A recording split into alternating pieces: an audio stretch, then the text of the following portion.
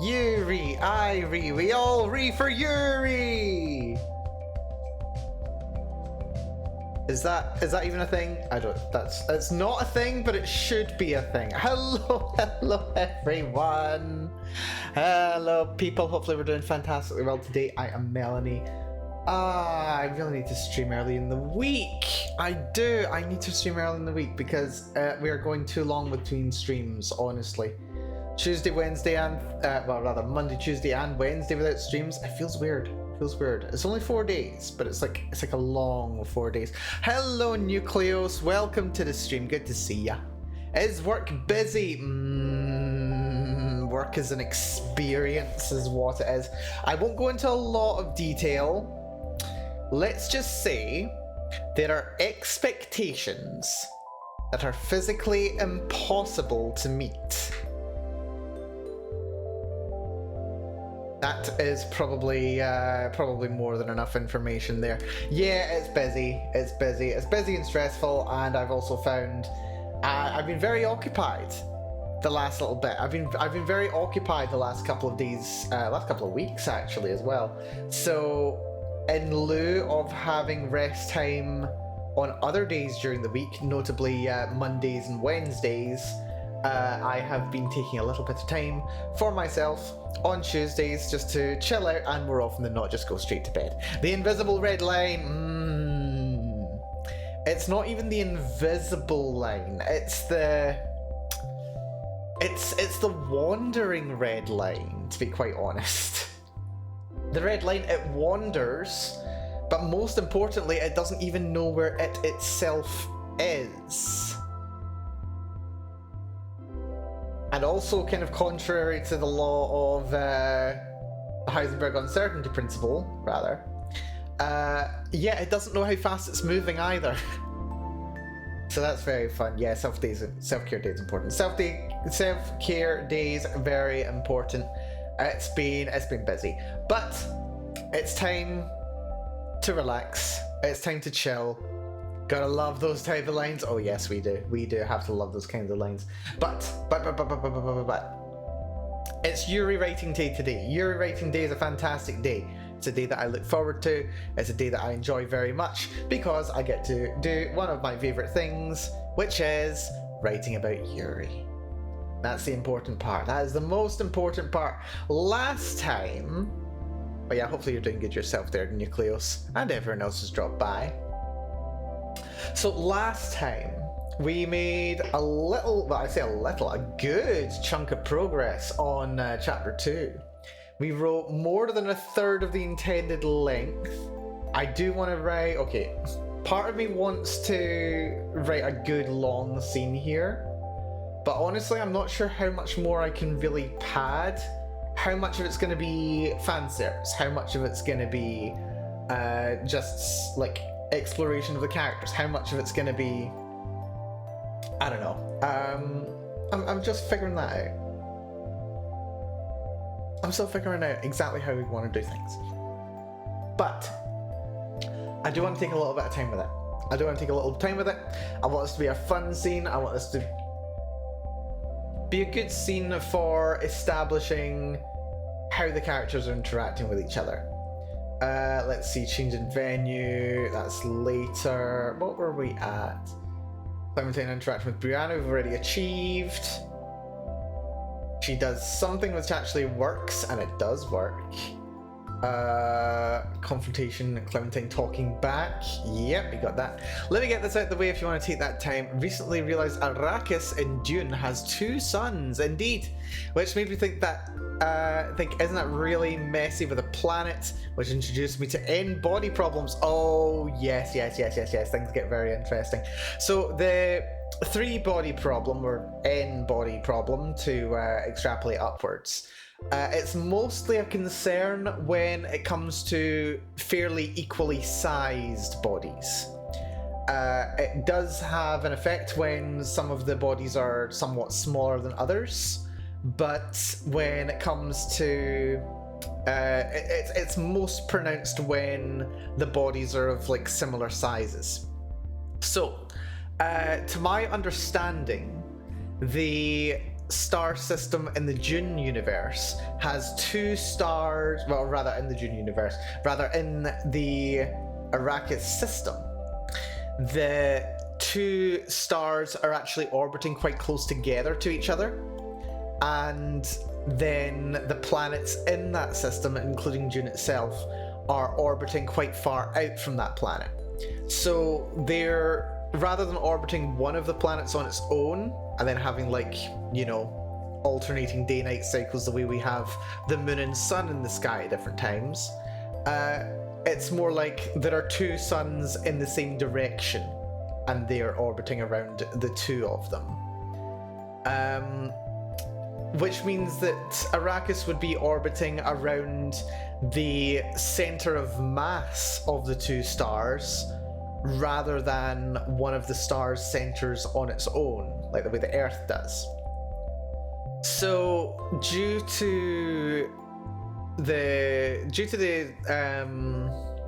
gravitational field from the 2 stars changing somewhat in their orbit around each other and Arrakis's orbit around the 2, then what is it there? Yeah, so due to that, there will be some disturbances in the orbit of Arrakis around those 2 stars, but because, okay, so we can assume that Arrakis is in a relatively stable orbit because, you know, people have been able to live on it for hundreds if not thousands of years, and it's not yet been yeeted out of the system entirely.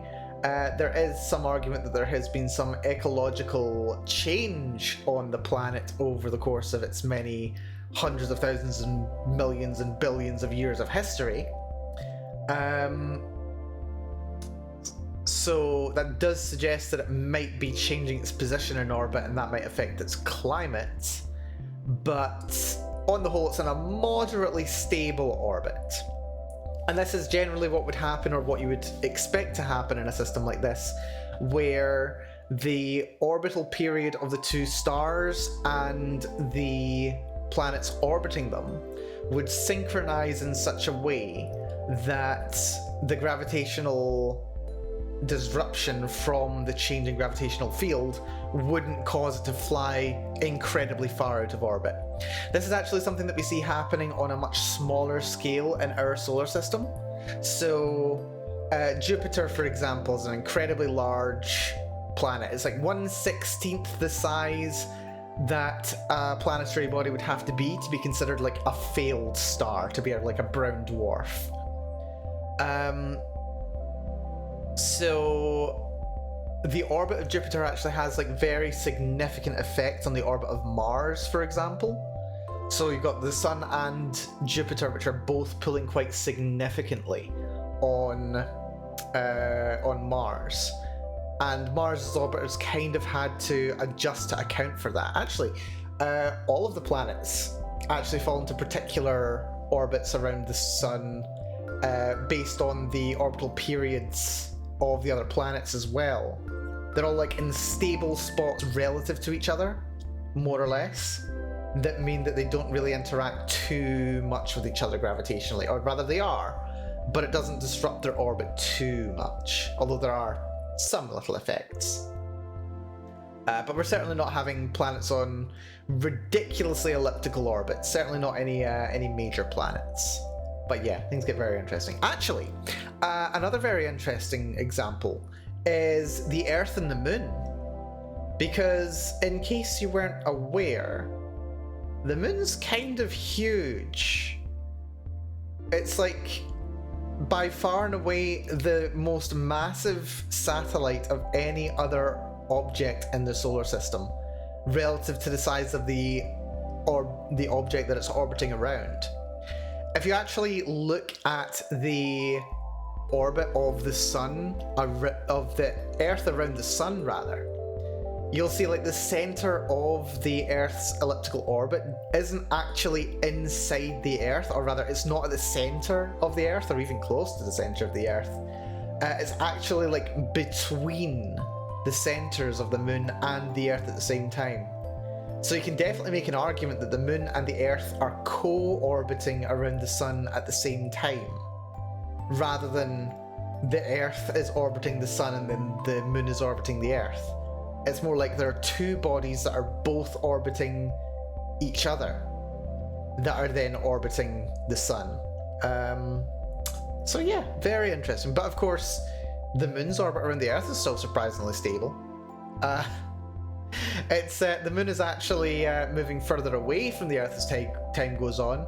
I believe that's more due to tidal forces, though. It's like the Earth's rotational energy being transferred to the moon's orbital energy. So the moon's kind of speeding up and moving slightly further away. Well, I say it's speeding up. It is speeding up, but its rotation rate around the Earth would be reducing as a result of it speeding up. Somewhat. Kind of. I don't know. It's weird. That answers the question that came up for me. Oh, very good. Glad to hear my rambling is coming useful for you, Nucleos. Dear, you know what? I'm gonna have to actually change the... I'm actually gonna have to change what this this stream segment is. It's not just the Yuri writing stream. It's also the astrophysics discussion stream. Dear, I'm gonna have to do a dedicated stream for that at some point. You know how long it's been since I thought about, like, orbits in this way? Like, not as long as I think it is. But it's been a long time since I had to think about physics in such a way, which has been fascinating. Anyway, I do need to get on with some writing. Nucleus, if you do have more questions, I will get around to them, but I'll probably delay it a little bit so that I can actually make a little bit of progress. So I want to slow down this conversation a little bit, because the way things have been written, Clementine and Brianna are going to power their way through this conversation in just a couple of paragraphs, and I don't feel like the emotional advances that I'm planning on including for them are going to be earned by that point. So I want to slow it down a little bit. I want to take it a little bit slower, pump those brakes a little, and I want to be able to actually explore what I want to explore and have them express emotions and be dumb people just a little bit more slowly and chilly. That would be very nice. Yeah, moon always gets the portrait orbiting the Earth, but the gravity center tells me the moon mainly orbits the Earth, but both bodies are in a way orbiting each other. Can it be put like that? Yes, that's exactly it. That's exactly it. Kind of similar to how the two suns of Arrakis are orbiting each other, which is fundamentally the same as the way that the two suns that Tatooine in the Star Wars universe are orbiting each other, with the planets then orbiting the pair of planets there. Kind of similar ideas. Yeah, just because something's principally orbiting something else doesn't mean that's where the center of gravity is. Actually, another example actually.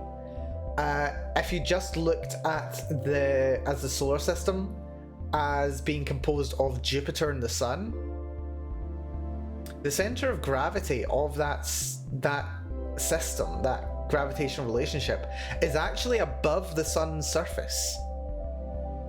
So you could definitely argue that Jupiter and the Sun are actually co-orbiting around the center of the galaxy, if you wanted to. They absolutely are, just above the surface of the Sun, I do believe. Also, the moon casually slows us down. This is very true, although that's due to tidal forces reducing the Earth's rotation rate, and those forces then transfer that energy to the moon and make it like zoom further out away from the Earth. Very slowly, but it does happen. Also, Triangle and a Daver, welcome to the stream, both of you. Hopefully you're doing fantastically well today. Good stuff, good stuff. Nucleos getting to writing and reading. Oh, very nice. Also got introduced to the Remembrance trilogy. Have you read it? That's not one that's on my radar, unfortunately. By all means, I do assume that you're in the Discord at this point. By all means, put it in the media sharing section of the Discord. I'm gonna give it a little look. You know, as soon as I have enough free time to get around to some reading instead of everything else. But yeah, no, please do share. That'd be very interesting. But yeah, we're going to pump the brakes on this a little bit here, because we're immediately getting past the frustration to Clementine saying, "You've been acting really weird since yesterday and I want to know why," which very rapidly gets to the discussion of what their relationship's actually like. We'll have to revolve that. It involves the 3-body problem. Are we talking about the 3-body problem? As in the series that is currently being adapted. At least I do think it's being adapted.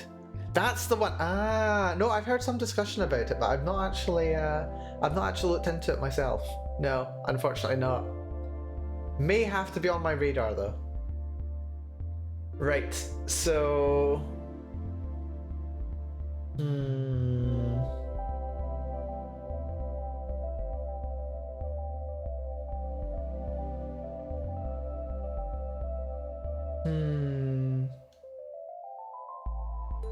Yeah. I'm gonna move this down a little bit.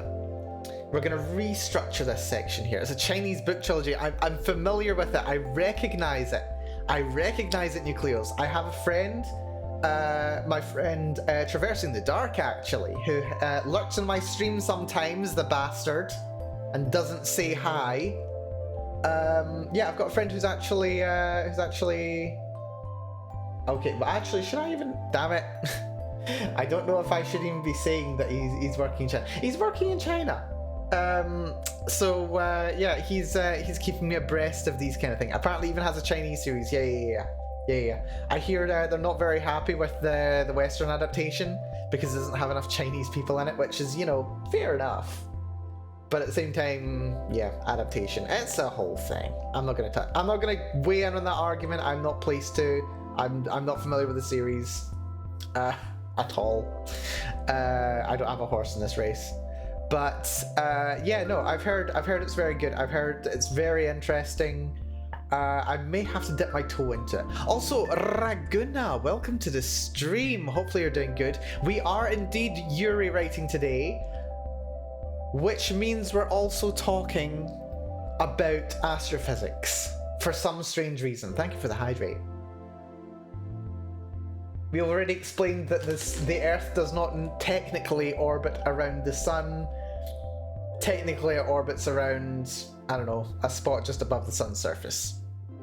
As do most things in the solar system. Yeah, everything you were taught about the... Okay, not everything you were taught. A lot of things that you were taught about how the solar system works is a lie. Or rather, it's a convenient truth to introduce concepts to you to facilitate further learning at a later date. As most things are. As most things are, which is fun. But yeah, hopefully you're doing good, Raguna. Hopefully you're doing good. Always a pleasure. Right, I didn't ask you to do anything. I didn't ask you to do anything. I asked why you weren't. And that is not how you spell weren't. Wertent. Weren't.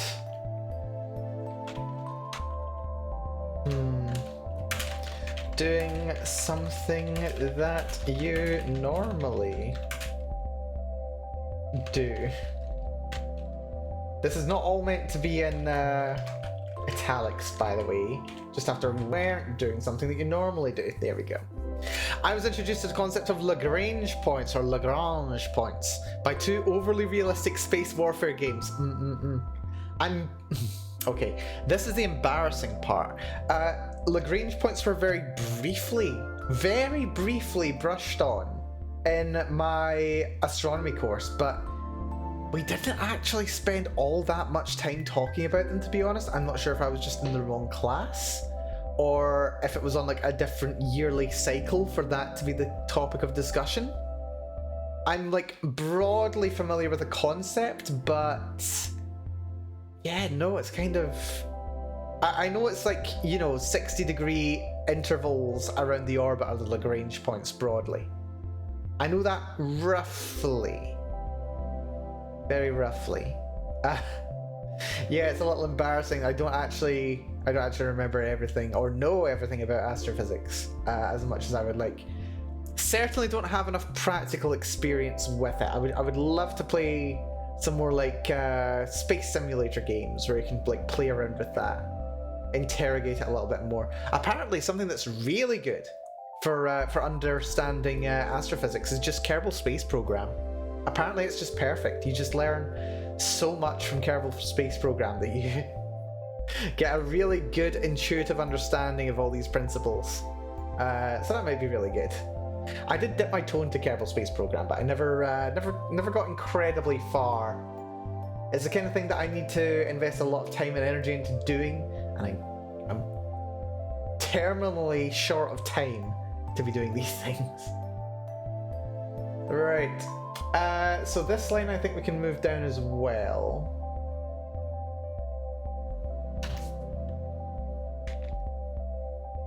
So these are just editing notes. So Clem and Brianna. Not Bray, Bry. Clem and Brianna. There we go. So we'll add these lines in somewhere, but I don't know exactly where. So yeah, for those who may not be familiar or may have forgotten how far we got last time, yeah, we're working on the end of chapter 2 of 5, which is very nice. We are over 2,000 words into this chapter.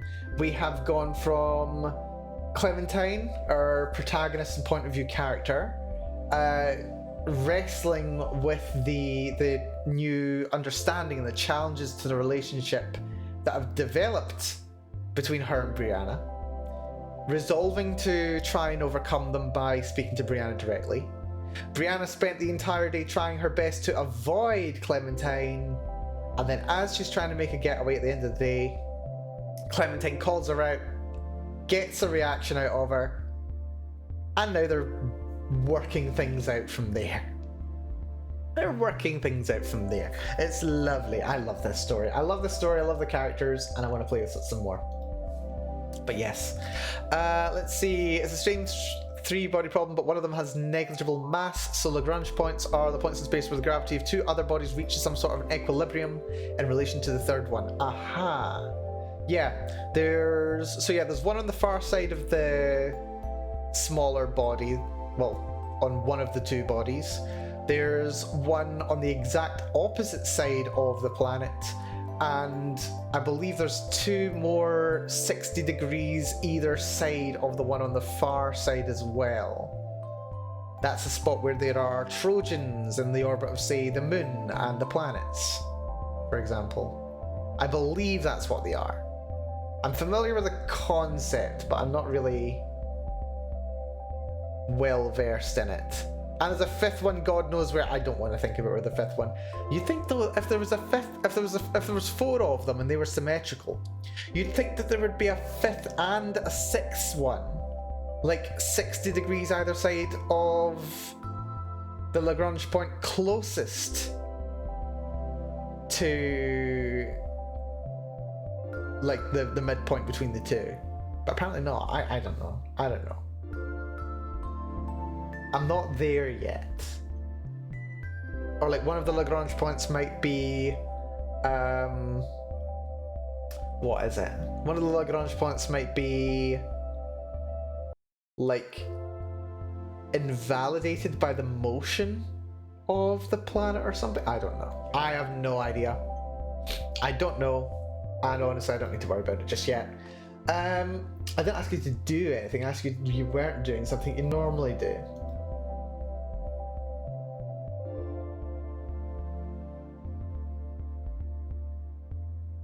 And okay, I see where this is going to be going. And things are going to get as hot as things were getting. 5th one is somewhere on the opposite side of the smaller body's orbit. I thought that's where 2 and 3 were.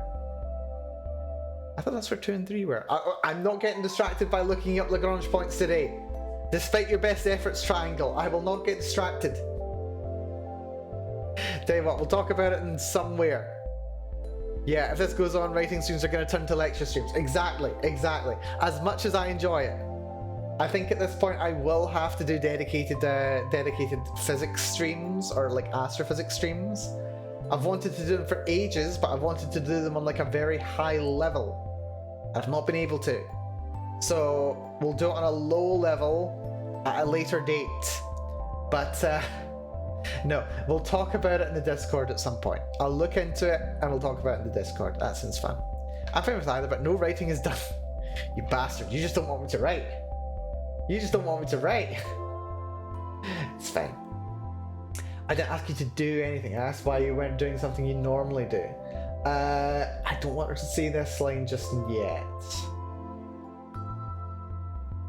Do I want to move this line down to here?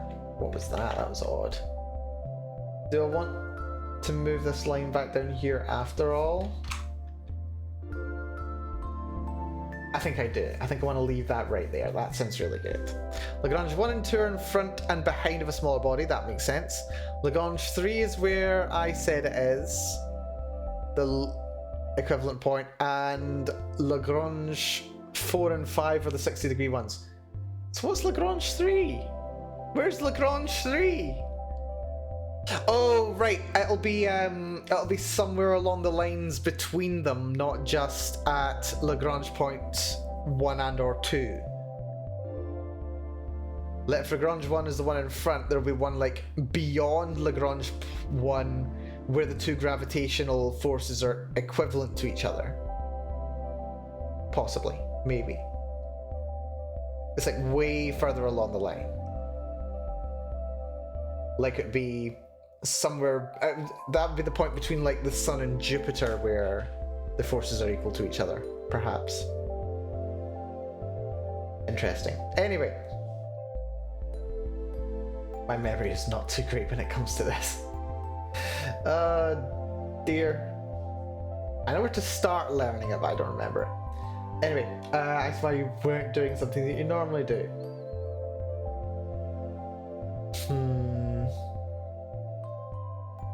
So, this is gonna be spicy. This is gonna be spicy. This is gonna be spicier than the last one. I don't think it'll have quite the same degree of sexual tension as the last chapter. The last chapter is going to have had way more sexual tension. But this one's gonna be more... I'm not gonna say explicit because it's not quite accurate, but it's gonna be more explicit. It will be more explicit. Right.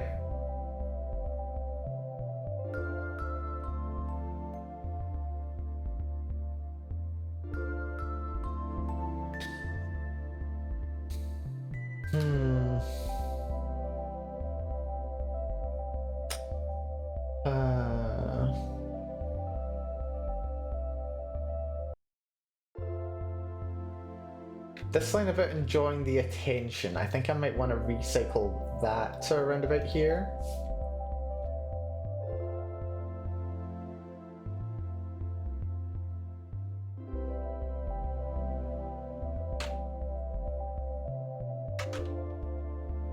Yeah, we can go with that. Something like this.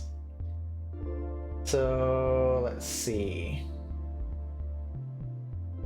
What the hell are you thinking? Brianna wheeled on her, bright red under the disheveled strands of hair falling across her face. I could ask as much as you, Clementine retorted, dragging me to an empty classroom 2 days in a row to do God knows what with, to do who knows what with me. And you didn't just ask me to do that in front of half her damn classmates. I didn't ask you to do I didn't ask you to do anything. I asked you why you weren't doing something that you normally do.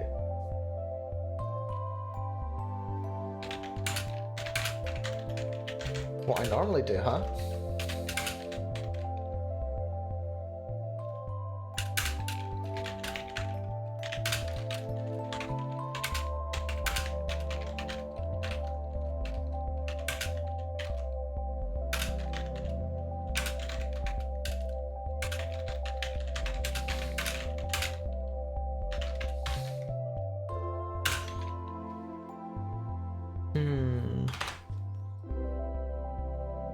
I like the kind of light novel style short paragraphs.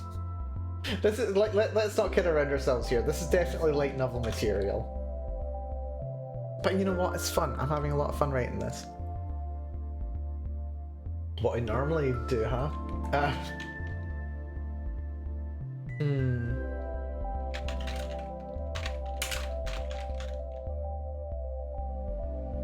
Hmm.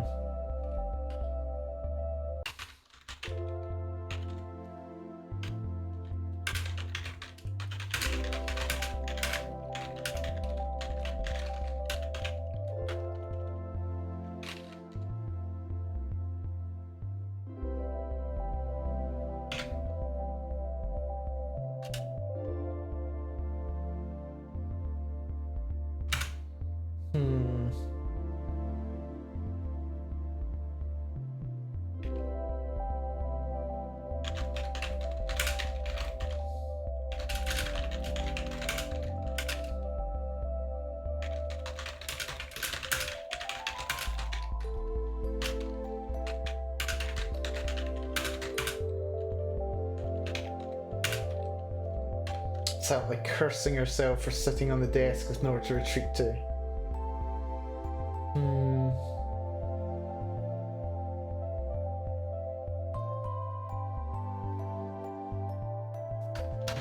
Not too happy with the wording of that, but we can review it. It's fine.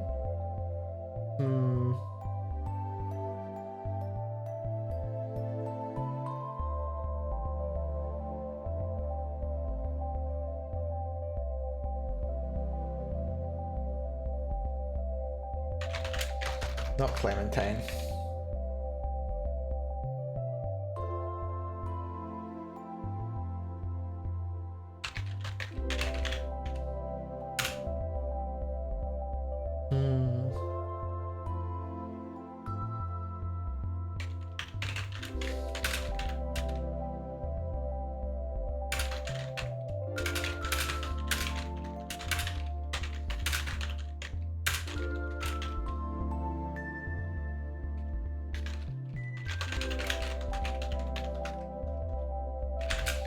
We're gonna grab the front of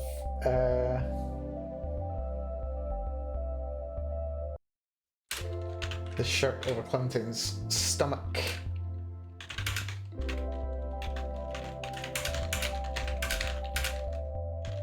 And untucked it from her skirt. Oh, scandalous! Scandalous! Scandalous, I say! Well, let's have a little line break here because that'll be helpful.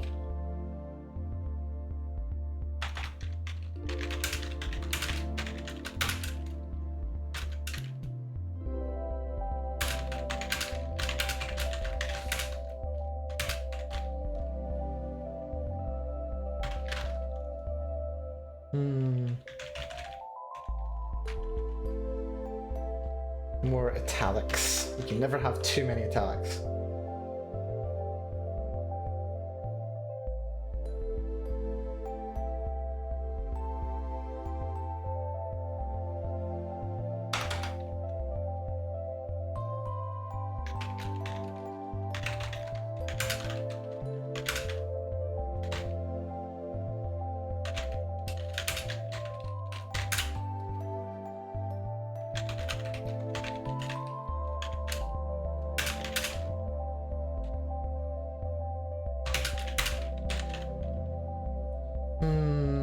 This is getting a little bit cliche with the terms that I'm using. A predatory glint. Freaking, yeah, a predatory. But,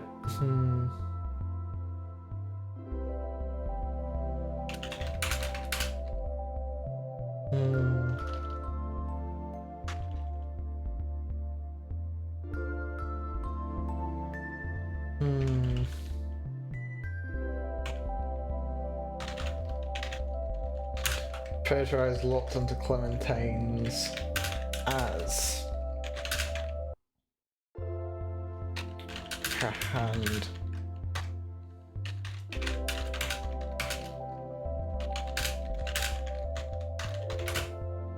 her hand reached up under the shirt. Oh dear, we're really rolling now, aren't we? We're really rolling. As her hand reached up under the shirt. I'm struggling a little bit. I want to say Clementine again, but how many times can I get away with saying Clementine every other paragraph, you know? Or sentence at this point. Because we've got Clementine, Clementine, Clementine, Clementine. So many Clementines.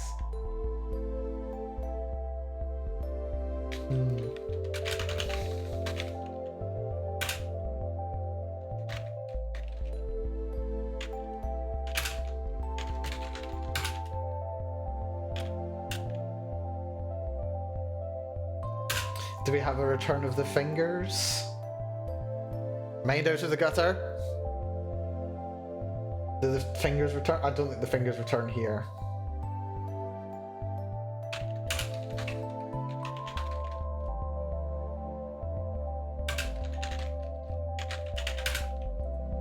Not frushed, brushed.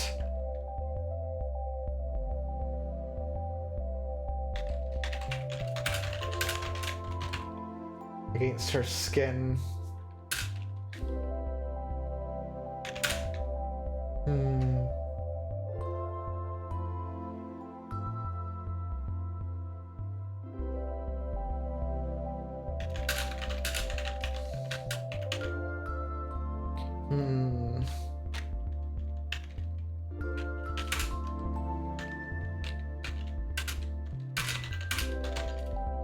As I searched further up her torso. Okay, I think I can roll with that.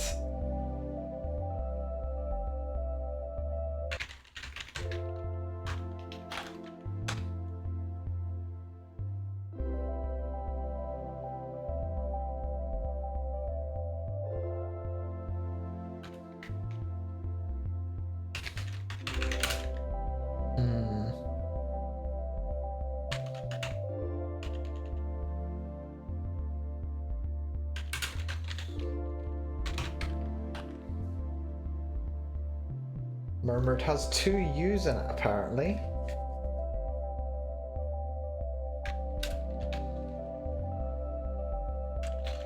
And we need quotation marks within quotation marks as well.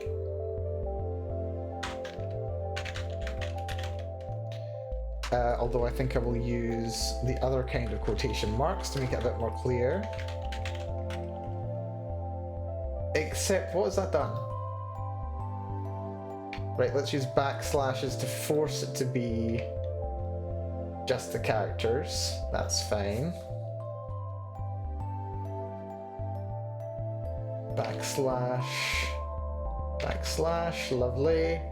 Normal. Normal for us is...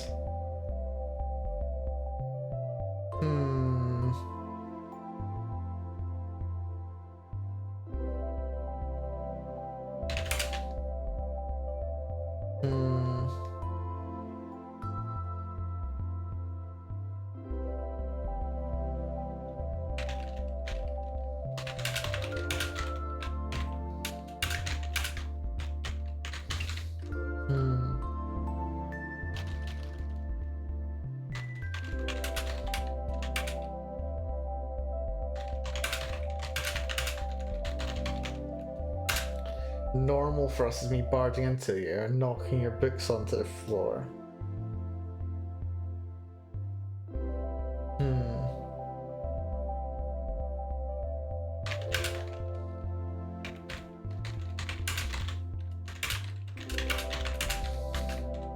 Or unhooking your bra in public.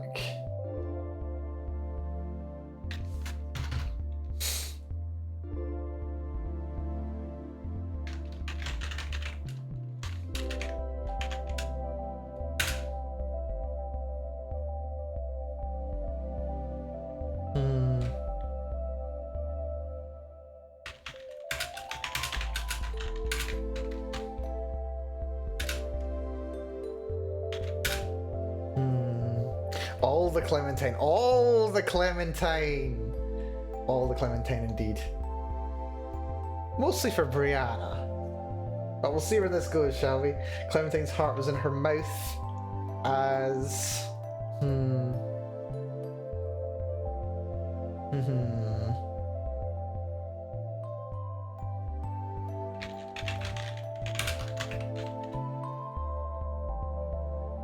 Hmm. Not Brianna's fingers, because we mentioned fingers already. Well, not fingers, it was fingertips. Hmm.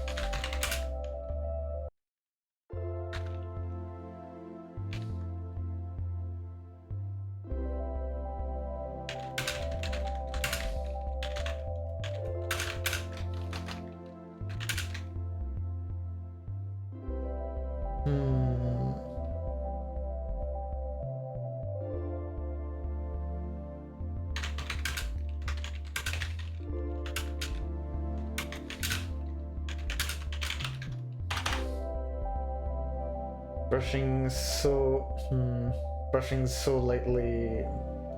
So lightly. Don't use so. Brushing lightly against the skin just above it. As she did.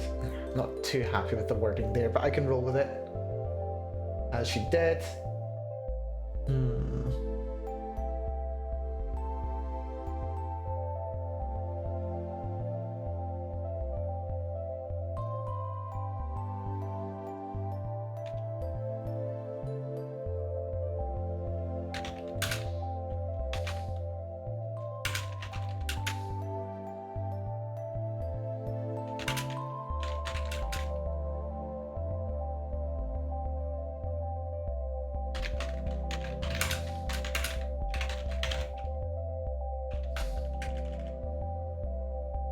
What exactly about me doing this is normal? Quotation marks again with formatting. Also, hello Connie. Welcome to the stream. Hopefully you're doing good and having a good week. We're writing Yuri. We're writing Yuri today. There have been fingertips brushing over the front of a tender breast today. There have. It's scandalous. Hopefully you're doing good, Connie. But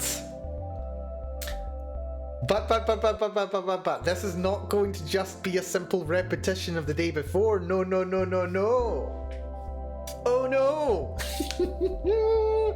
Clementine has been prepared. Okay, I don't know if Clementine's exactly been prepared, but she's been prepared. Also, you're doing good winding down. Sounds good, Connie. Hopefully, enjoy your chill.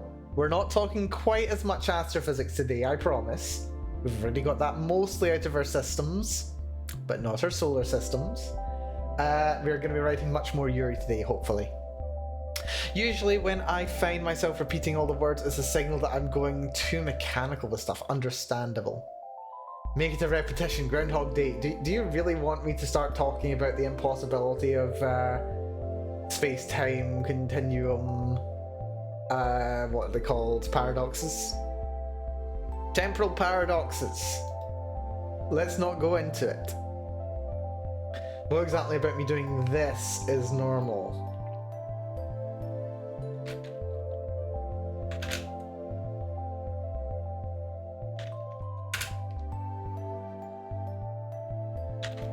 The swift motion that I came here for a physics lecture, clearly. Of course you did. Of course you did. Of course you did. Why wouldn't you be? Never mind being summoned by Bestie, sure. With a swift motion that would it take Clementine's breath away?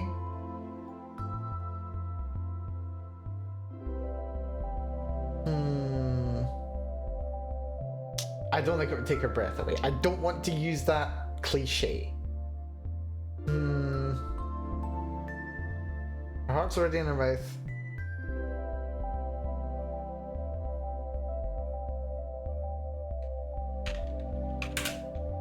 Hmm.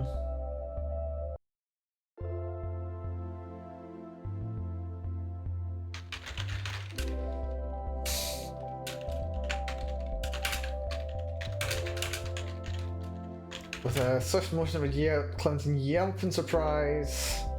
I don't like the wording of that. I hate it, to be quite honest.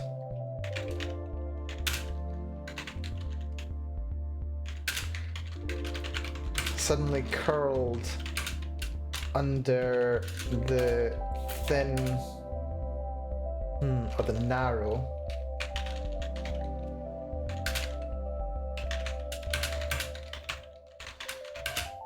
Not the narrower. Apparently I can write there. And it's also under, not under. The narrow band of fabric.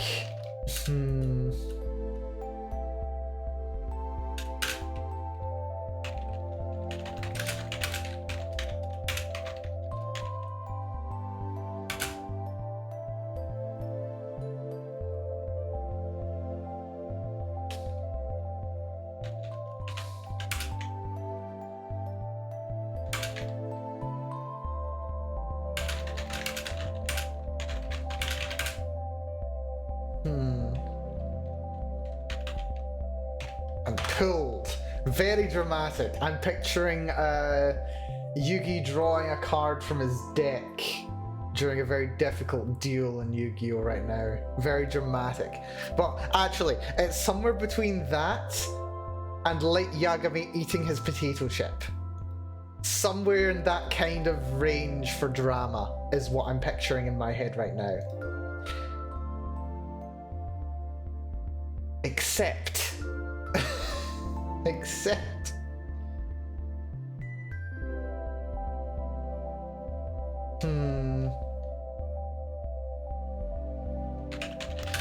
L's theme starts playing. No, don't worry about it.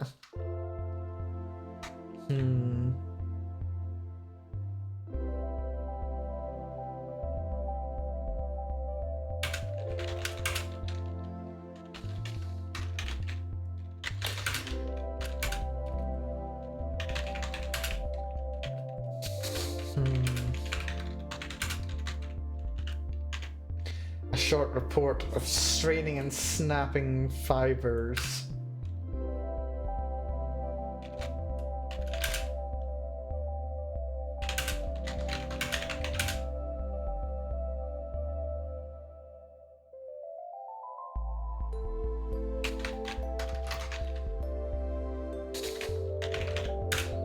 Not Rihanna.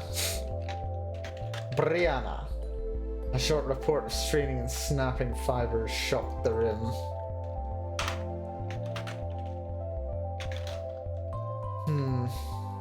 We've already had Clementine yelp.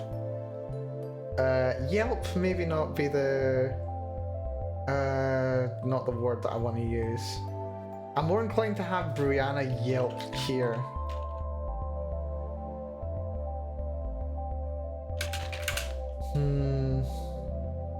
Let's just remove Clementine's response here.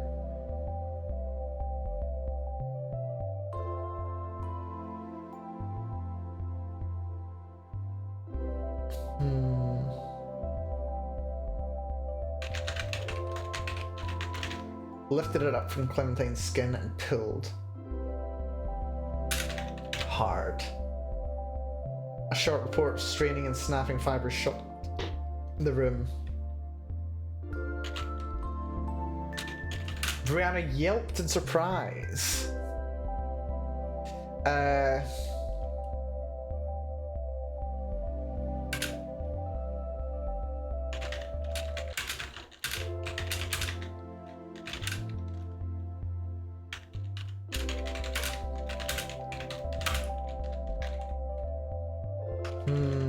Not swollen.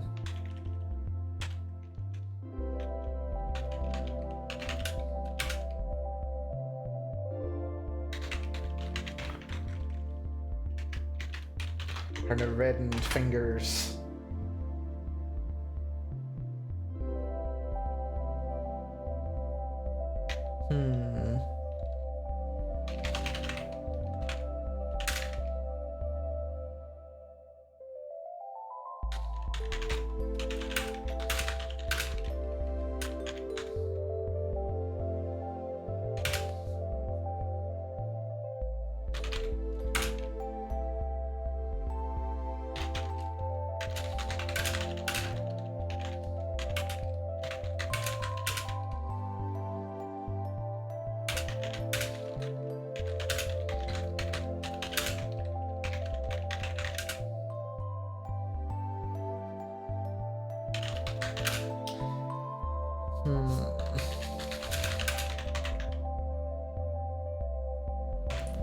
Planting grass at her chest, idly refitting her breasts into the cups as she watched Brianna seethe through the pain.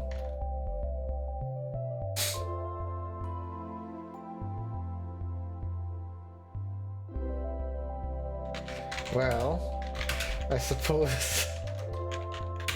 Not suppose. Suppose.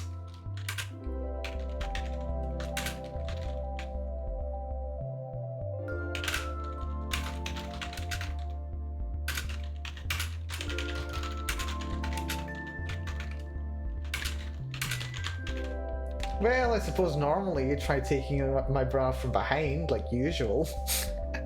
Brianna copes and seethes. She slightly does. Seethe has genuinely got a really bad rap when it comes to the English language lately. People are using seethe as, you know, it's like the disparaging statement for someone who is not able to respond to your argument well. Of course. You know, like telling someone to seethe, oh, they're seething, or you say seethe, cope, kind of thing. It has applications outside of disparaging comments. It certainly does. So this is like where she's kind of like, you know, breathing hard through her teeth, wincing through the pain kind of thing. That's kind of what's going on here. We're using it in its originally intended function, not the modern vernacular. Not that there's anything wrong with the modern vernacular. I approve and welcome the evolution of the English language. However, I also want to enjoy using it in its traditional ways. It's fun to do both. But yes.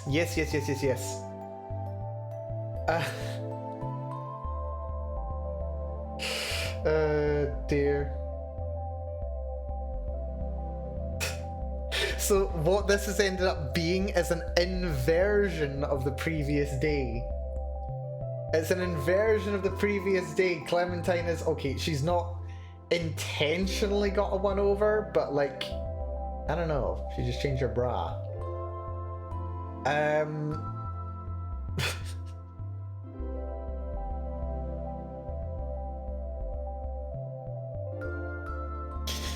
English language is a scuffed place. I recently found some notes where some big company has its name abbreviated to HMV. Oh god. I don't actually, what does HMV even stand for? I refuse to Google search what the Lagrange points are, but I will search what HMV stands for. Apparently it stands for... I do not know. Let's see. HMV... High Mountain Village. Hazardous Materials Vault. That's not right. HMV. Here we go. Good old Wikipedia. Don't let me know. Don't let me down. Ah, the retailer's acronym stands for His Master's Voice. The title of a painting by Francis Barraud of Nipper, listening to a phonograph. So it's like the logo of the dog listening to like a phonograph, like a record. His master's voice, as in the dog is listening to the sound of its master's voice, which is being played through the gramophone. Sounds about right. Cool. Excellent. Also, apparently it's owned by JD Sports. Who knew that? Fascinating. Anyway, where was I? Nothing say so. What? What's that got to do with say so? It's got nothing to do with say so. I don't get it. Anyway. Or was that unrelated to HMV? I suppose normally I try taking my bra from behind like usual.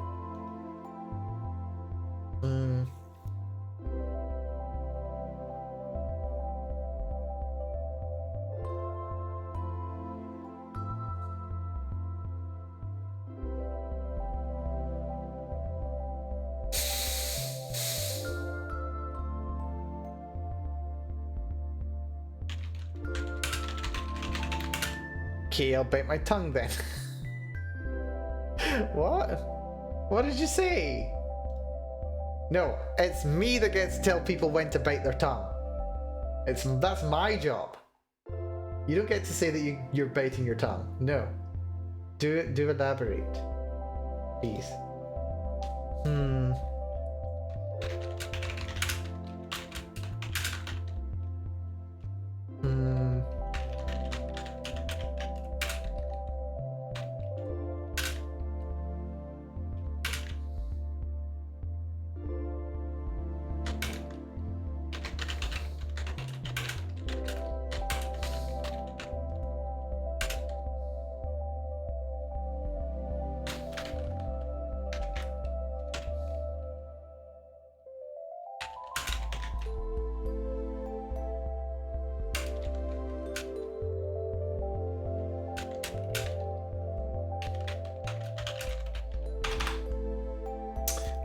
So, you know what AMV stands for? That would be anime music video, effectively. But let me guess, the A can also stand for something else.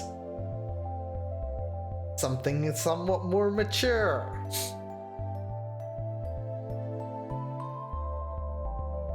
No, that's right. That's what I thought. I see where this is going. I see where you're going with this. I see where you're going with this. And well, I would say that I wasn't going to approve. But considering what I've spent the last several weeks writing, this has been a month and a half I've been working on this project, but actually, has it been a month and a half? Okay, it's not been a month and a half, it's been 5 weeks. I believe this is week 5. Because I think for the first week we did 2 sessions in the same week.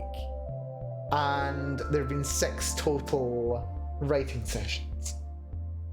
So that makes this week 5 of writing this. Now replace the general anime with one starting H, and you get what I mean, yeah. HMV, yeah. The kind where timing is even more relevant for appreciation, I suppose. Well, where was I? Turn to gaze with cool amusement.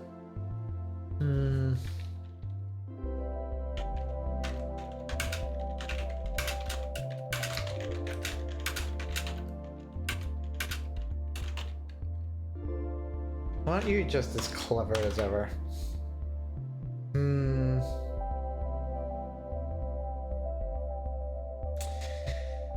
So where do we go from here?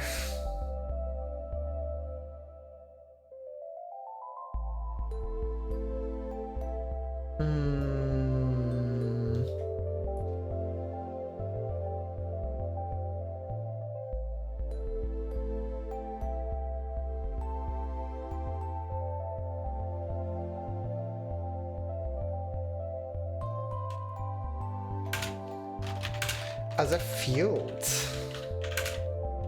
by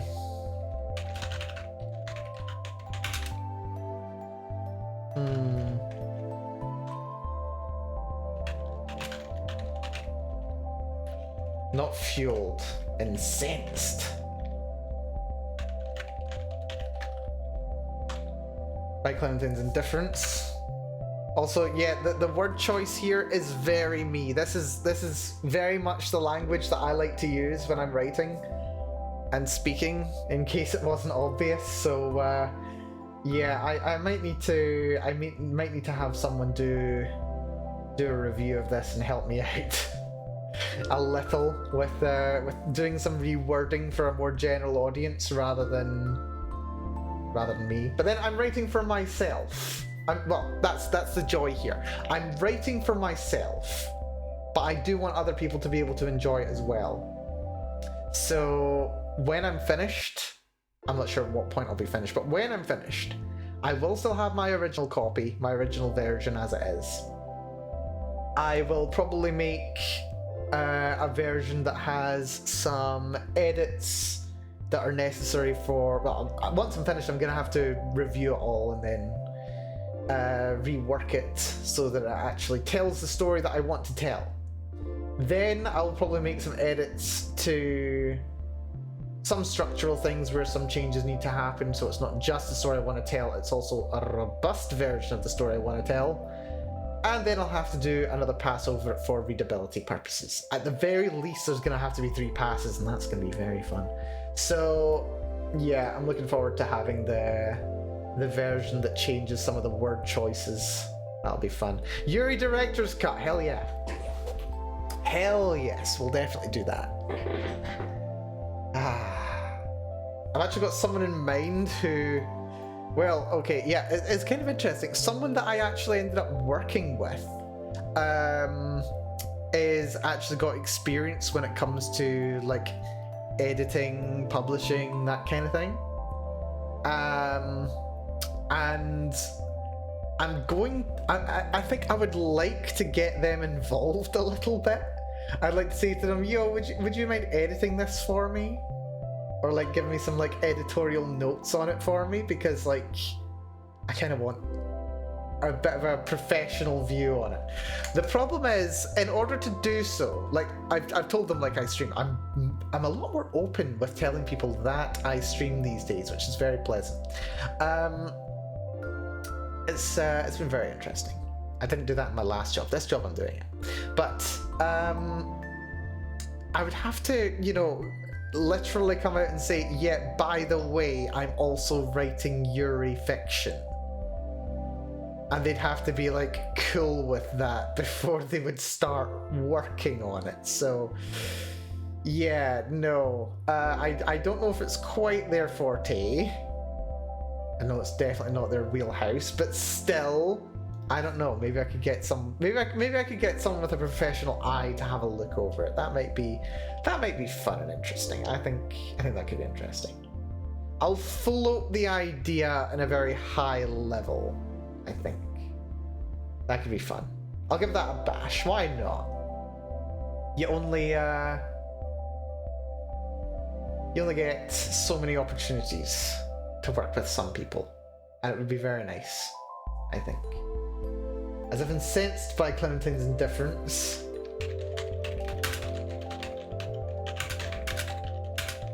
Brianna rounded on her again. Did I say rounded on her earlier? Yeah, rounded on Clementine. There we go. So that's all the way up there. But it was a while ago, so I think I can say it again now.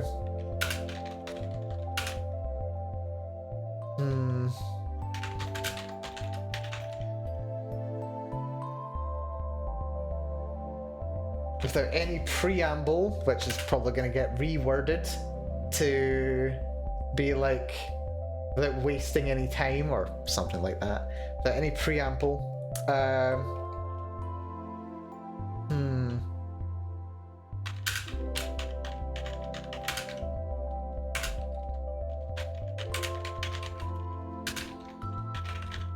Not against Brianna.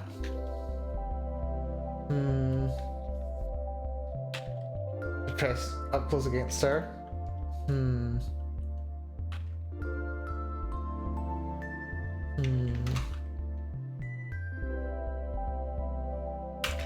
Ran her hand up her back.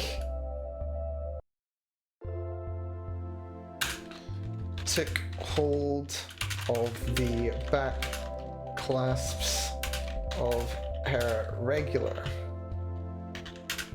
bra and unhooked it.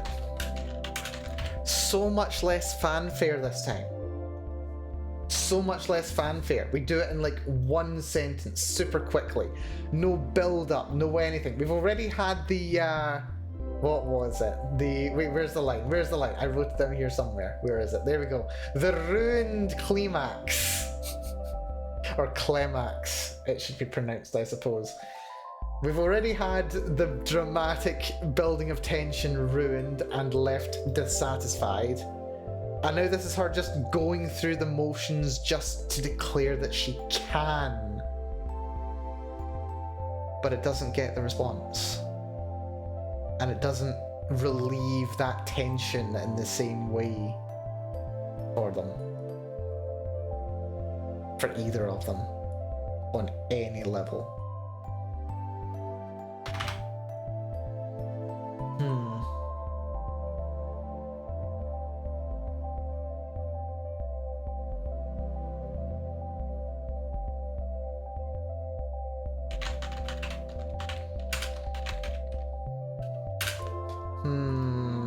What exactly did I use terminology the last time?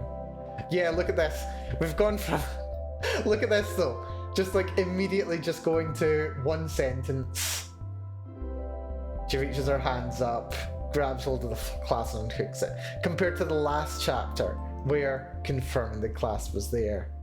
Being tight against the wall, feeling dizzy, lips parting, the breath, fingers fumbling, exposed skin, inhaling, finger looping, face close, looking up again, grin spreading, relishing the moment, eyes locking, and then all this going on.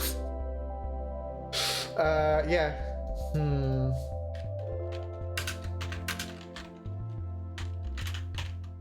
Valentine didn't gasp in surprise.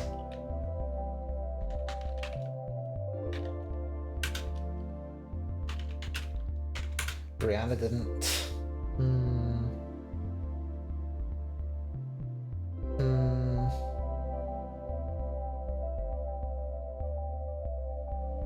Now, Brianna was just shocked by the response and the realization of what had happened at that point.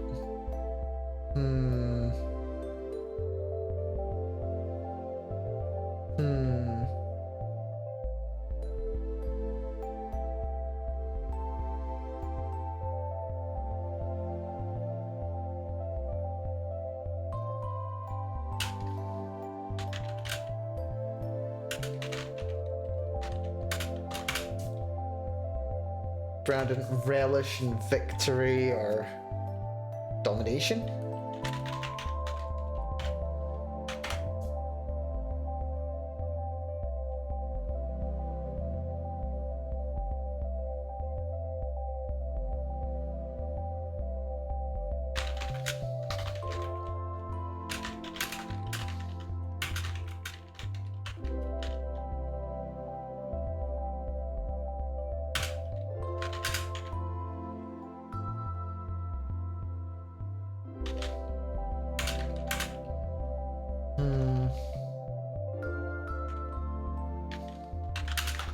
One strap of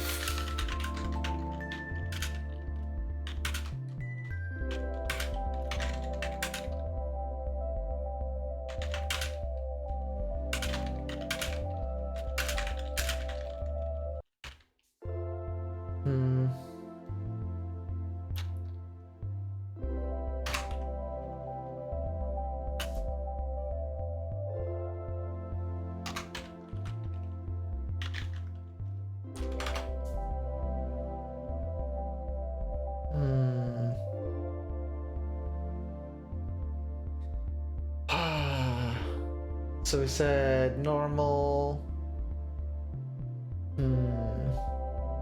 Yeah, I went off on one about normal at this point. What part of... Oh my stars, this works on more levels than I anticipated. Am I a genius? I may actually be a genius. Hold on, let me pat myself on the back. Yep, genius, Melanie. Fantastic work right there. Oh, this ties in perfectly. So, I've not gone into it in as quite as many words. Part of the conflict here that has not yet been elaborated on, that I will be going into in more detail in later chapters, notably chapter 4 and 5, is going to be the tension about the normalcy about being LGBT. That is, I mean, you know, congratulations, Mel, such a groundbreaking subject to be writing about. But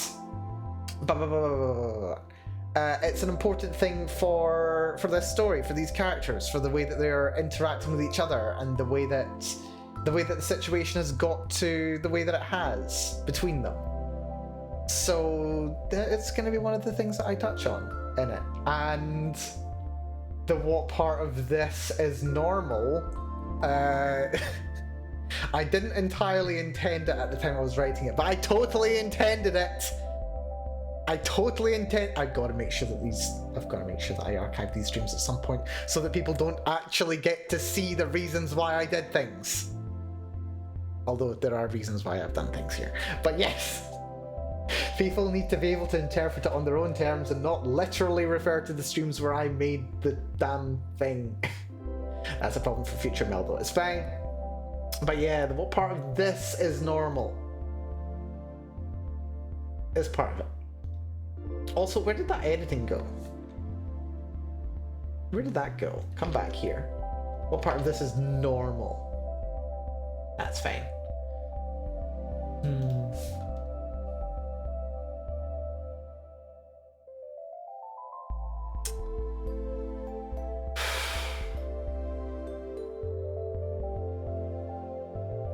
How do I get us to here?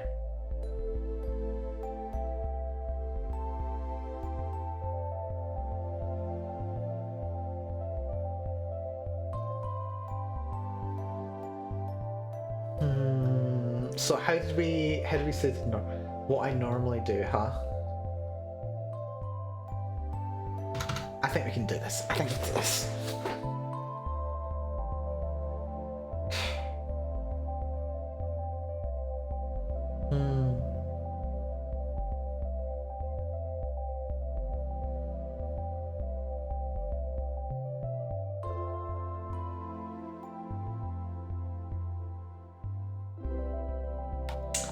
Where did we start?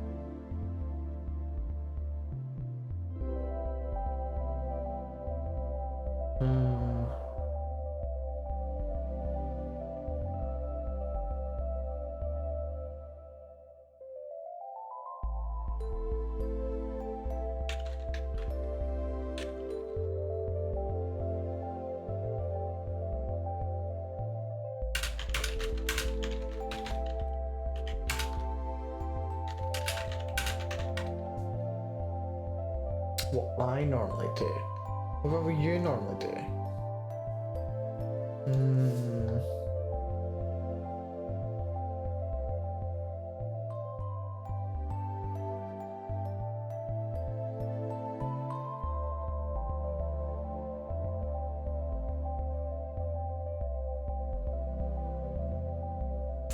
We're getting close. We're getting close to where I want to go with this, and I'm very happy about it.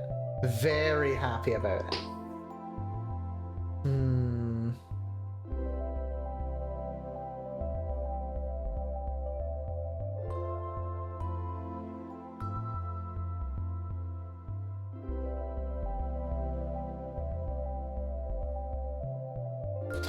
Where's that line that we wanted here?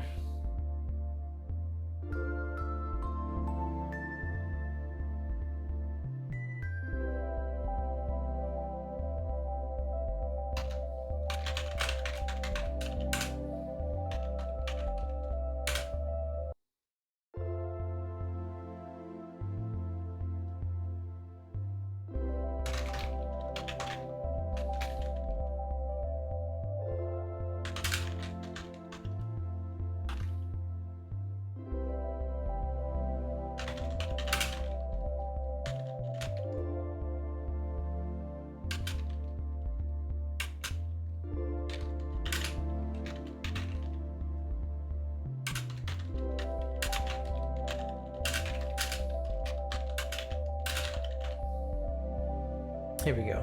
While you pat yourself in the back, I'm kicking myself because I started the drafts on another project instead of doing any work on the existing ones. Triangle, you also know, I also know this pain.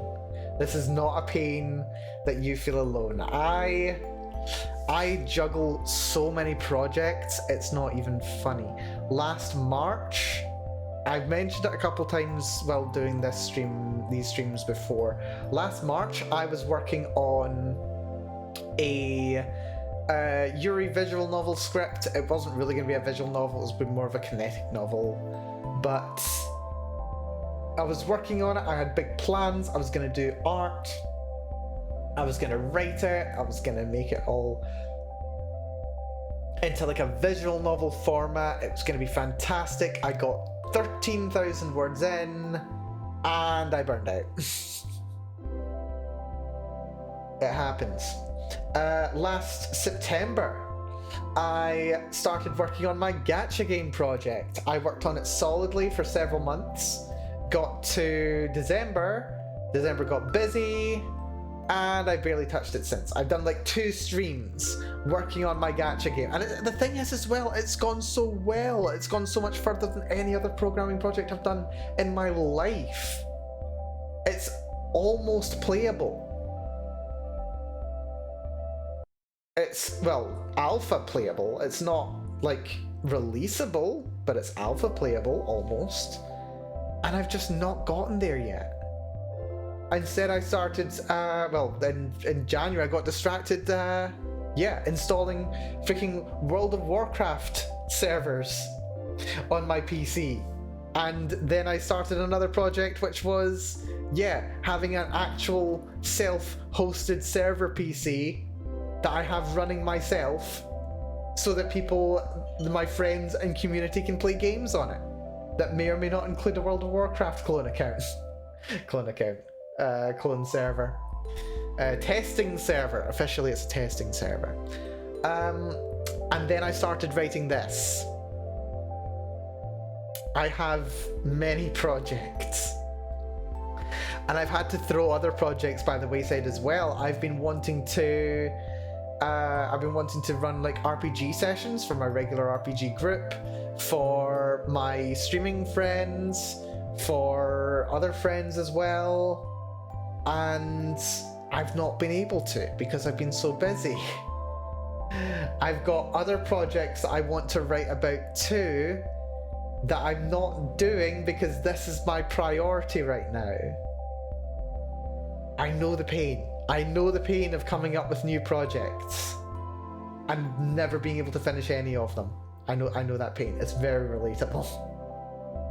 No doubt, well, okay, I say no doubt. I don't want the same thing to happen to this story because I love this story.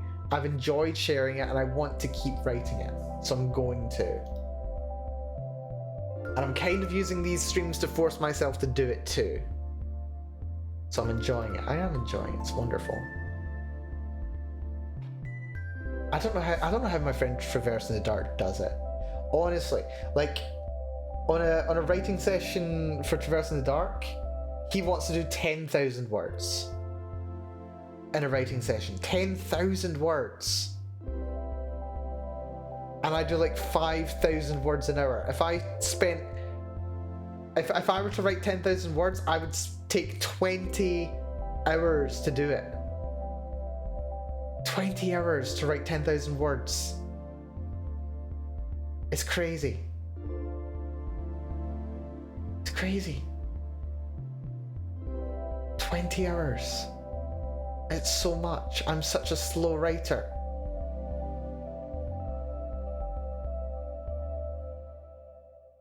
But I'm gonna keep writing. Because I love it. Because it's great. Yeah, by my estimate, how many hours is that? That's, if I'm planning on writing like 3,000 per chapter, that's 6 per chapter, 5 chapters, 30 hours. 30 hours? 30 hours to write this story. I can justify that. Somehow. It's a lot of work though. It's the better part of a work week on top of working. On top of streaming in life. But I want to do it. Even if it takes a while. Even if I take longer to write than George Martin. I still want to do it. Or rather, George R.R. Martin. I need to include those R's. But no. All that to say, basically, don't feel bad about starting new projects. Absolutely not. If you want to write a project and you want to get to completion, I would suggest maybe doing what I'm doing. Like, the reason why I'm writing this project with a set, not necessarily word limit, but I've got a set number of chapters. I've got a set plan for how long this story's going to be. It's a limited scope, and I want to stop that scope increasing too rapidly. So go for a small project to open up with and keep your big, exciting projects ticking over in the background. And you can come back to them when you've learned what you need to from smaller projects. But of course you can keep working on them meanwhile. And if you have to drop one of your little projects because you've decided that you really, really want to work on your big project, by all means go ahead. The big project's the end goal at the end of the day. Man. I don't know. All this to say, yeah, I'm juggling. I'm juggling a lot of things in my life, and I don't begrudge anything that I'm doing, but it's just such a shame when I have to give something up. Like just today I had to tell my friends, yeah, sorry, that RPG that I was wanting to run soon and was thinking about starting this weekend, I don't have the mental space to work on it right now. I don't have the mental space. And it was tough. It was tough to come to that realization and realize I had to take a break and let myself rest and work on other things that I want to work on. I'm just complaining. I'm just belly aching about the stuff that I've got going on.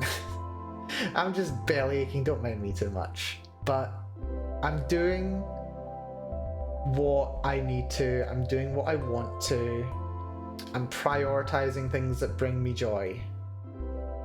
That's my priority right now. I've got that luxury of being able to do so, and so I shall.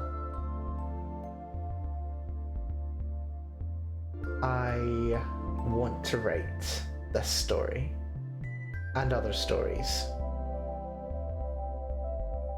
even if it takes me ages to write 500 words.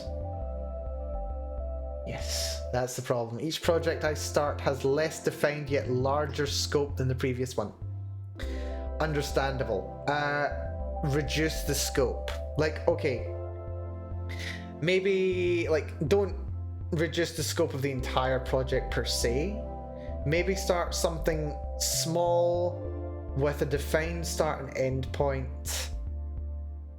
It can be either related to a large project or completely separate. Like, I came up with this concept a month and a half ago, when I was just like, start a new job and there was some time to kill, and was listening to a video essay, made some notes, and then thought, hell yeah, this is the story I want to tell. So we're writing it. And it's small. It was designed to be small from the start. To not take ridiculously long, even though it's already scheduled to take... Wait, actually, hold on. If it takes 3 weeks to write one chapter, we're going to be here for a while. We're going to be here for freaking nearly 4 months at this rate, unless I start working harder and writing more in my own time. 4 months? Do we want to spend 4 months writing this one third of a chapter a week? I don't think so. I'd maybe like to write a bit more. Maybe I'll need to. I will need to. I'm gonna burn out if I don't do it faster. Ah, Mel, stop worrying about speed. Speed's not the priority. It's not how quickly you get there. It's what you got when you get there. Stop worrying about speed, Mel. Focus on enjoying yourself. And I am enjoying myself. I love these characters. I love this story. I do wish I could write more. I do wish I could write faster. But I also know when I need to rest and what else I need to do. Small projects still often need to have most of the big ones prep. In that case, that's entirely fair. That's a problem that I ran into as well, especially with my project from last spring, actually. It was meant to be relatively small in scope. The target had been 20,000 words. I wanted to write that in 1 month, and I got halfway there. I wrote 13,000 words, which was good. I'm very proud and happy with what I wrote then. I do need to go back to it though. But it required like a lot of world building. It required a lot of mental understanding of the environment my characters were in, how they behaved, what they believed, what they thought, what they felt, who the characters were. It took a lot of research as well, because it was inspired by the Bronze Age, like early Bronze Age civilizations, which is one of my favorite periods in history. And it required a lot of research to try and get it to my understanding of accurate. And that kind of contributed to me not being able to complete that project. So that's what I wanted to address with this project. It's relatively simple. The cast is only a couple of people. There's only a few members of the cast, and the story is primarily focused on the relationship between two of them. It's a contemporary setting, so I don't need to worry about world building per se. Just beyond what's necessary to establish where the characters are and what they're doing. And it's about a subject that I enjoy, like for fun. Like it's a Yuri story. I love Yuri. I spend so much time reading Yuri in my own time. I adore it. And so in that way, it's like ticking a lot of boxes. It's an achievable project of like limited scope. It's about something I'm interested in, and it doesn't take too much time doing and getting like bogged down in research and investigating and getting sidetracked. Well, at least getting sidetracked with things pertaining to the project. Getting sidetracked talking about astrophysics, that's a completely different matter. And also the creative process itself, because this is just another tangent about the creative process rather than getting sidetracked about astrophysics. So I'm still getting distracted. I've only written 350 words so far, and we're an hour and a half in. But yeah, like this project is designed so that I can deliver a completed project that I can be proud of. It's going to be small, it's going to be self-contained, but I'm still going to be happy and proud of it. That's what this project is meant to achieve for me. That's it. That's why this project. I don't know how helpful that'll be for your own experience or anyone else's experience, but this is my experience. This is what I'm working on. This is how I'm approaching this project and how I'm looking at approaching projects in future. Not all necessarily in the same way. I think my next project I'll probably pick another avenue to go down. Maybe I'll still keep it small and relatively short, but I'll incorporate world building. Or maybe I'll incorporate a larger cast. Or maybe I'll still focus on like 2 characters, contemporary setting, little world building, but make it considerably longer, and then focus on speed of production. I don't know. We'll see. We'll see how I feel. But this is a step. This is a step that I honestly wish I'd taken much, much longer ago. Like 10 years ago would have been nice. More than 10 years ago would have been nice, because I was writing 10 years ago. I was happy with my writing 10 years ago. Reviewing my writing from 10 years ago, I still like it.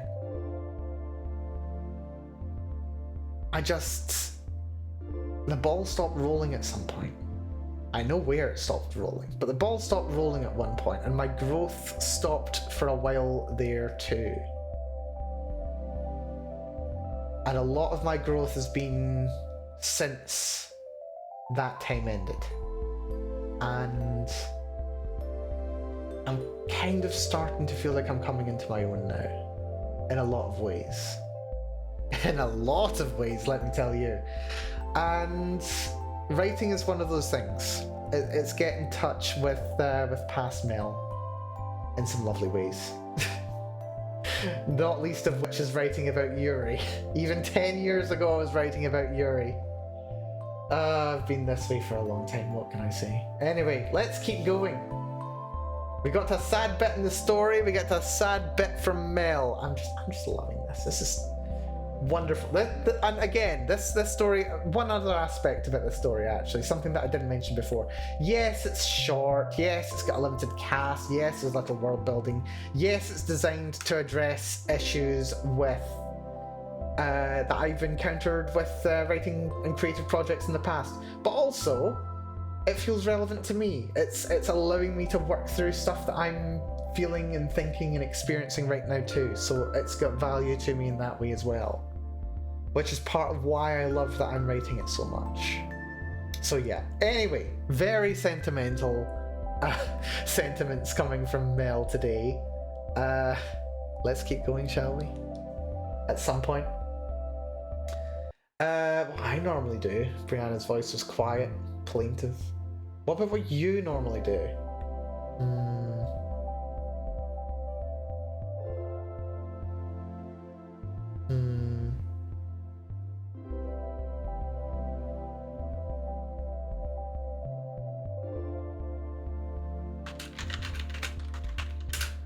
Have we had Clementine? She's been watching the smaller girl.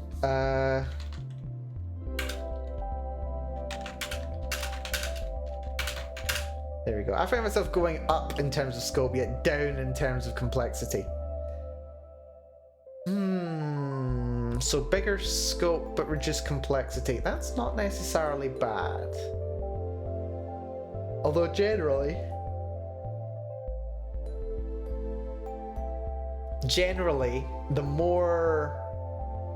the bigger the scope is, the more moving parts there is, the more projects there are, the more little aspects of a project. That tends to just increase complexity itself. Or are you saying that you're writing a story that involves bigger scope? So, well, it sounds like you're writing a space opera, almost. Certainly sci-fi. So that would be the scope increasing, but the complexity is going down. Well, I mean, at that stage, like, that's not even inherently a bad thing in itself, because you can certainly argue that Star Wars, certainly A New Hope, Episode 4, it's very much a large scope story, but is relatively simple, like low complexity. Like, there's a lot of high... What was that noise? What was that noise? It sounded like a villager noise just came out of my mouth. Huh. Where did that come from? I don't know what that was. That was the strangest thing I've ever heard. No, where was it? Star Wars, yeah. So, very wide scope. You know, we've got a rebellion against an evil empire. All the major tropes. But when it comes down to it, it's like as close to the hero's journey, the monomyth, as it's possible to get to. And it's incredibly resonant.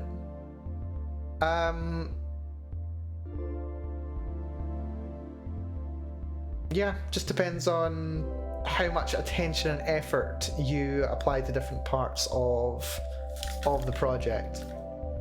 There's nothing wrong with writing something that sticks close to the monomyth. At all. Like, it exists for a reason. The hero's journey. There's a reason why it's the oldest model of literature we have. Something about it works. And it should work.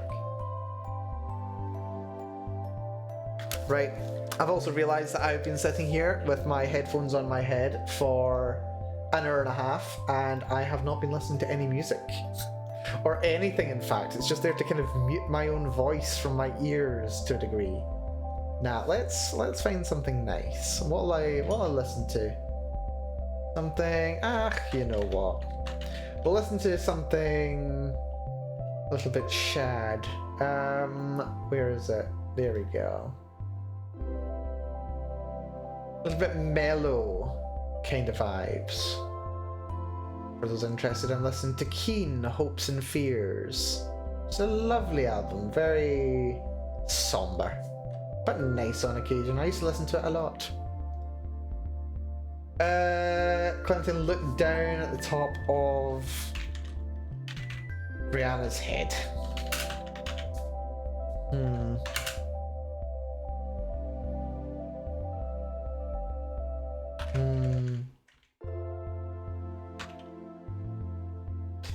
The hand that had unhooked her bra had fallen onto the desk behind her,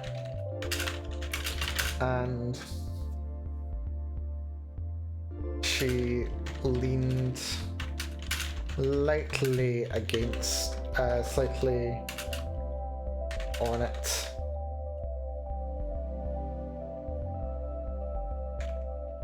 Or was leaning.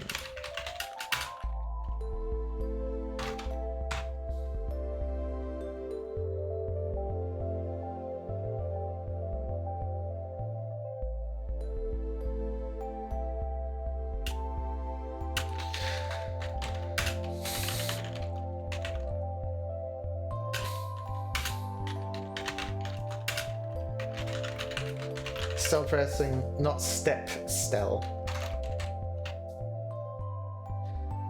Like the problem project is a big dumb Portal fantasy, you really can't go lower than that. That sounds fun.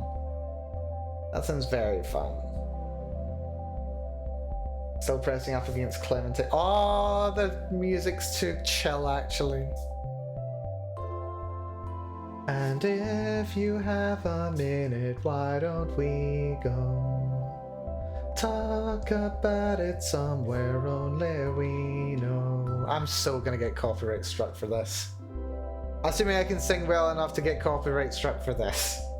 It's too good though. Never mind. Still pressing up against Clementine.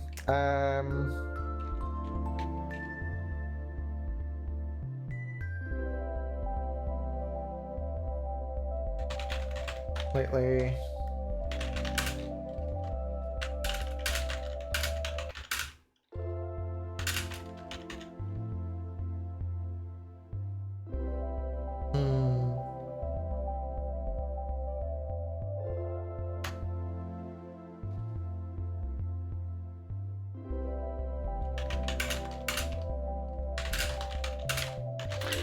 Brianna turned her face to the other side. I'll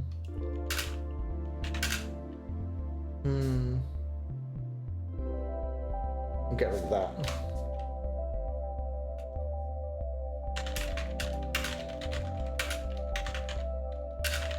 As she leaned lightly against her. Incredibly adorable intimate moment here, but also incredibly shadge. Let's see.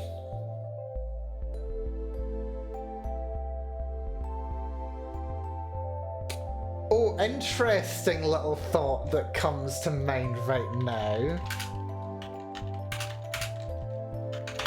We're kind of jumbling up a little bit the 5 stages of grief. We've done denial. We've done a little bit of denial, actually. Actually, yeah, no, this entire chapter is going to be, okay, not quite all of the 5 stages of grief, but there have been the 5 stages of grief. We've had denial, where she's just been running away the entire time. We've had anger, where she actually rounds on her and gets upset.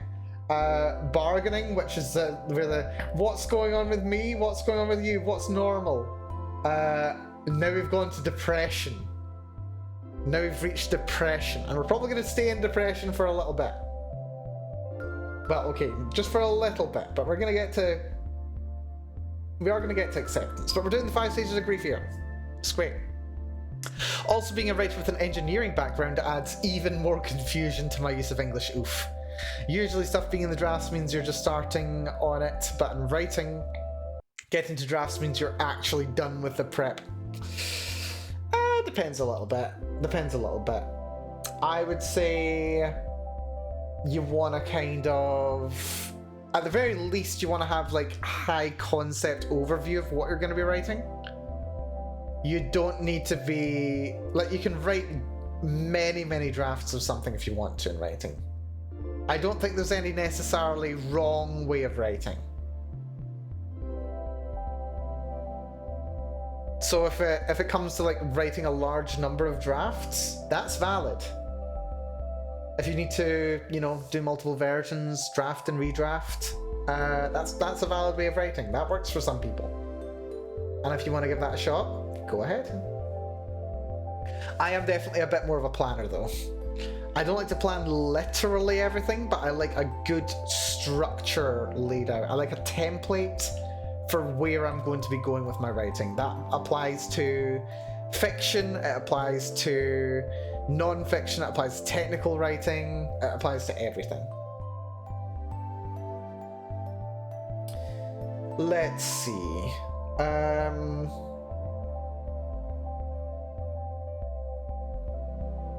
Let's see. What about what you normally do?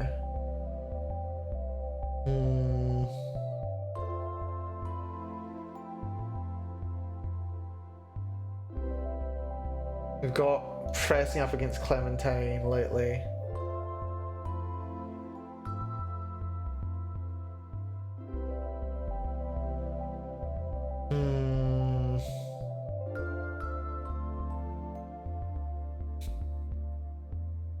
Get rid of that line. The hand that had unhooked her Brad fallen onto the desk behind her. Brianna turned her face to the other side. To her other side. As she leaned lightly against her. There we go. Lovely. I planned most of it in advance, so the drafts are here to make the words do the thing I want them to do. Yep, that sounds good.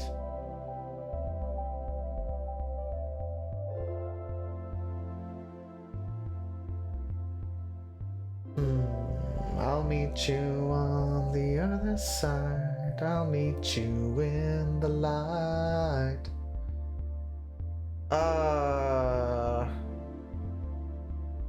These albums I listen to, they send me back. They send me way back. It's nice. It's healing. It's healing. Get in touch with old Mel. Right. Looking down at the top of Brianna's head, the hand that unhooked her Brad fallen onto the desk behind her. Brianna turned her face to her other side as she leaned lightly against her. Also, appropriate song comes on now.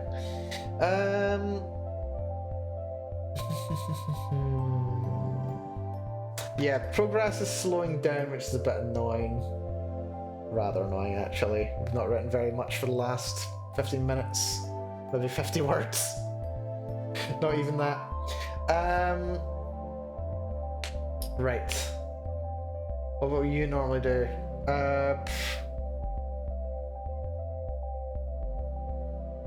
So let's get into Brianna's head at this point. Brianna knows she's been acting awful to Clementine. She knows she has been. And it conflicts her. Like, it's not like she doesn't feel bad about it, but it's also not as if she can entirely justify it. But she's been going along with it anyway. So she's been very conscious of Clementine's responses to it.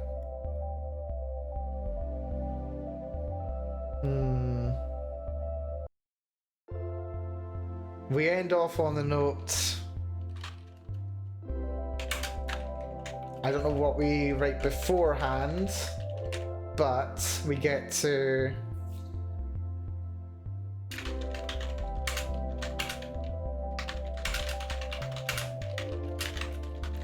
normally you just don't say anything.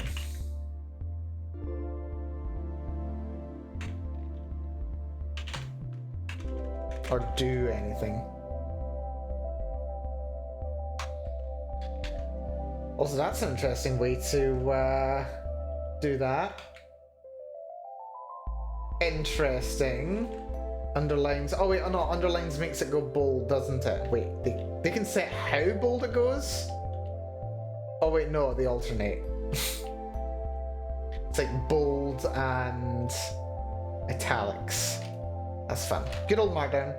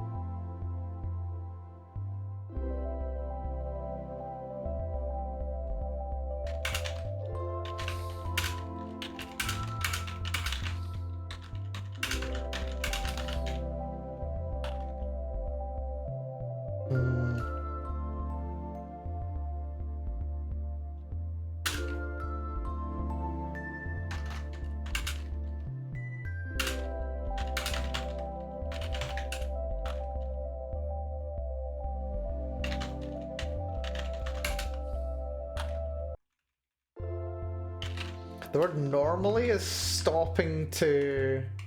It's stopping looking like an actual word now.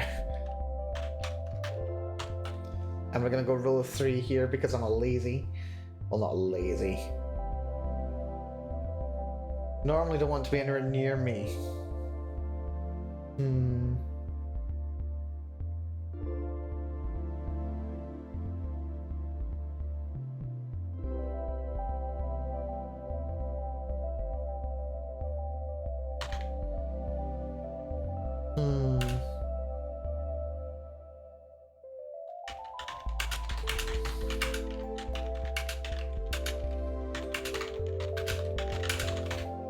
Normally I treat it like crap and you just take it. Normally just don't do anything. And now I think we can come around to this line from earlier.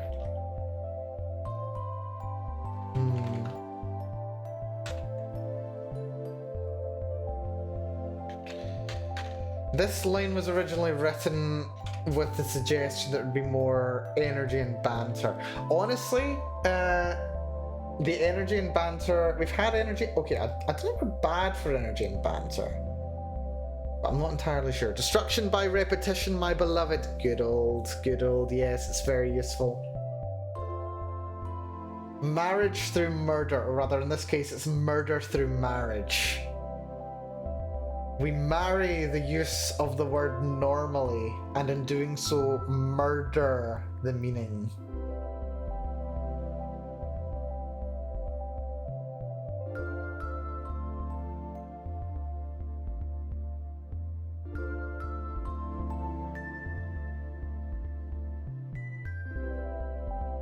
Normally I treat it like crap and you just take it. Normally you just don't do anything.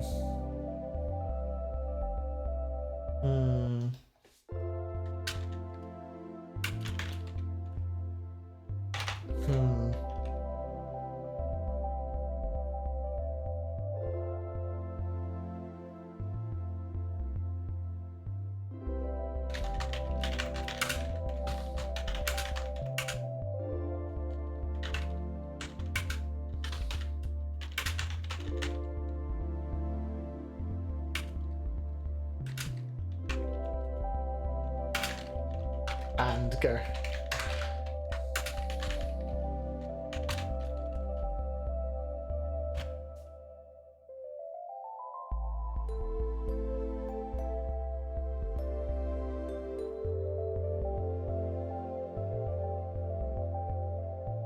Maybe suddenly looked up. When I suddenly looked up, eyes narrowed with anger and suspicion. Why does someone who's been taking so much shit from me for months suddenly act like they're enjoying it? Ah, you dumbass. Not dumbass in a useless lesbian way, just she's a dumbass. She's just okay, slightly useless lesbian way, but not in a cute way, just fucking dumb. Oh, people are dumb. People are dumb. Brianna's dumb, but I love her to bits. Poor girl. Why has someone's been taking so much shit from me for months suddenly act like they're enjoying it?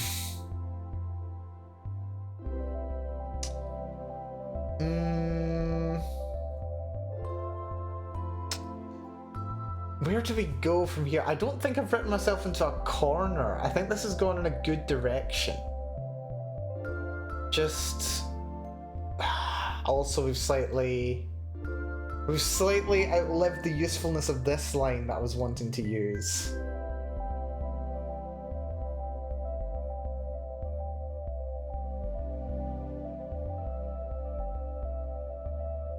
I might be able to recycle it though.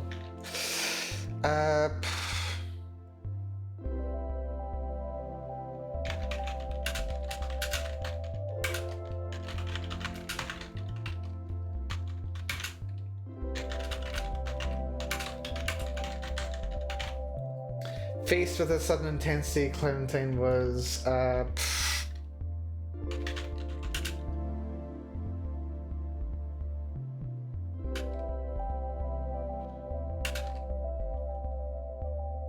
was caught by surprise. I don't like the wording, but I'll roll with it.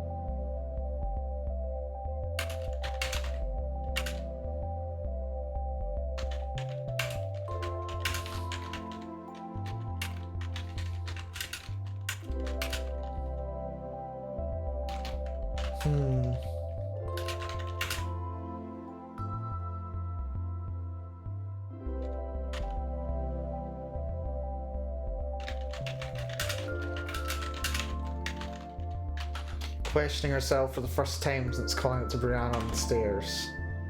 There we go. Them passive voices be ruining tension.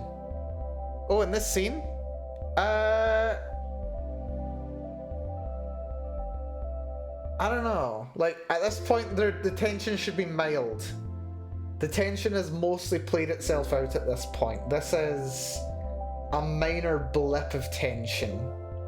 This isn't drama, this is just...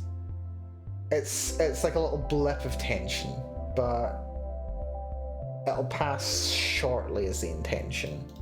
Intention.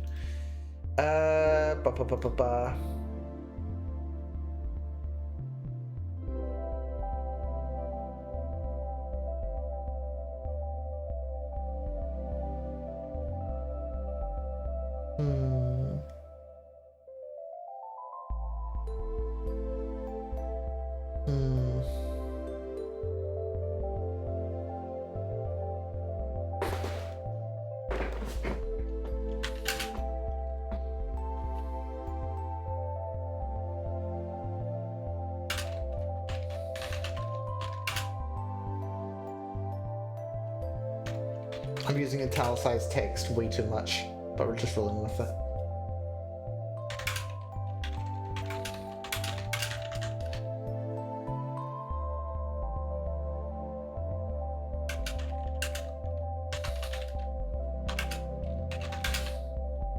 She had some motivation for calling out to her, she knew. But...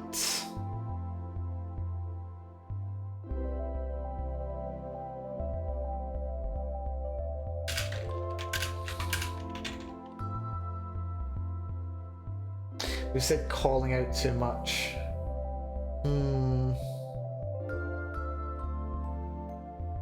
Not calling out to her. It's for...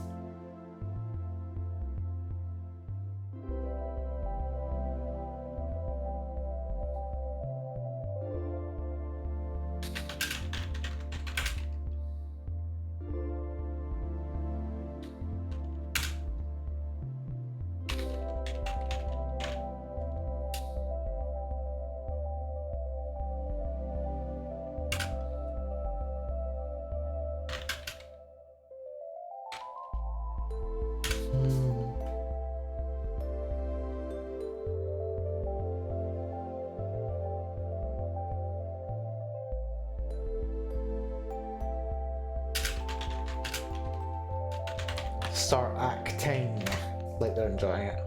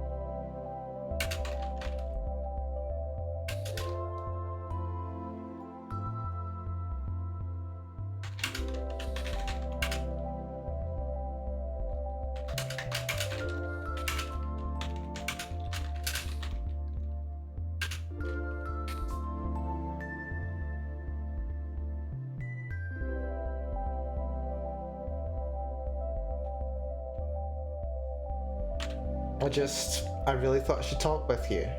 She barely met Brianna's eye. You've been acting really weird since yesterday and I wanted to know why. Okay, I don't like the rhyming of I and why. Gaze is fine. Glare is even better. She barely met Brianna's glare. You've been acting really weird since yesterday and I wanted to know why.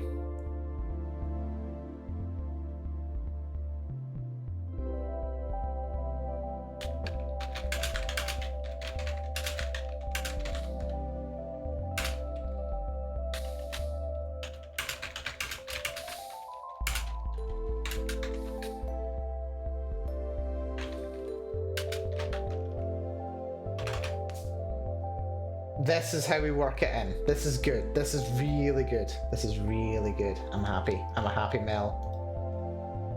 Also, that is not meant to be in such large text. What the hell?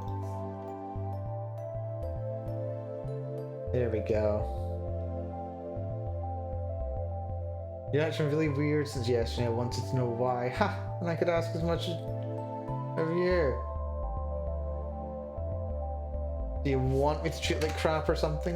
To the point you're worried when I stop doing it?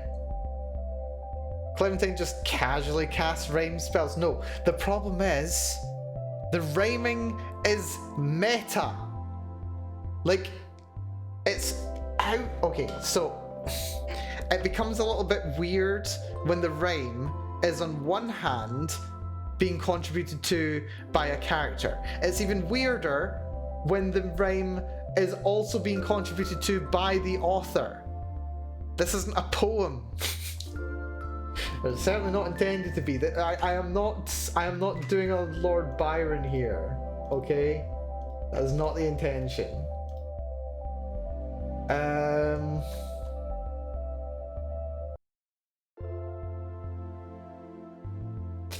We're gonna touch on it. We're gonna touch on it here. We're making progress. This is what progress looks like. It's not healthy progress, but this is what progress looks like.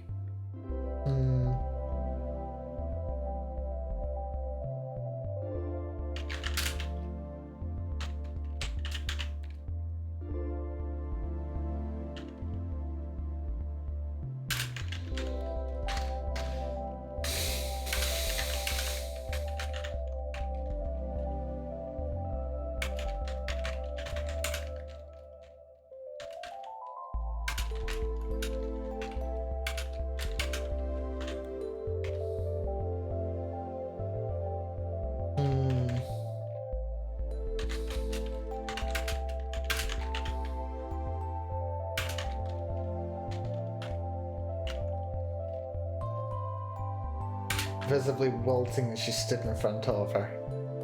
There we go. So like now it's Evgeny Onegin. I don't know Evgeny Onegin. Why do you suddenly care about what's going on with me?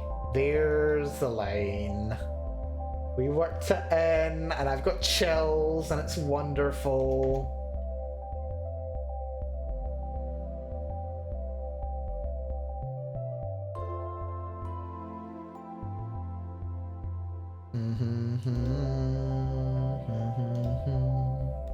I've got troubles of my own, 'cause I'm short on time. I'm lonely and I'm too tired to talk to no one back home. I've got troubles of my own, and I can't slow down for no one in town, and I can't stop now. A good chorus, I couldn't help it. It's a whole sad romance story but in a poem form, also known as Pushkin's Flex. Okay, that's fascinating. If there's an English version of it, I'd love to know of it. Won't be able to appreciate it as it would be originally intended, but I'd like to get the gist if at all possible. It sounds quite nice. I love me a bit of a tragic romance on occasion. And I believe I'm getting discorded. I am, but it's fine, I can delay it. It's fine. Why do you suddenly care about what's going on with me?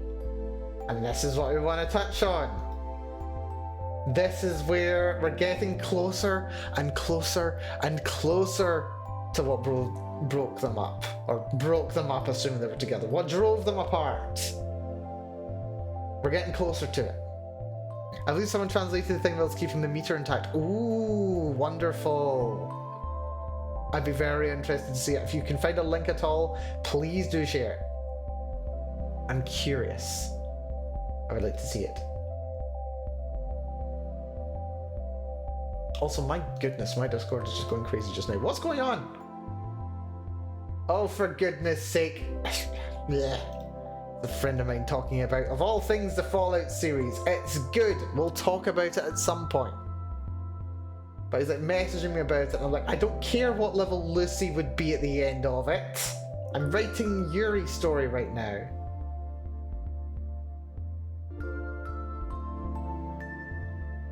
By all means, if people have seen this Fallout series, do let me know. I want to hear about it. I want to hear the thoughts on it. Even the controversial ones, even the ones that disagree with me. I know what the issues are, but I really enjoyed it. It was fun. Why do you suddenly care about what's going on with me? Why do you suddenly care what's going on with me? Why do you suddenly care about what's going on with me? Why do you suddenly care about what's going on with me? Why do you suddenly care about what's going on with me? Why do you suddenly care about what's going on with me? Why do you suddenly care about what's going on with me? Why do you suddenly care about what's going on with me? Why do you suddenly care about what's going on with me? Why do you suddenly care about what's going on with me? Ah, intonation. I love it. I love it so much. This is why I use italicization so much. Jesus. Site is more bare bones, but thing exists, so I don't care. Could you pop it in the Discord, please, just so that I know I can check it later? Because I will not be able to find it if it's in the chat. Mostly because I'm going to be wrapping up in like an hour's time, and I'm going to be like going to bed. I'm sleepy. Thank you, Triangle. Hugely appreciate it. I will peruse that later for sure. I'll look forward to telling people at work that I'm reading epic Russian poetry at some point. That'll be fun. So why do you suddenly care about what's going on with me?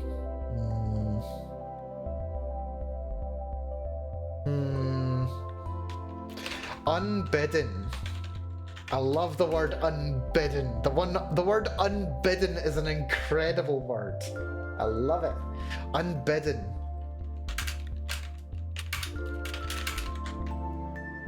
The words formed in Clementine's mind.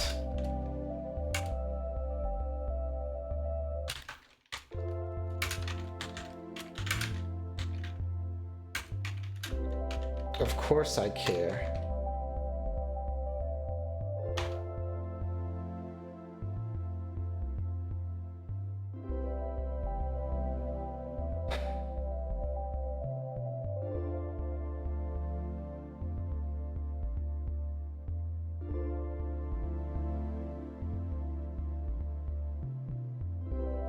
But she can't see them.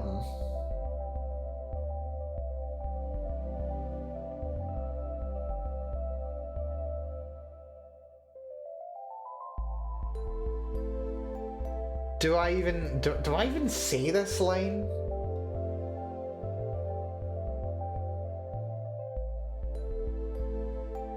I don't think I even see what the words are.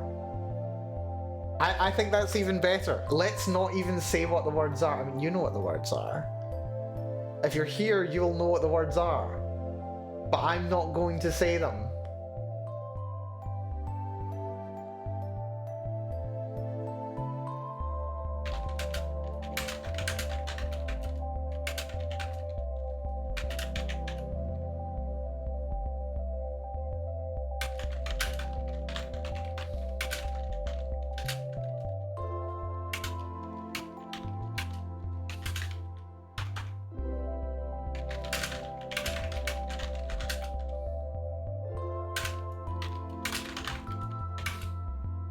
She had no right to say them.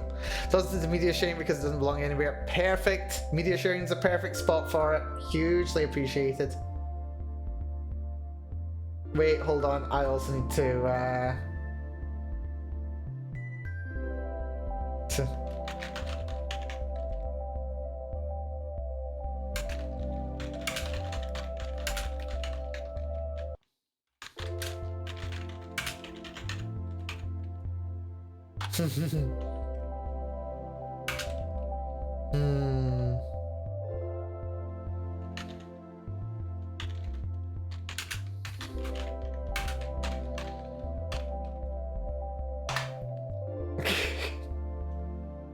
I've just typed in the Discord, don't delete overzealous mods, fools.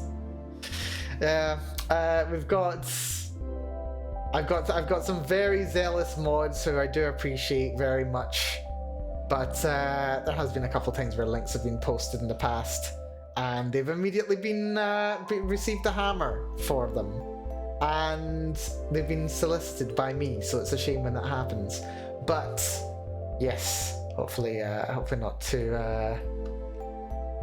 overzealous today, though it is hugely appreciated, regardless. The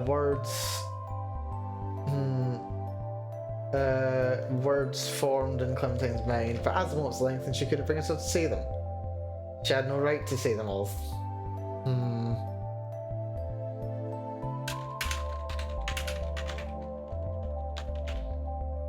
I half expected to get smitten by chat's auto mod. Apparently not.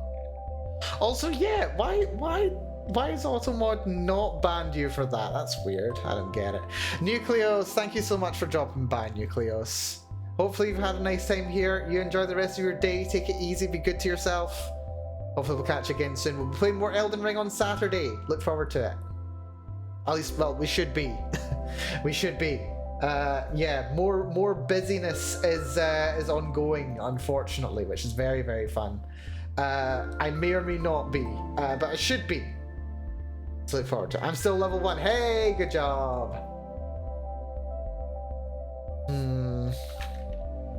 I have no right to say them.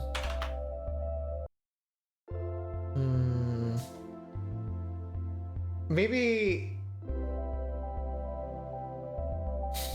visibly wilting.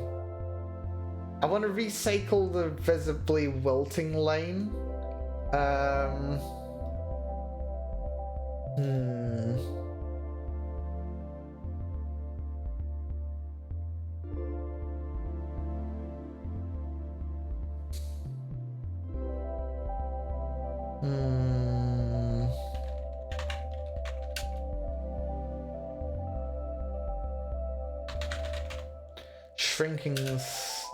Shrinking. What was the expression that I used before? It wasn't visibly wilting. Because at this point I want to say...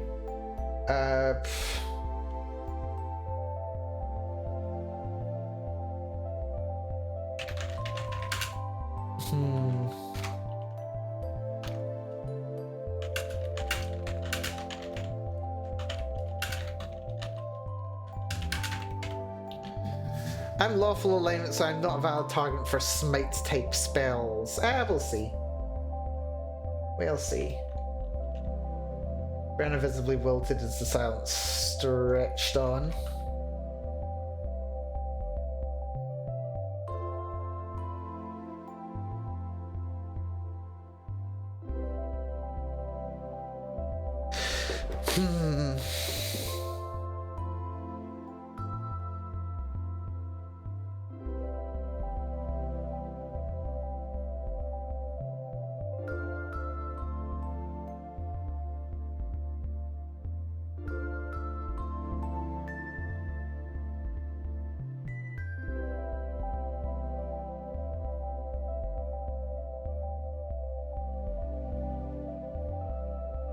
We're almost finished this chapter. We're like 200 odd words away. We'll probably go a little bit over, but we're basically at the end of this chapter now. We just have to reach 2-3 more notes and we'll get there. Brianna visibly wilted as the silence stretched on. What was the expression? That one's before.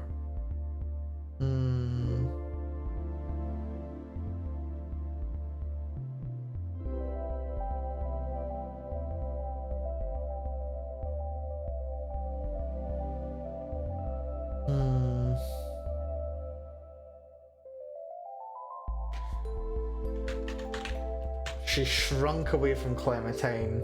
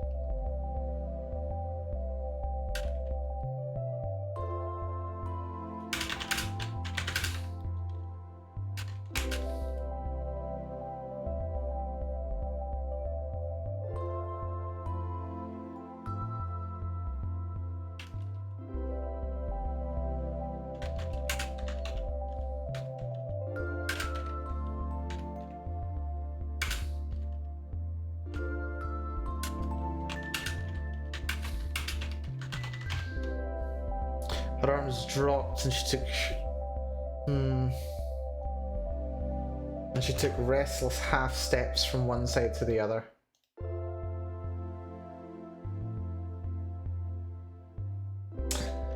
Brianna's about to drop into despair again, the poor dear. The poor thing that she is. She's about to drop into despair. Just a little bit.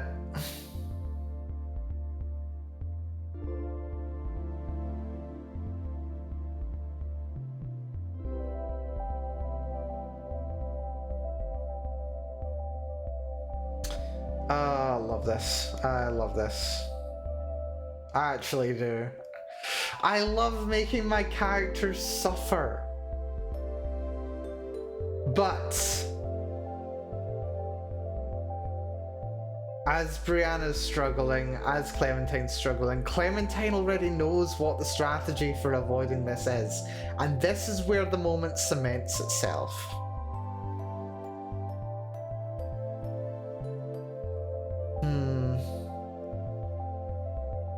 This is where the moment cements itself.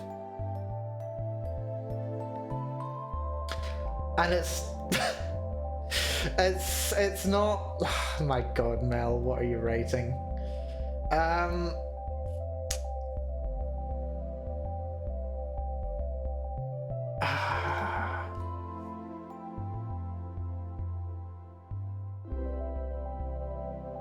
It's not healthy. It's the overcoming of a toxic relationship via toxicity, or via embracing toxicity, but toxicity that is, if not explicitly, then implicitly consented to by both parties. That is the intention here. Long story short, toxic Yuri, hell yeah. I love me some toxic Yuri. There's this really interesting toxic Yuri. It was very, very graphic. About toxic Yuri in a very competitive workplace environment. It was very intense in about every sense of the word. And then it ended on this very strange note, where one of the characters got everything that she wanted, but ended up completely dissatisfied. She was left empty, hollow, with no value or meaning behind anything that she had set out to do. And the other girl had ostensibly lost everything that she had hoped for and built up to while in that situation, was stripped away from her in a devastating way, and yet at the end she was the one who was more complete, more whole, more content, in a better situation. It was a profoundly dissatisfying piece, but at the same time, in being dissatisfying, it was fantastic. I forget the name of it to boot. Remind me, if you're curious about it, remind me to look it up at some point. I will happily dispense my Yuri knowledge. But it was an incredible story. It really genuinely was. I like these things. They're weird. They don't deliver what you expect from them.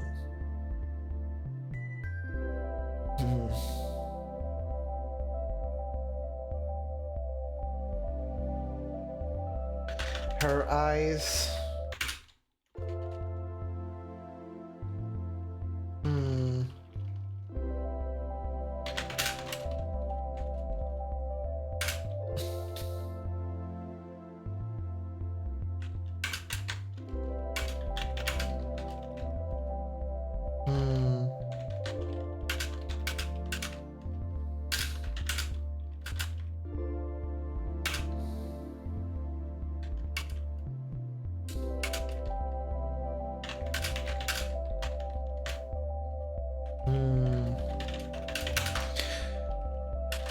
For a moment, she seemed to hesitate.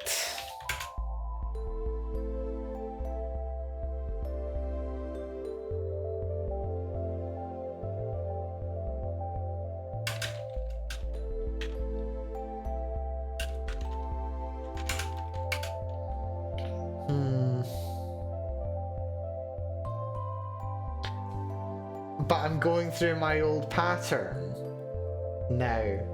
We've done the incredibly deflated tension release of the bra and clasping, sure.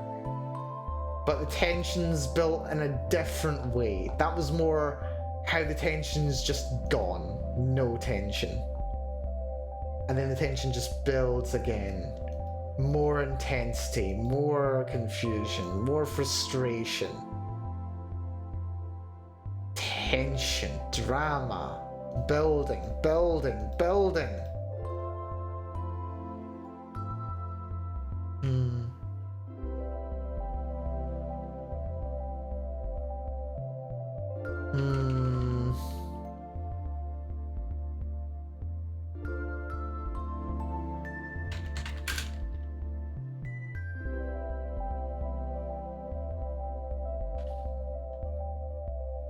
Hmm.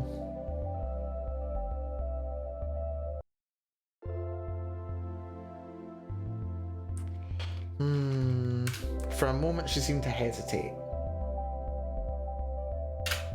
As if... Hmm...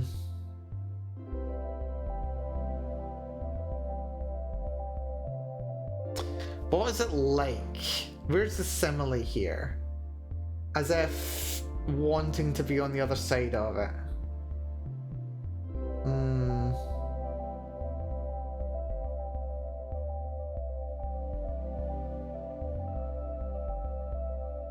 Because I can't say as if making up her mind whether she wanted to leave, because that's objectively what she's doing.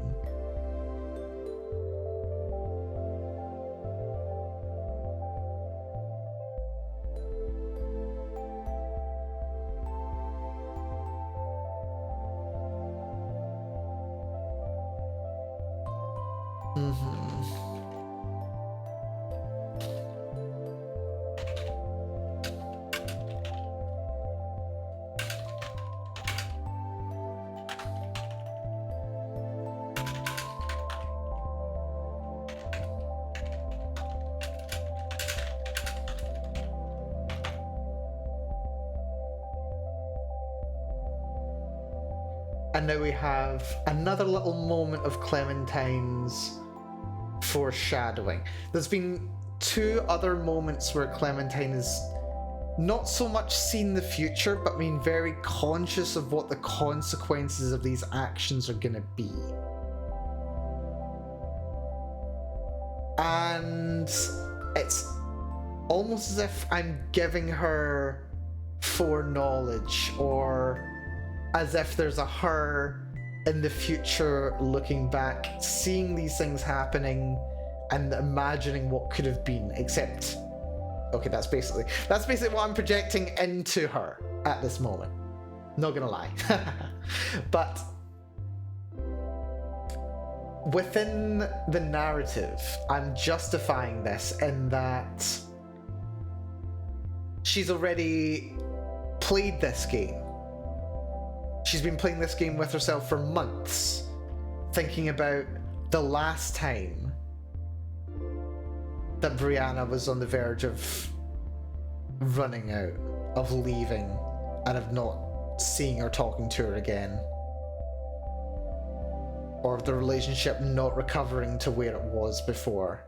She's played that game. She's seen it enough, and she's started recognizing those moments as they're playing out, and she's getting better at recognizing them. And she's also figuring out how to avert them. That's kind of the story here. It's almost like I'm writing about the process of cognitive behavioral therapy. Yes, I will actually be using, as one of the tags of this story, CBT. In a Yuri story that doesn't involve principally trans characters. Incredible. This tag has never been used in such a way. Incredible, incredible stuff, Mel. Wonderful, incredible, my god. Dear. Yes, we shall be having the CBT tag. Oh my god. That might be a quote for Twitter, actually. That might actually be one. That's fun. That's really fun. Right, as if wavering on what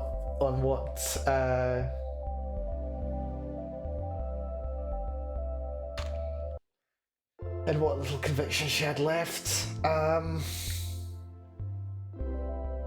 How do I describe those moments previously? The moment where she sees what could have been, or what was. This is her looking back. Chapter 2, there's the moment where this happens. The echo of the previous day.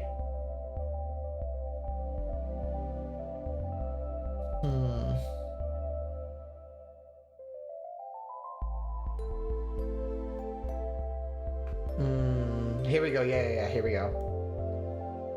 Her mind cast forward to tomorrow and the days after. Where was the one, chapter 1? Clementine was sent back, cast forward. There's definitely a sense of travelling forward, travelling back.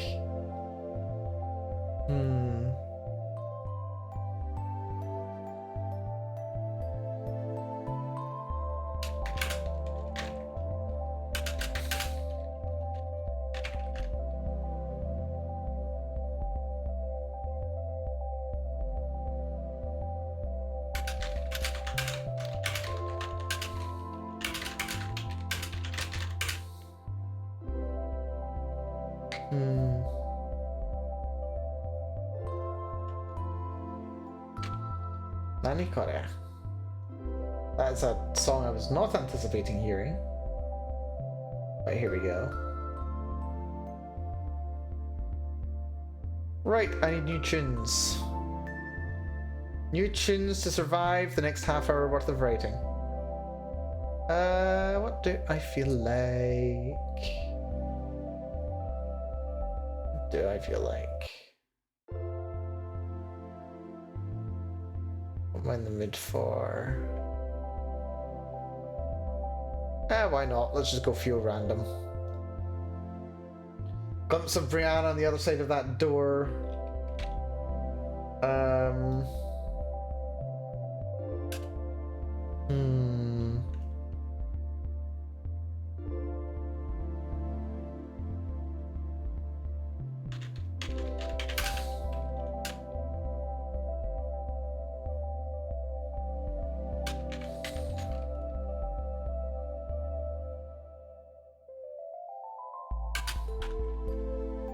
Crossed Clementine's vision.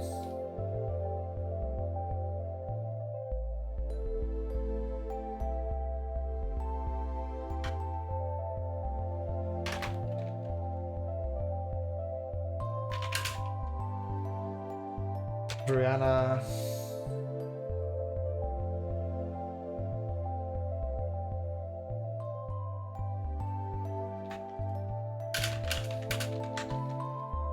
Brianna shifted her foot.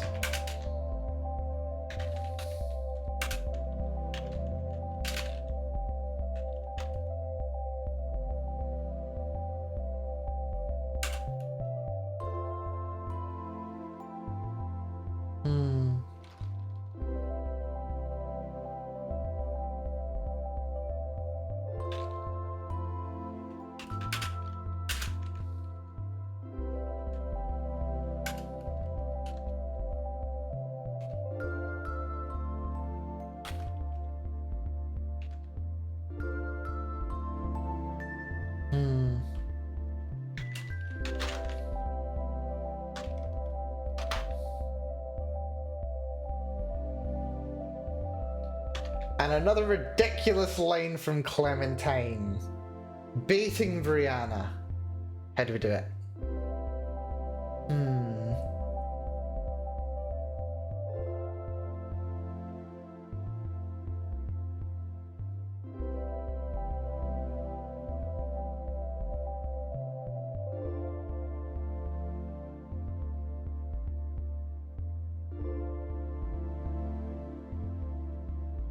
This is the moment where it kind of clicks and cements in Clementine's mind how she's going about doing this.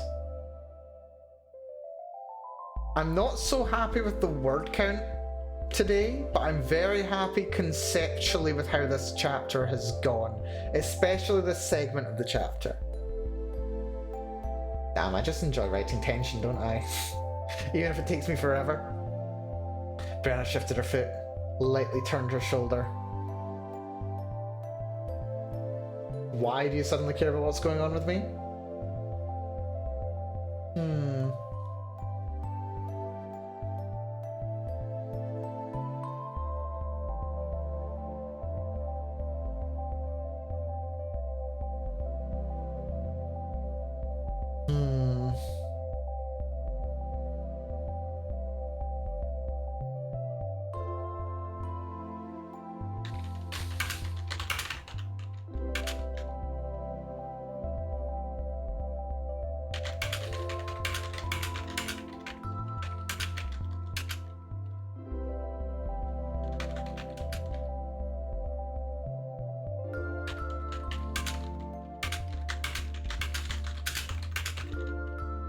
Oh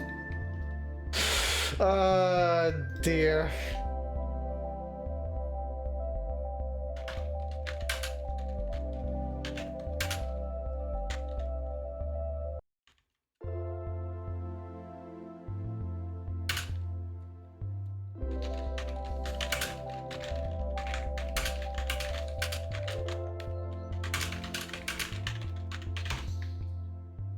I can't believe myself. Sometimes I can't believe myself. Right, how did we go?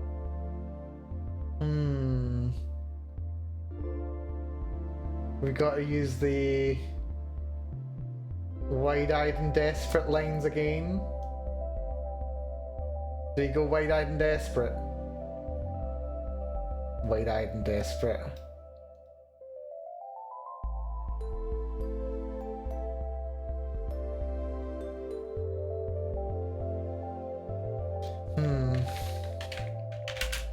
A high-yield nuclear verbal slap incoming. Oh, I've said the words already. Well, I've written them. So as she's seeing Brianna getting ready to leave, she's got that image of seeing her leaving and knowing where it'll lead if she does. She sees Brianna shifting a foot, lightly turning a shoulder. Well, you never do seem to be content about anything unless it's to do with my breasts. The nuclear line, and everyone heard that, didn't they?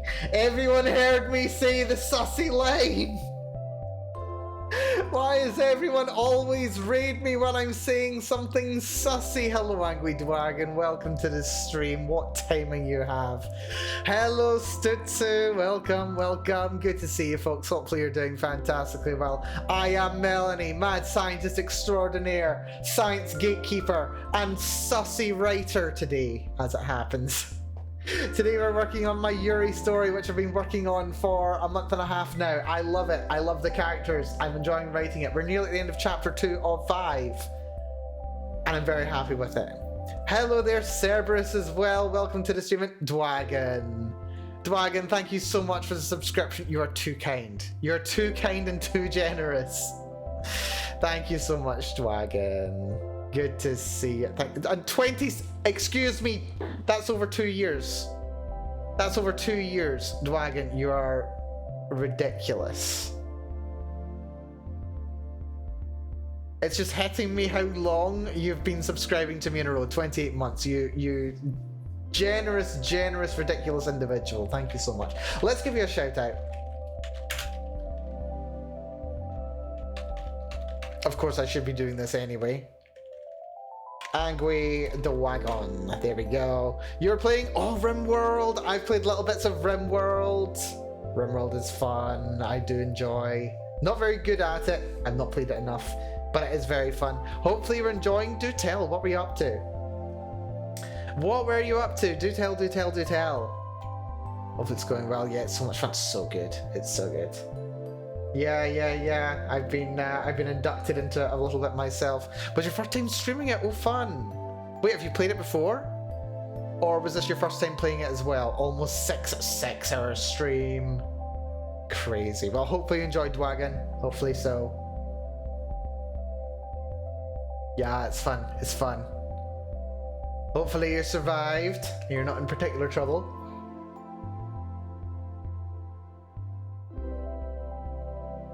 Let's see, where was I? Brianna.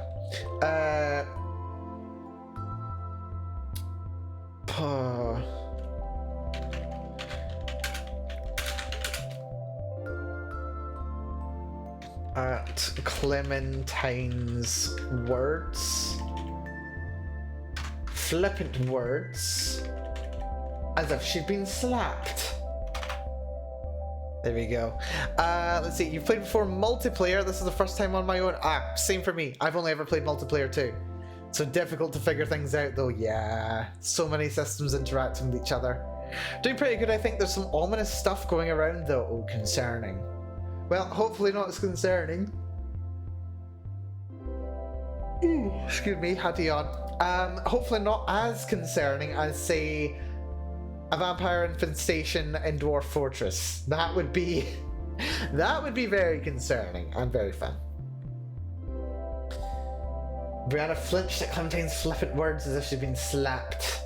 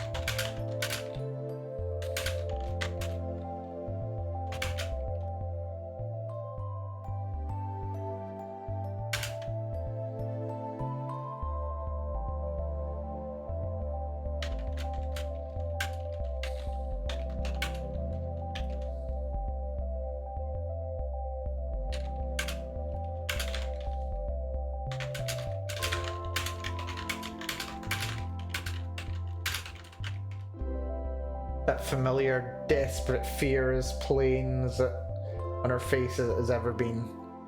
There we go. Oh, what's this? They have this new DLC called Anomaly. Oh, interesting. And my dudes were getting drawn into some kind of tomb. Yeah, if you get drawn into some kind of a tomb, that's a good way to get yourself possessed by ghosts or demons or something, which does not end very well for anyone. That does not end very well. I noped out that place. Understandable. How many of these places are there? How many of these places are there on the map? Seriously. You just happen to drop next to one of them. Strange. Time to look at slow that familiar fear, desperate fear is playing on her face as it had ever been. We've got the desperation is clear there. And this fear, not necessarily of Clementine herself, but of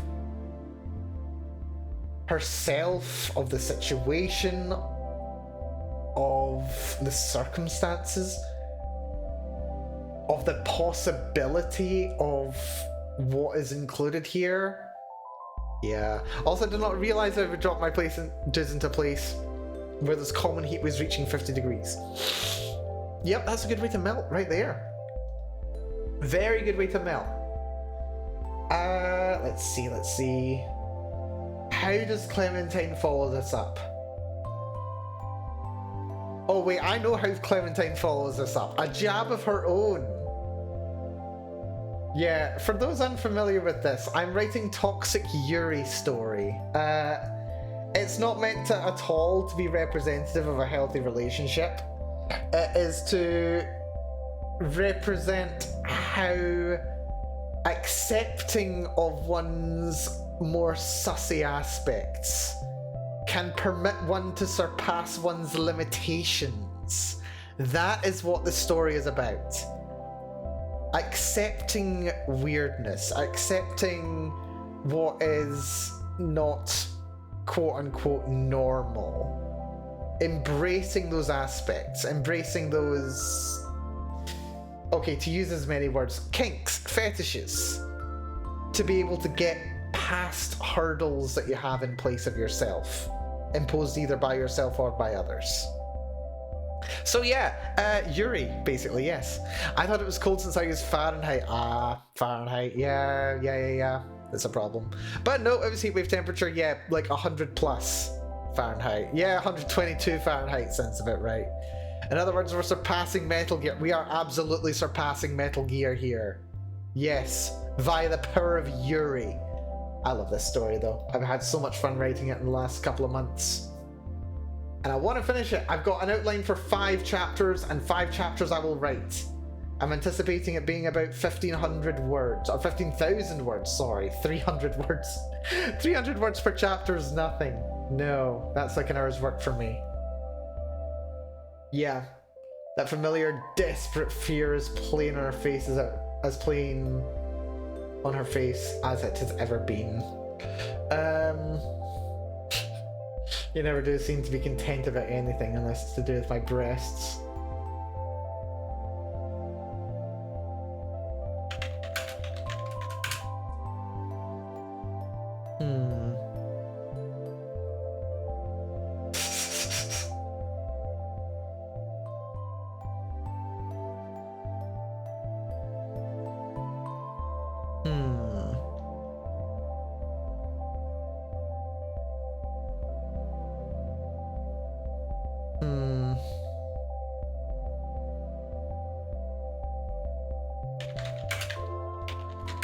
some part of Clementine's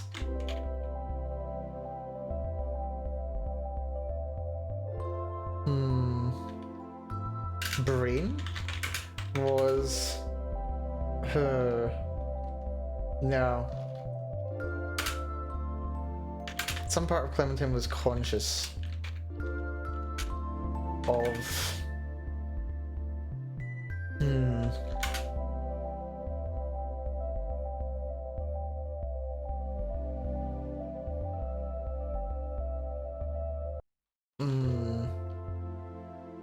Enraptured?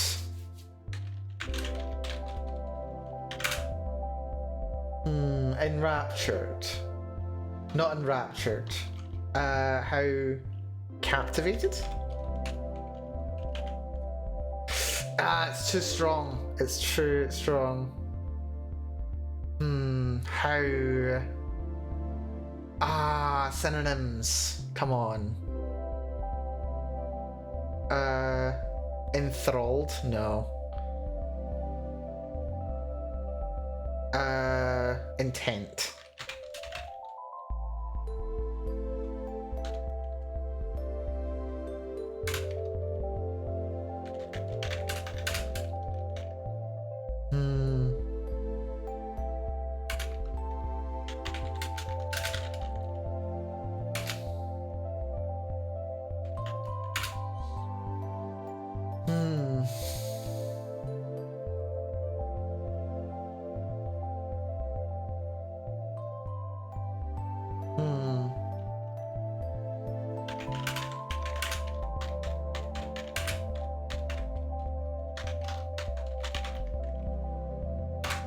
Eyes wide and pupils pinpricks. Many P's. Pupils pinpricks.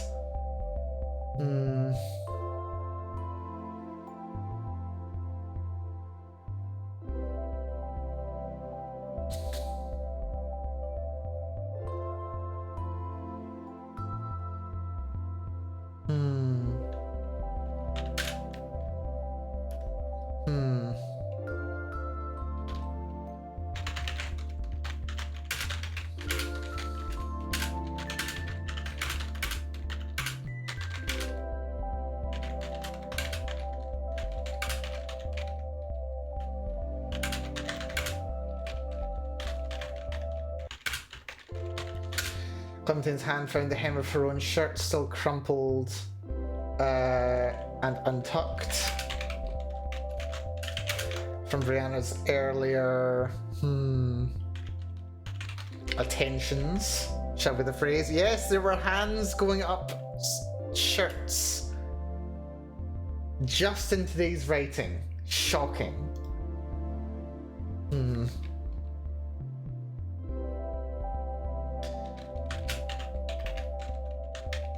With exaggerated motions, she pulled the fabric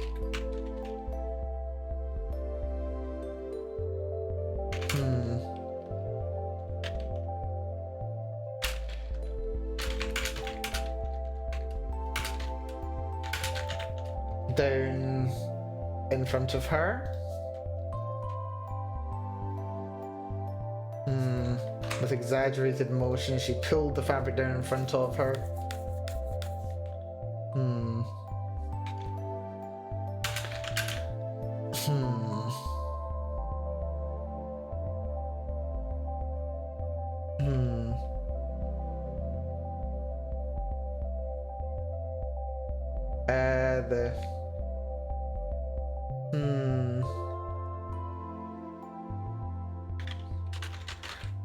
She pulled the cloth down in front of her, the fabric.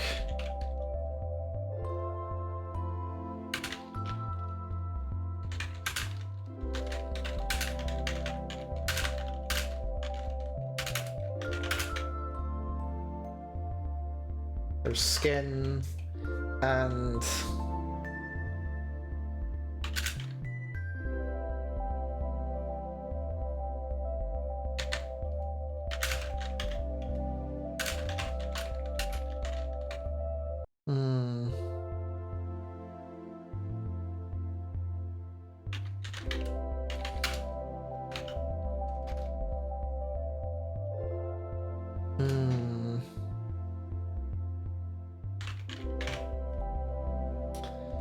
With exaggerated motion, she pulled the cloth down in front of her.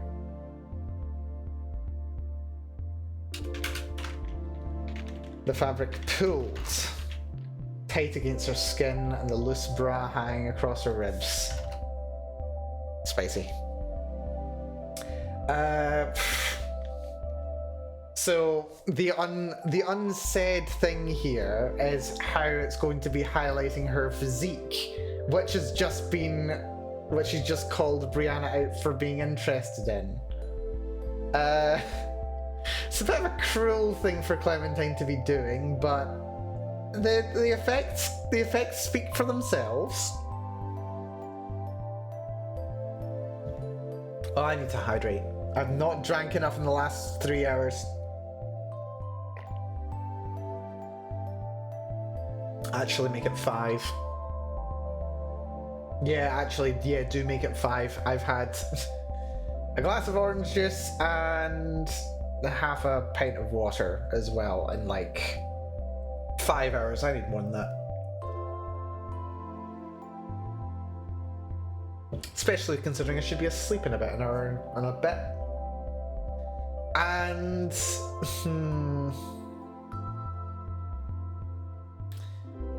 we get a mildly disparaging comment from Clementine here, and I'm just figuring out how exactly I want to structure it.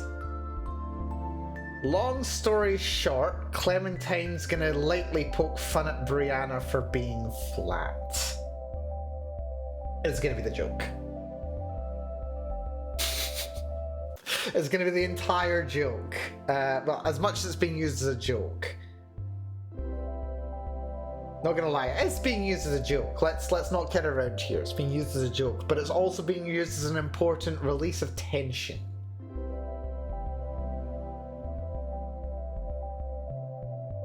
In multiple ways. Anyway, Mel, we've only got a couple of words before we hit 3k. And we still need to get to the actual conclusion of this. Stop getting distracted so easily. The fabric pulled tight against her skin and the loose bra hanging across her ribs. How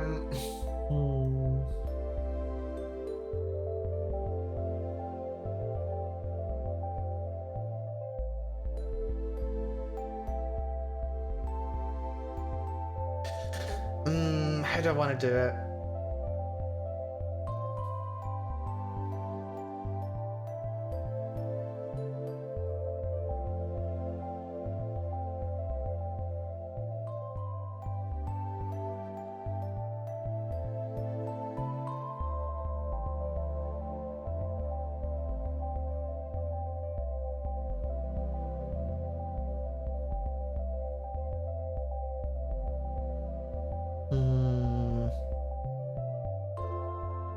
There's also another note that I will need to add here to, not to justify, but to add more context to what's going on.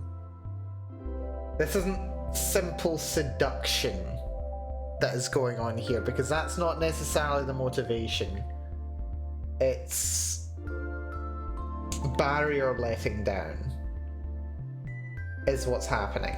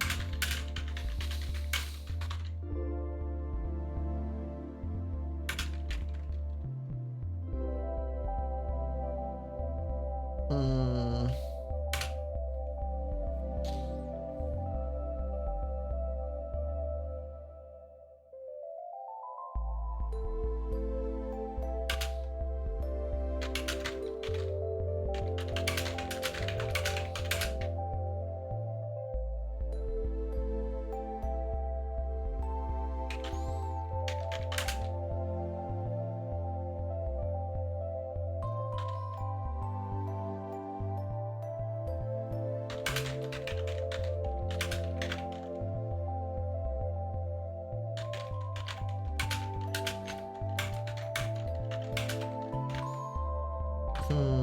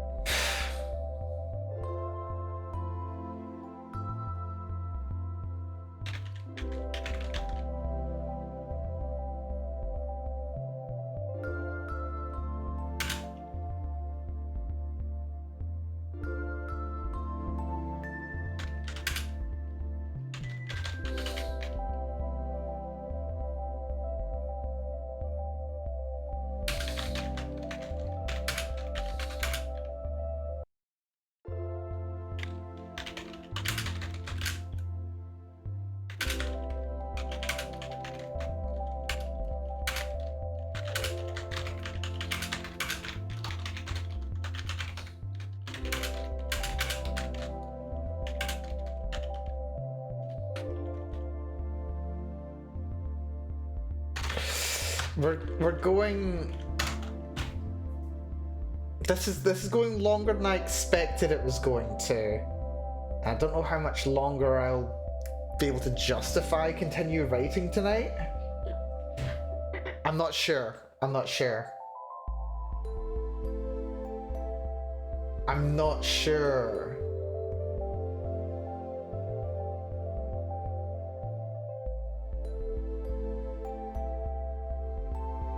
Because like, we've got to go from heated to... Like, okay, so there needs to be the heated, then there needs to be the meta notification of... Like,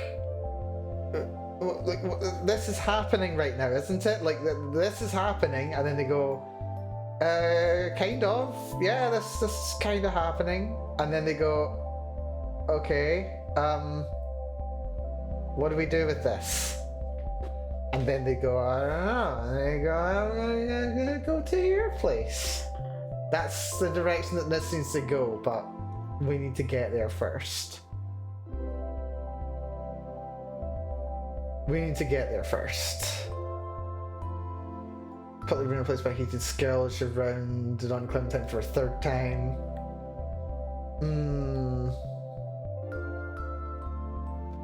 Let's go back a bit.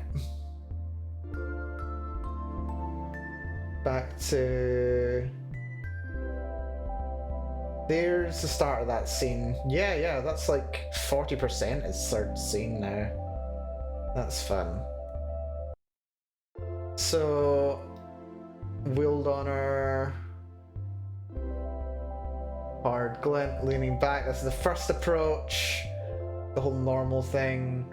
The second one is the no tension. Then we've got the tension building up again.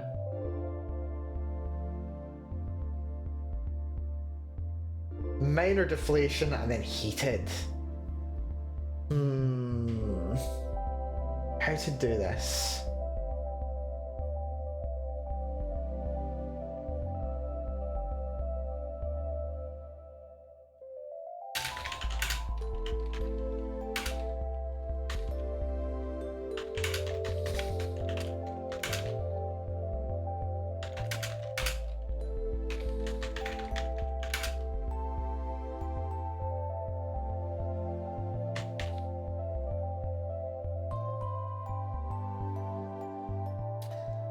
How did the first one go? The first one... Dragged, act sassy...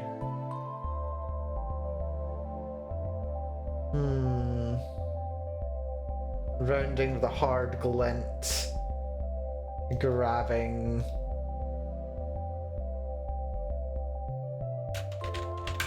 Roughly, why not? Then predatory...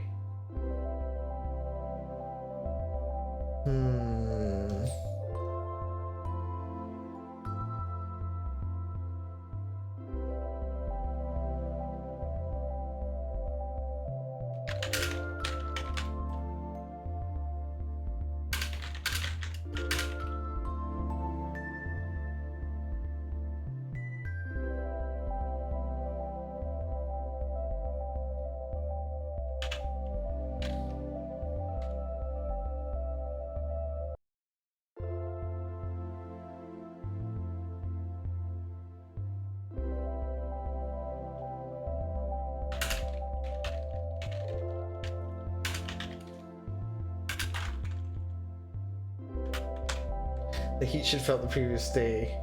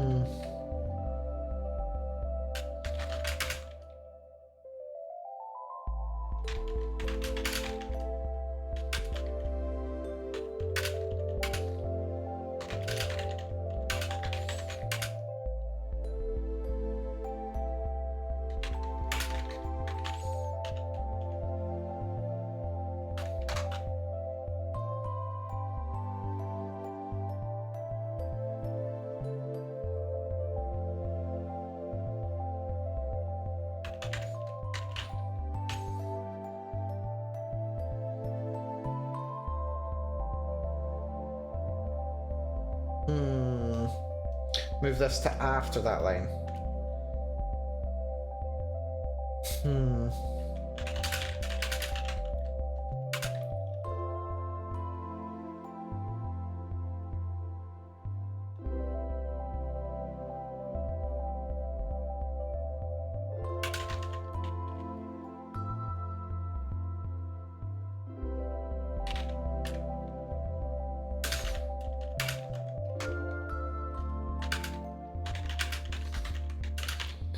The heat she'd felt when Brianna had first dragged her in here mere minutes before had returned.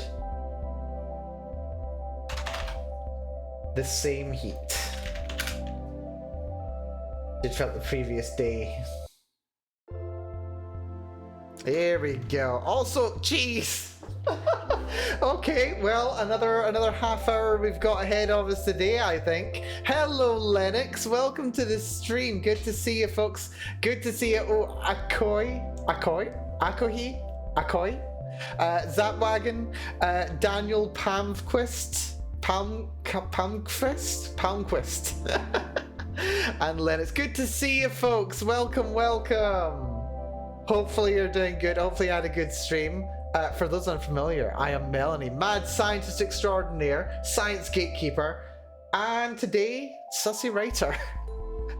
I've been writing a bit of a spicy Yuri story for the last 5 weeks, and I'm having a lot of fun with it. Today we're wrapping up chapter 2 of 5.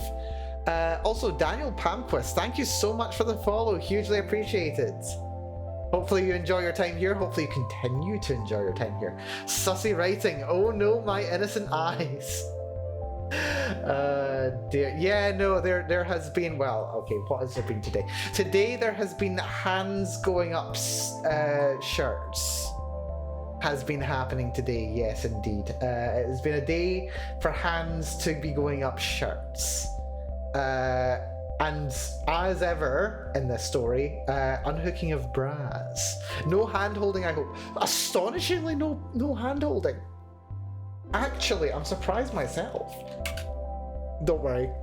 We'll get to the hand holding scene later. I can't go giving away all of it. Nobody can unhook bras. Untrue. I can do it with one hand. Still quite tame then, indeed. Very true. Let me give you a shout out, Lennox.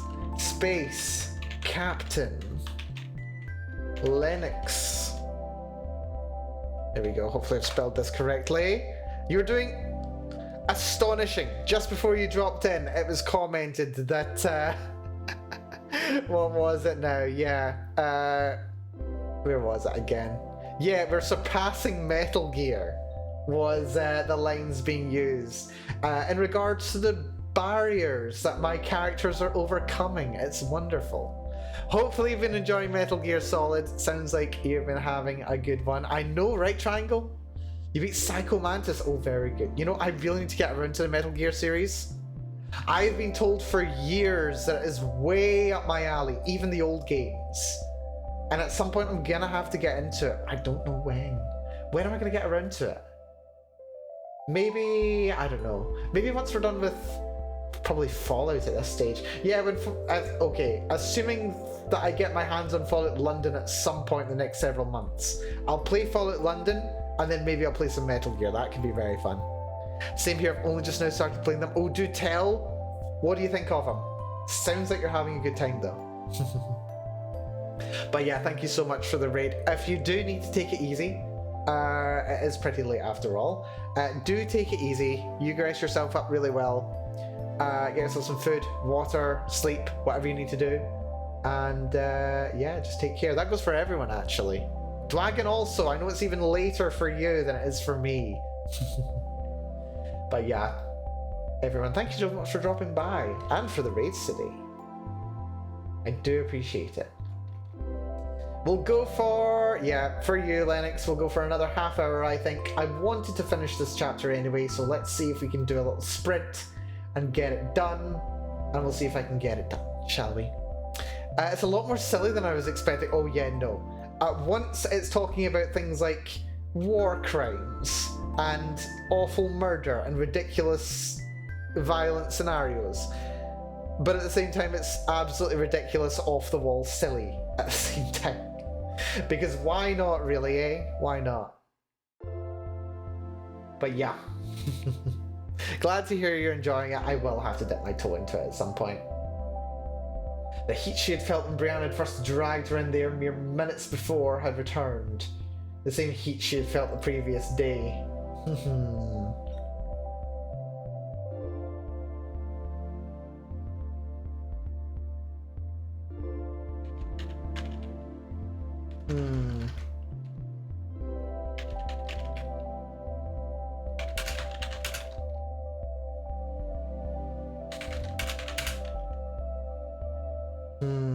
Pressing her into the desk.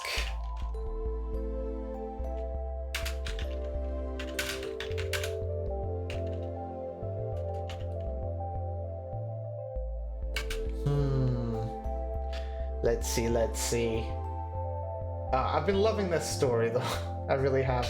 We've managed to break the 3,000 word mark for this chapter. This is great. Chapter 1 itself was 12 words short. Chapter 2 we're over 3,000, which is fantastic. Over 6,000 words in this. And this is session number 6. Oh god, I write so slow. 333 words per hour. Oh, it's hideous. Pressing into the desk hard and before.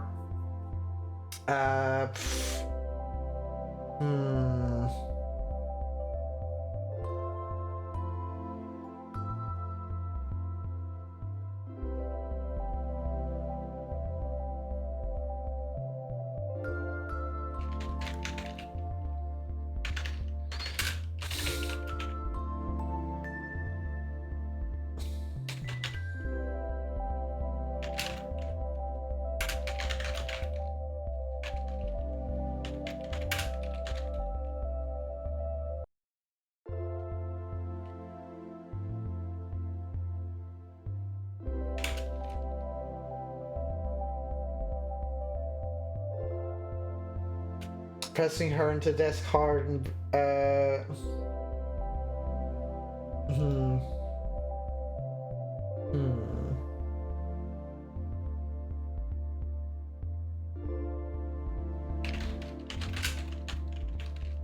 body pressing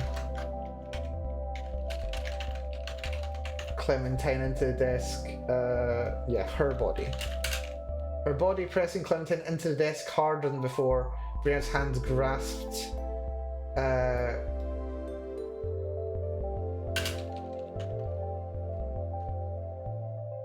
No. Brianna's fingers.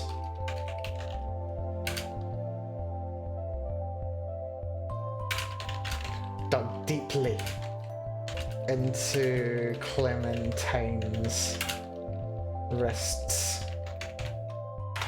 Yeah, they've got a toxic relationship. They're not. It's not a healthy relationship that they have, and it's not a healthy way that they're going about resolving their problems. However, it's a sexy way, and in addition, it's a way that allows them to overcome the issues that are in the way of their relationship without immediately and directly having to overcome the tension itself, the sources of tension. By going about things in a toxic way that is mutually acceptable, is the most charitable way I'll put it, if not consensual. It's a mutually acceptable way. It allows them to get over their hang-ups, actually start talking to each other, and ultimately resolve the problem. Almost like the book Hexologist. Hexologist? I'm not familiar with this book. Unless this is a... Unless this is a what's it called? Is this like an intentional typo so that you can say sexologist? I wonder. But yes, no, it's basically that. It's not healthy in itself, but, you know, we're writing fantasy here. It's fine. I say fantasy, it's contemporary. It's not fantasy genre. It's sexual fantasy. It's a real book? Ooh, very interesting. I was not familiar with it. I may have to dig into that at some point. That could be very interesting. But yeah, it's not going to be for everyone, but it's for me. I'm writing for me. I write for me. Writing for me is fun. Dug deeply into Clementine's wrists.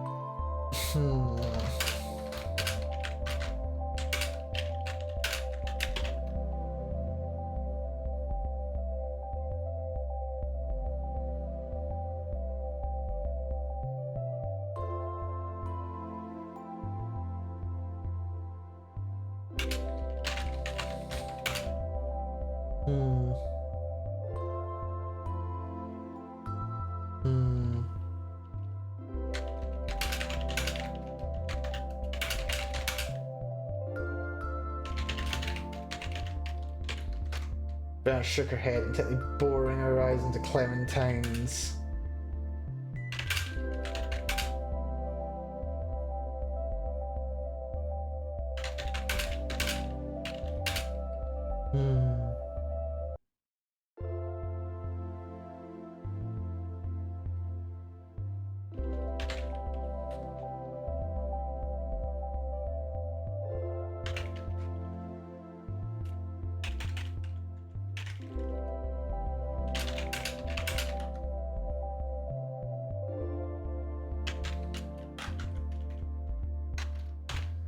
Intently boring her eyes into Clementine's. Glancing down or... Probably around and down.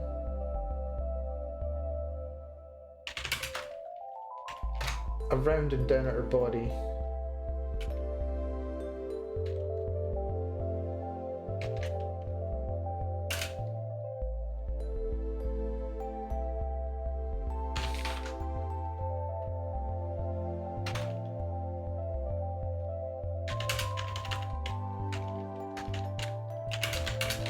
She seemed to give up. Oh, give up on words.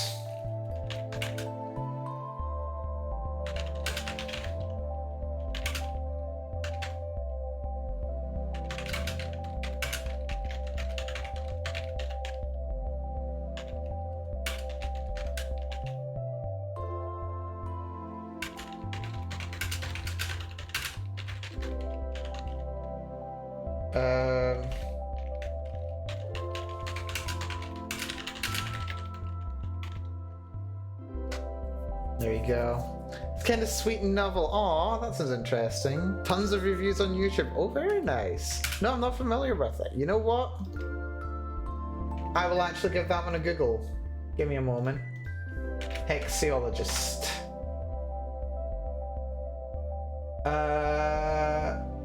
It's giving me Google searches for hematologist. What is a hematologist? I'm not looking for a hematologist. I assume the A might be a typo. Hexologist. Hexologists #1 by Josiah Bancroft. That sounds about right. Let's see. 3.48. Magical stuff. Genres: fantasy, mystery, fiction, adult, urban fantasy, magic, historical fiction. Ooh. Sounds interesting. Sounds rather interesting indeed. Very well. Bancroft. For something to be a slow read, I like a slow read. I like me a slow read. Okay, I'm gonna leave a tab open for that. I'm gonna come back to think about that later. Could do with that. Also, what is this? What was that? I have no idea what that was. Where was I? She seemed to give up on words, her hand moving up Clementine's arms, pressing into her shoulders.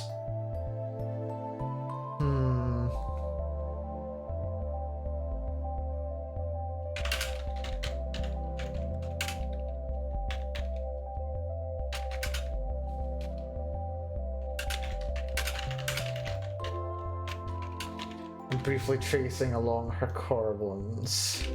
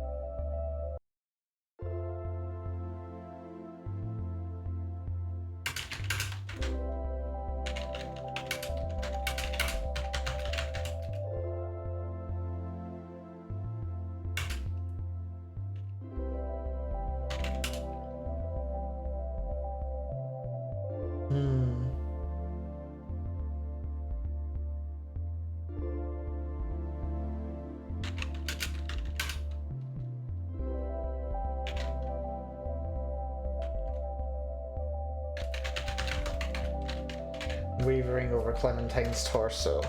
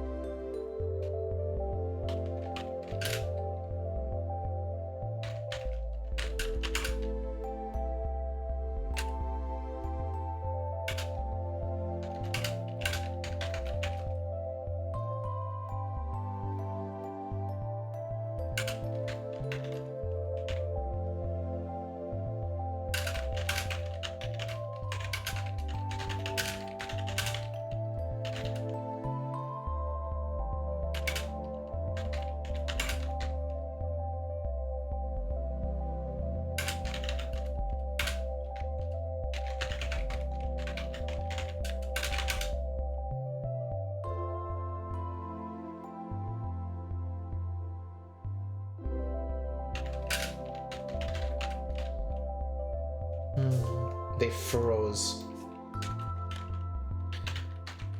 We're getting heated.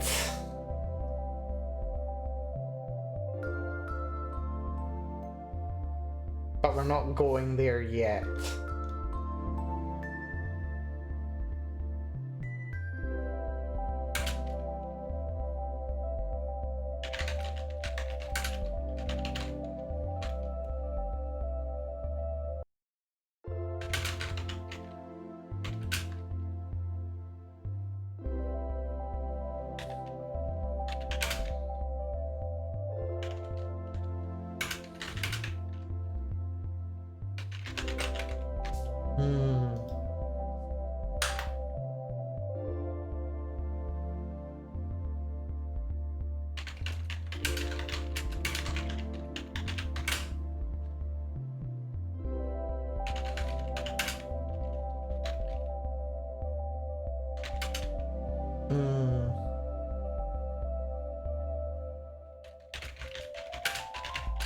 We need to pad this a little bit.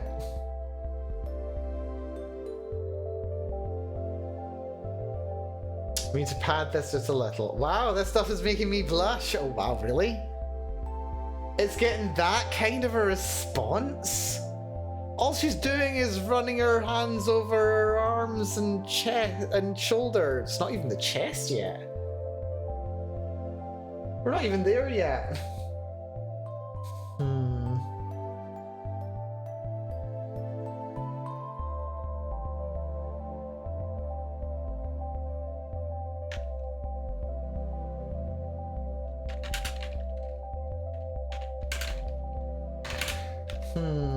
The ghost of...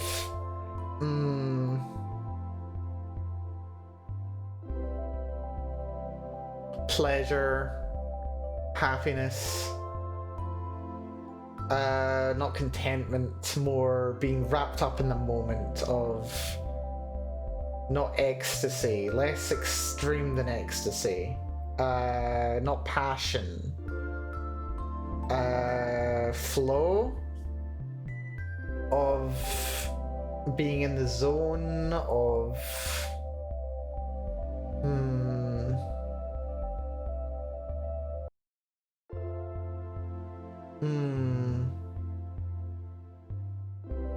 the inverse of inhibitions.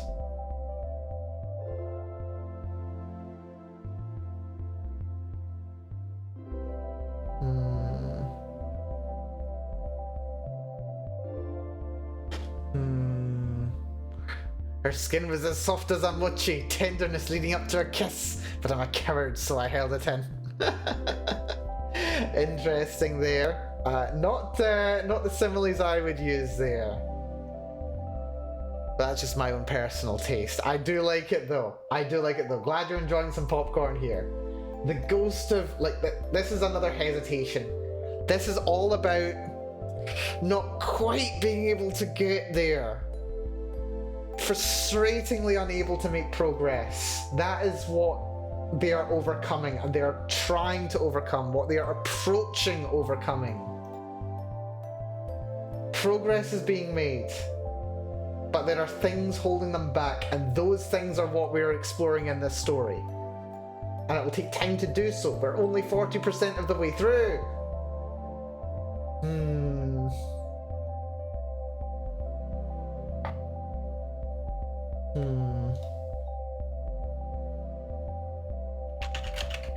Not Clementine.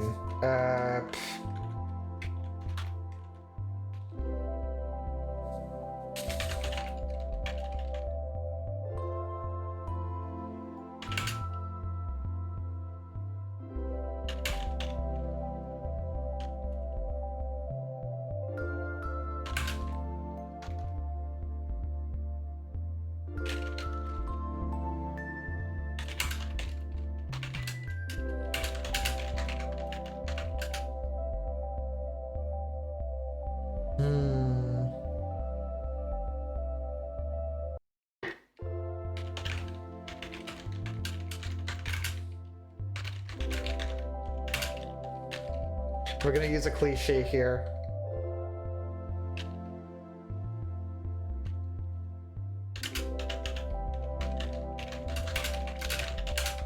Like electricity on her skin.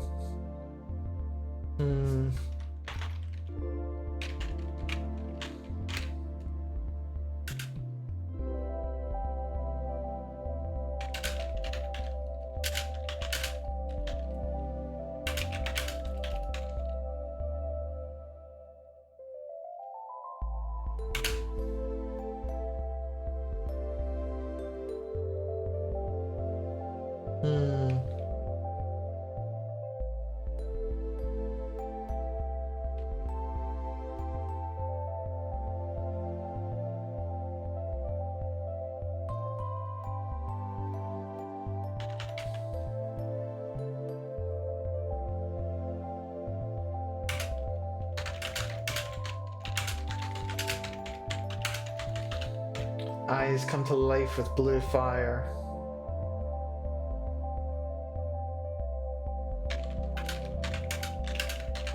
But in a moment, the ghost of...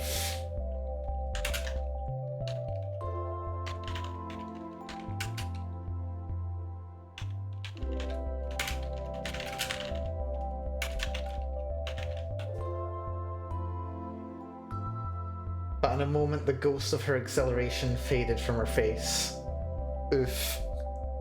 You say the opposite of inhibition, and my gutter mind says depravity. Okay, we're not going immediately for depravity, okay? The depravity is for after they have their issues resolved, okay? We'll maybe get there at some point. No promise. Honestly, I have actually loaned a thought to what I want to do with this story once this is complete. Maybe there's a possibility I might want to complete the story, or continue the story, rather. I might want to explore the characters some more of the relationships. Maybe even just write something like cute, fun, sexy, and fluffy between the two once I'm done. But I'm not currently planning on it. The possibility is there, though. Depravity may follow, we'll see. Suddenly a soccer ball flings through the air. Protagonist 1 capture ball. Protagonist 2 blushes. Oh dear. Yeah, no, unfortunately not. They're in a classroom. They're in a classroom. They're not gonna have soccer balls flying through the wall. No.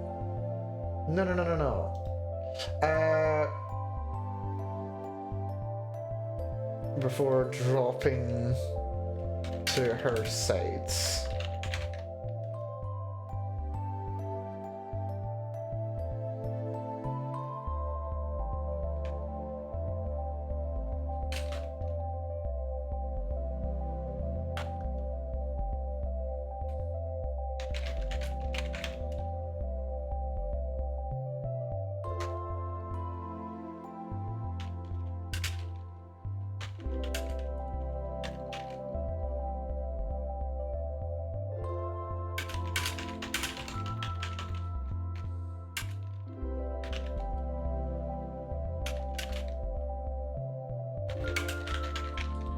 And I'm breaking my no ellipses rule. I'm using ellipses, boo.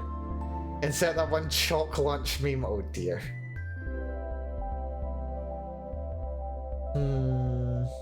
Somewhat meekly, Brianna's hands reach slowly for Clementine's waist instead, before dropping to her sides. What is this?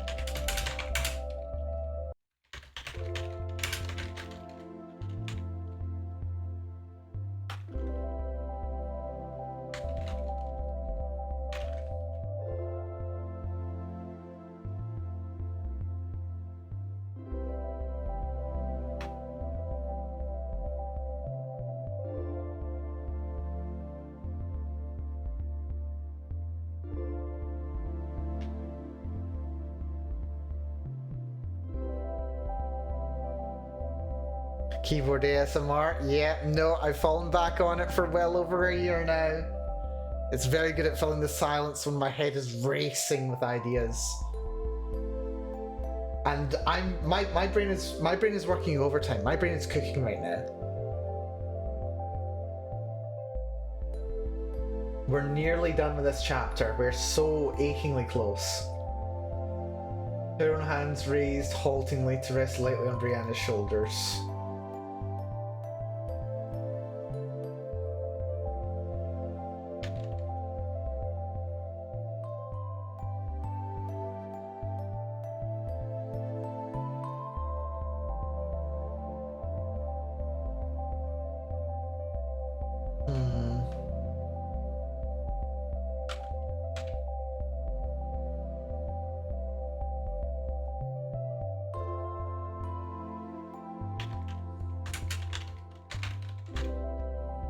Please write down everything and jam it in somewhere in the book later.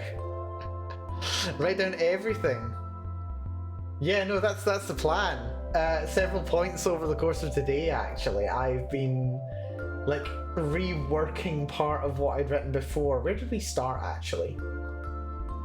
So, today we started way up here, actually. Like, a third of the way up, actually. I asked why I didn't ask you to do anything. The line that I went with after that was originally, it became all the way down here. Where's it gone?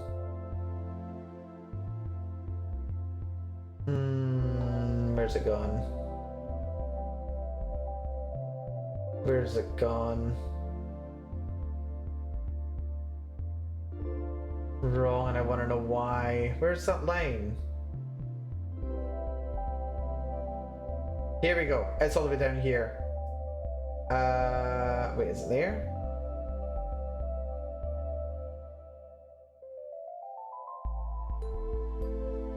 I don't even know where it's gone. It's gone. It's in here somewhere. Doesn't matter. But yeah, I've been reworking parts of it over the course of today. It's been fun. This is such a tense scene. I'm glad to hear it. Glad to hear people are enjoying it.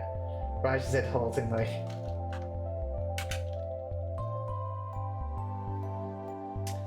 And now we get back to something that I only mentioned in my one sheet.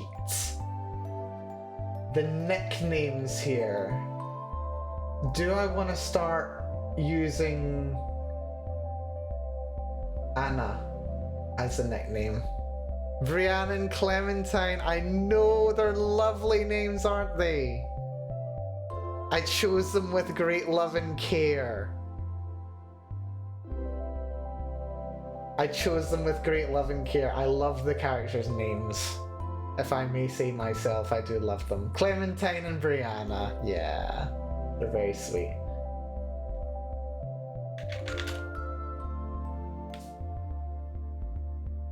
Her hands are slightly on her shoulder, but do they feel light to Brianna? That's the question there.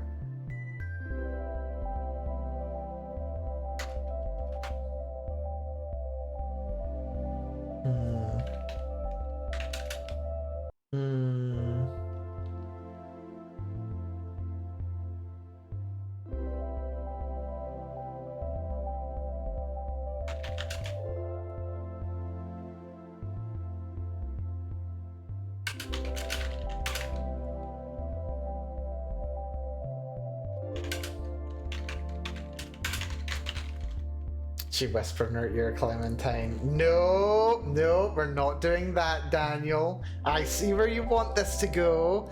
We're not going there. Not yet. No, no, no, no, no. They have to suffer more. Also, if only you could see how wide my pupils are right now. If only you could see how wide my pupils are right now. They are so dilated. The girl's eyes flinch slightly.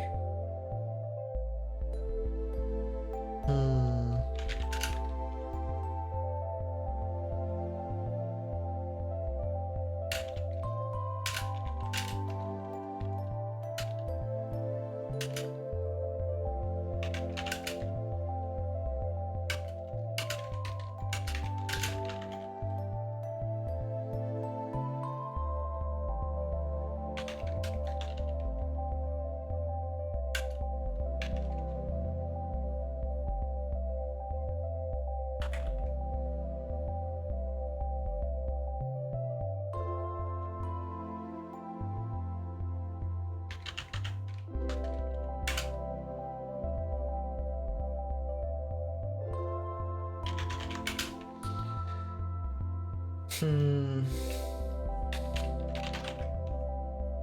Something asked.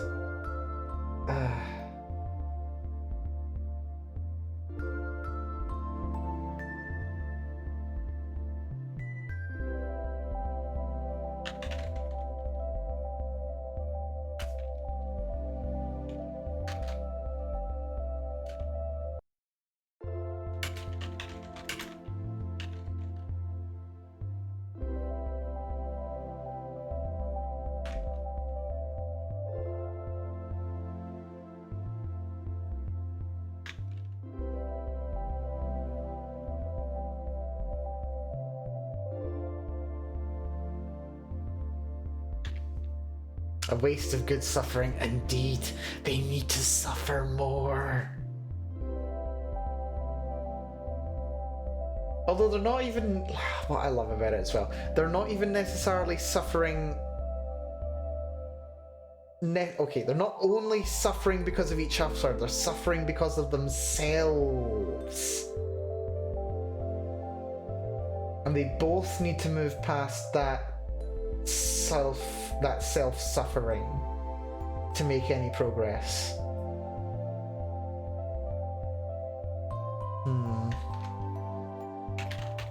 Also, we're well over the time that I wanted to finish. I need to be asleep in 25 minutes, I'll have you know. The things I do for love of Yuri. Brianna...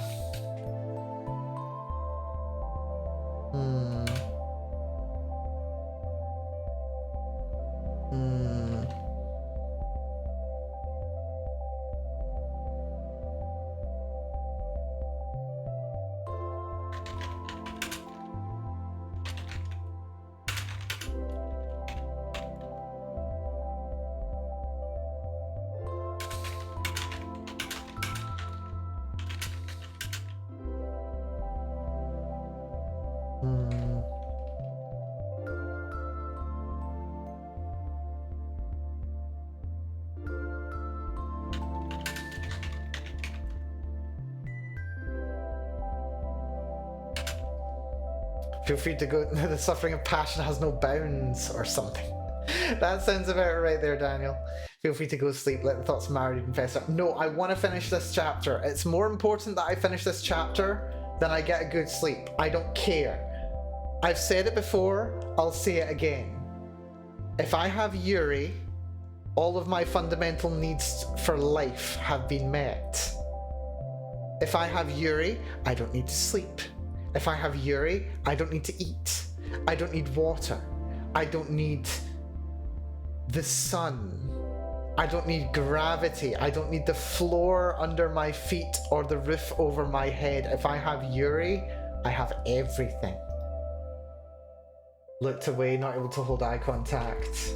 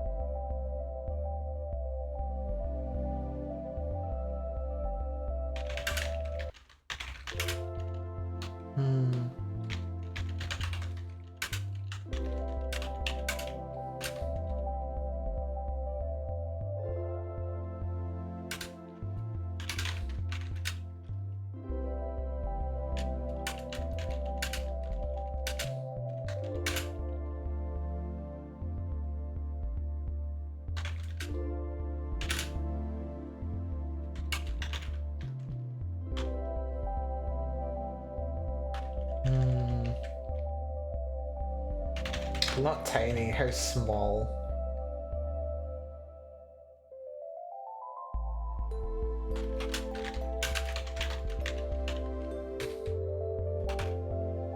How delicate. The slight summer breeze whispers her name. Clementine. Clementine. That's it. How delicate.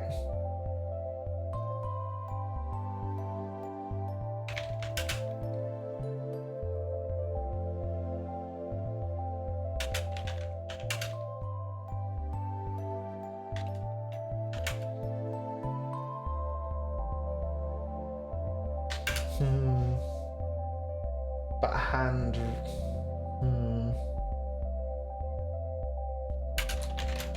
But slowly, a hand rose to...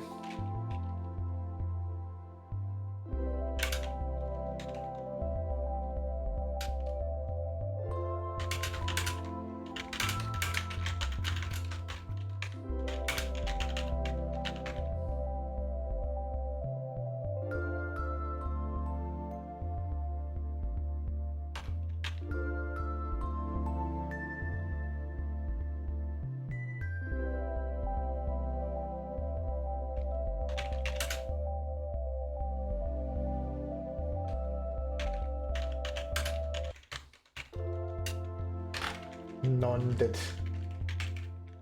Brianna nodded slightly.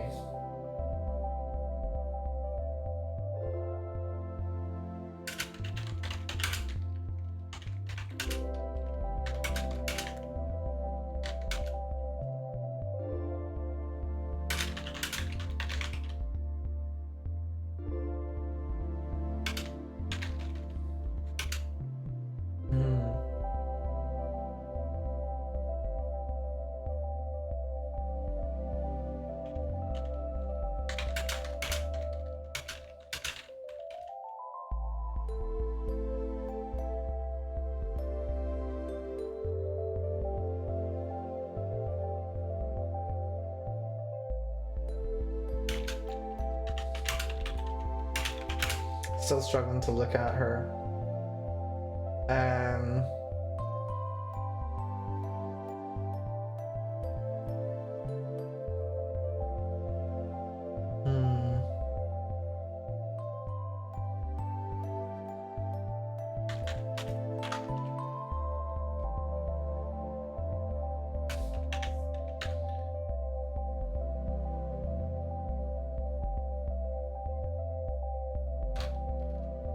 Still struggling to hold her gaze, eyes weary.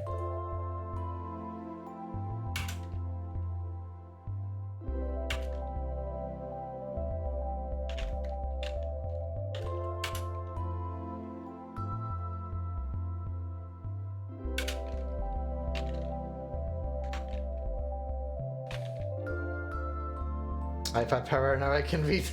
Excellent, excellent stuff, Daniel. Still struggling to hold her gaze, eyes weary, she spoke quietly.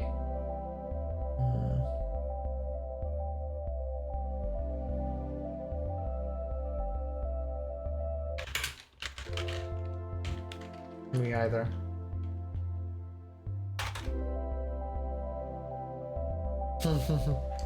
Phone too small? Oh dear. I have tried to increase the text size to a level that's somewhat comfortable, but it might still be a bit too small. I'll see if I can increase it a little. We've not got long to go, but I mean, who are we kidding? I only write this once a week anyway. There's the text, that's the tab size.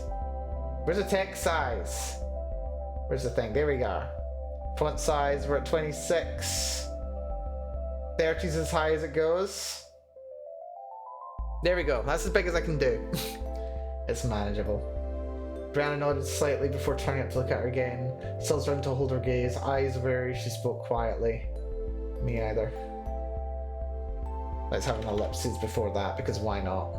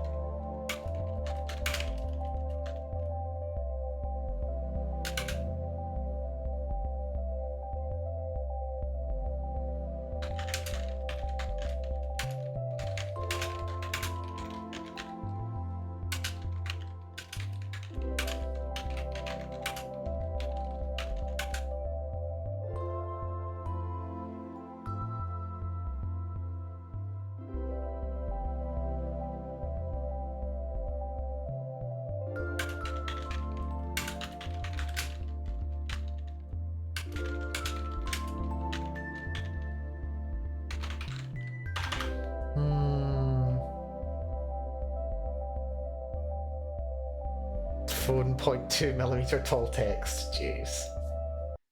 Suddenly Clementine's mouth felt very dry. She realised just how closely we were standing together, pressed against each other, all but embracing. And my legs have been crossed almost this entire time and no one's given me a posture check. I'm winning! It's nearly been 4 hours and I'm still winning! Right, let's get this thing done, shall we? I'm so tired. The closer stand together, pressed against each other, all but embracing.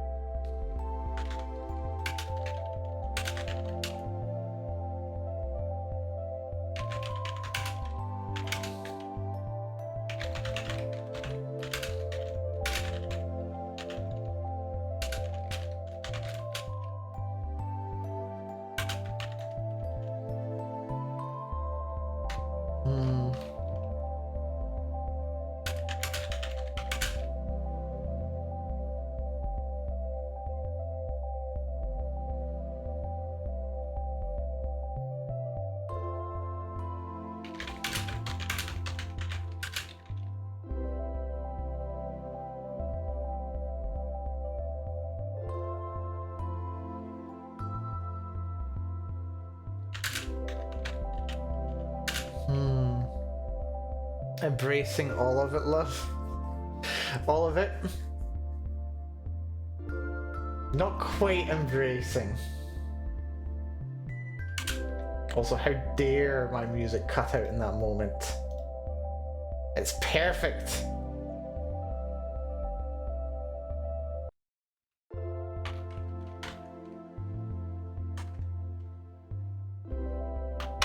In this moment, she ached.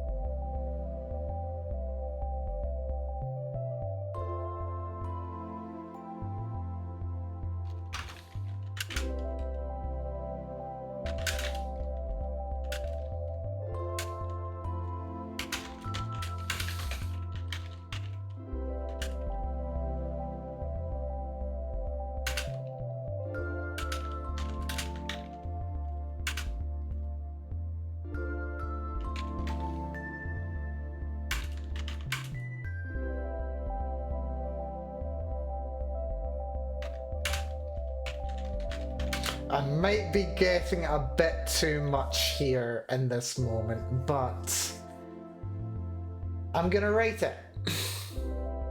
In this moment she ached, not from the misery that had plagued her for months, nor from the intensity she'd felt so many times with Brianna these last 2 days. The ache was raw, almost unbearable, but in that agony was a bright,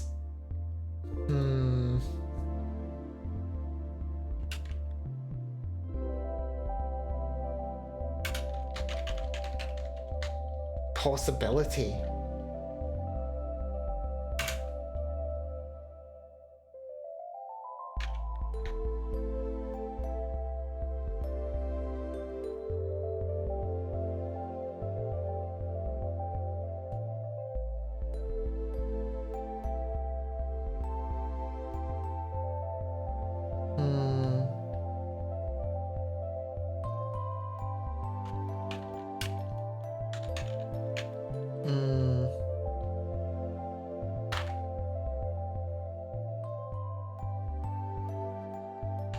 Let's mix our metaphors. A sweet burning possibility. Wait, what did I just write?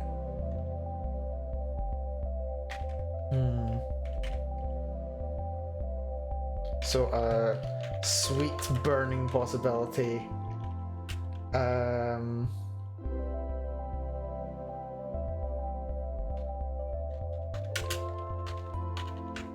A bright bitterness. There we go. And now I'm listening to 2 out of 3 ain't bad. God damn it. A sweet burning possibility. A bitter brightness.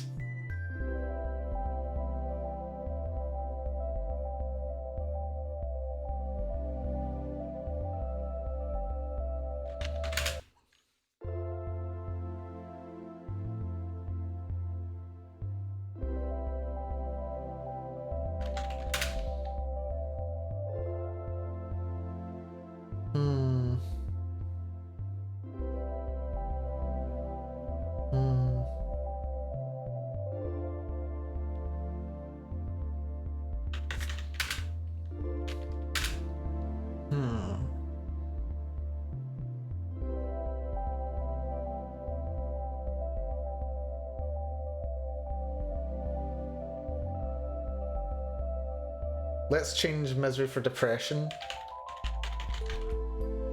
Not from the depression that had plagued her for months, nor for the intensity she had felt so many times with Brianna these last 2 days. A bright bitterness that might sear away the misery.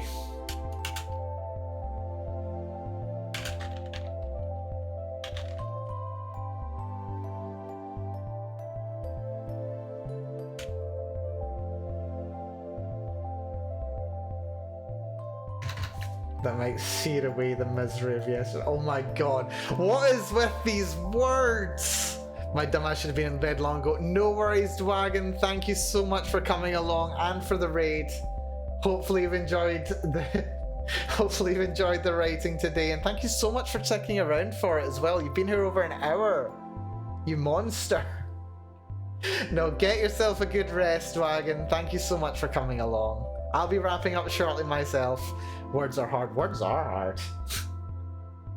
Take it easy, Dwagon. Thank you again so much for coming along and for the subscription as ever. 4.5 hours of sleep. Here we go. Oh my god. Rest well, Dragon. And hopefully you can rest more at the weekend. I know I'll be hoping to myself. These lines. These are... I think part of me feels like these lines is why I'm writing right now.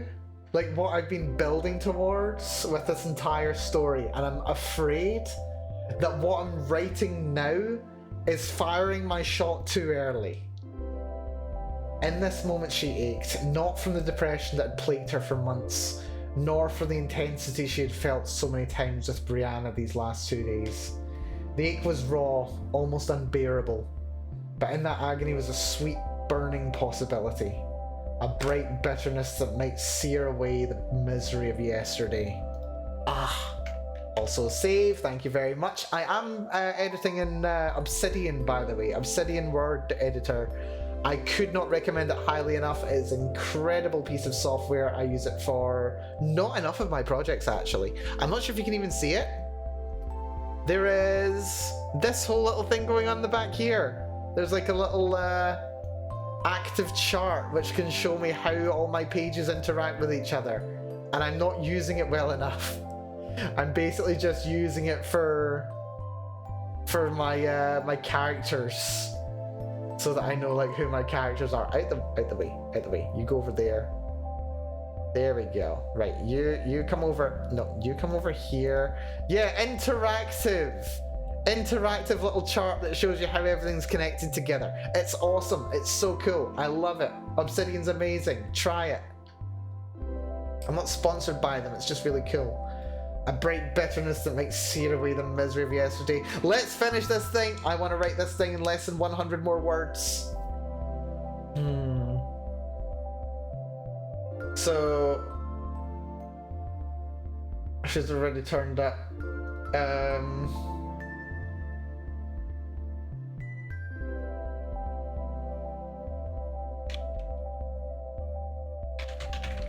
Brianna's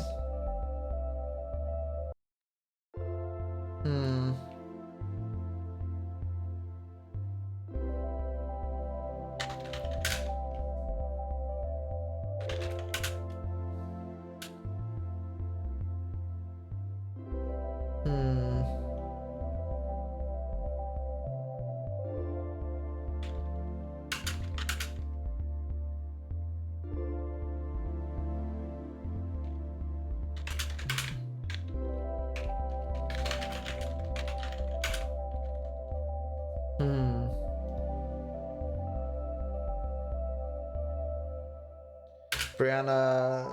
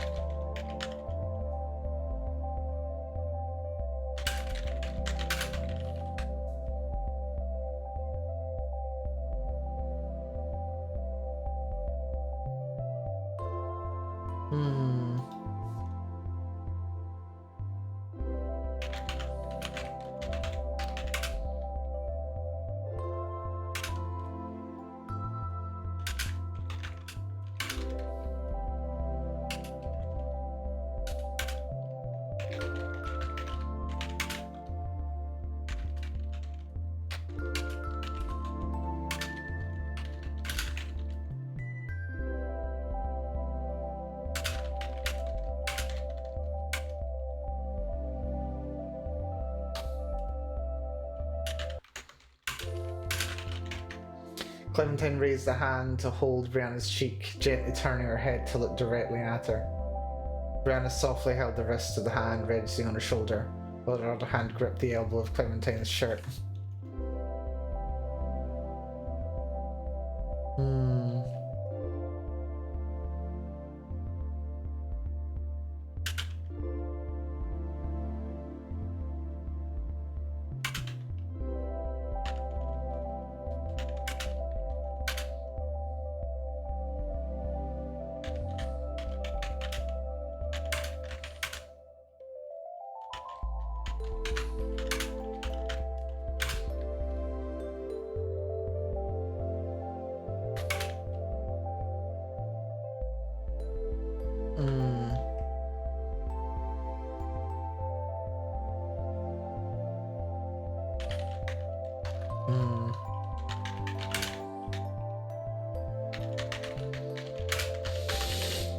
The last vestiges of hardness and resistance seemed to leave Brianna's eyes.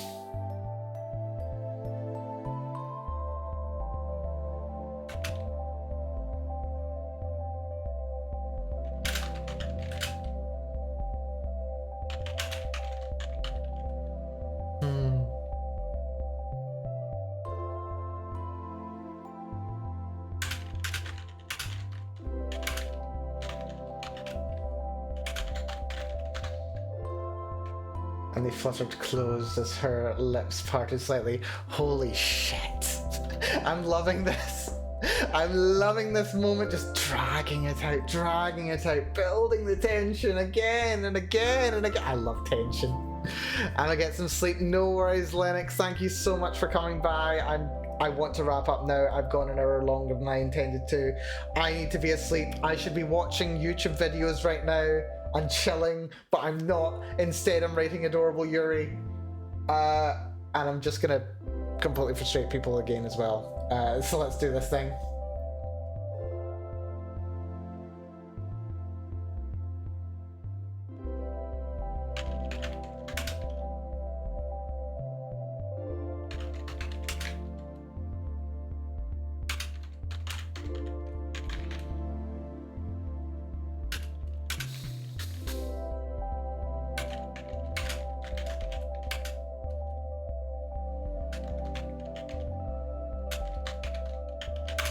Also, yeah, one last time, thank you so much for the raid, Lennox.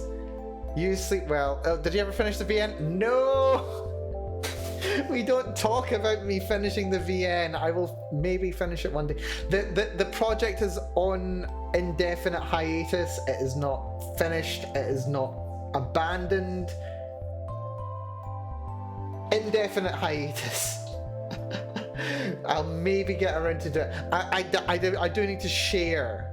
I do need to share the script for it though. I'll probably do that at some point. But yeah, no, indefinite hiatus, sadly. But anyway, you take it easy, Lennox. Thank you again so much for the raid. I do appreciate it. And for spending over an hour of your time here with me as well. You take it easy. Be good to yourself, Lennox. Have a good weekend when it comes for you. Something feeling as close as she ever had. Something,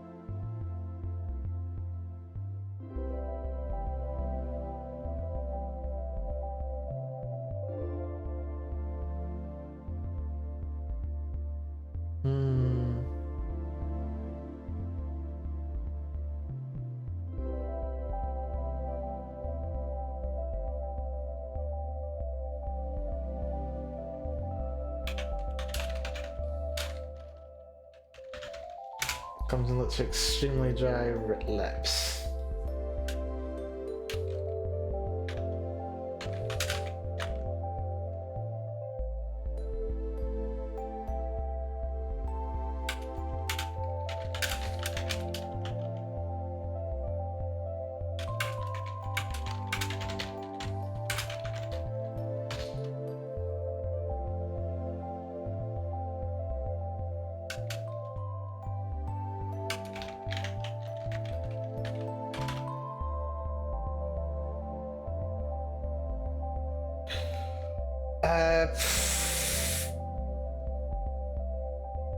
This is... How do I end it? How do I end it? I know what I want to do. I know where I need to go. We've covered this already. But how exactly to finish it off in a way that doesn't take 20 minutes? Or more.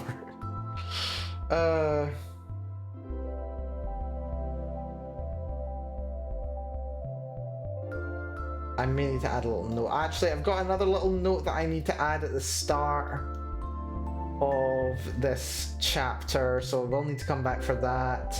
That's chapter section 2. Also, Jesus Christ, this section's taken more than half of this chapter. Has been this entire scene. My god. We're not done. I need to be done soon though.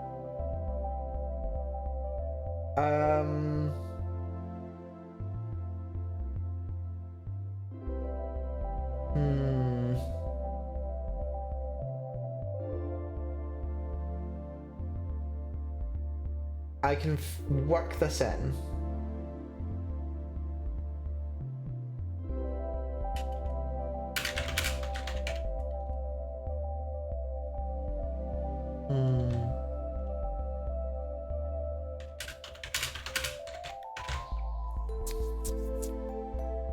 Yeah.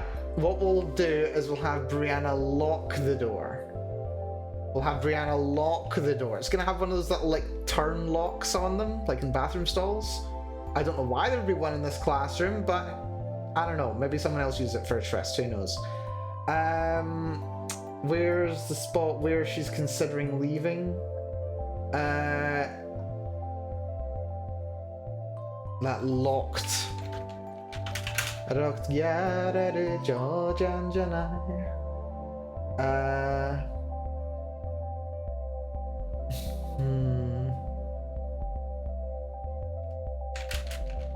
At the locked door. On the other side of that door.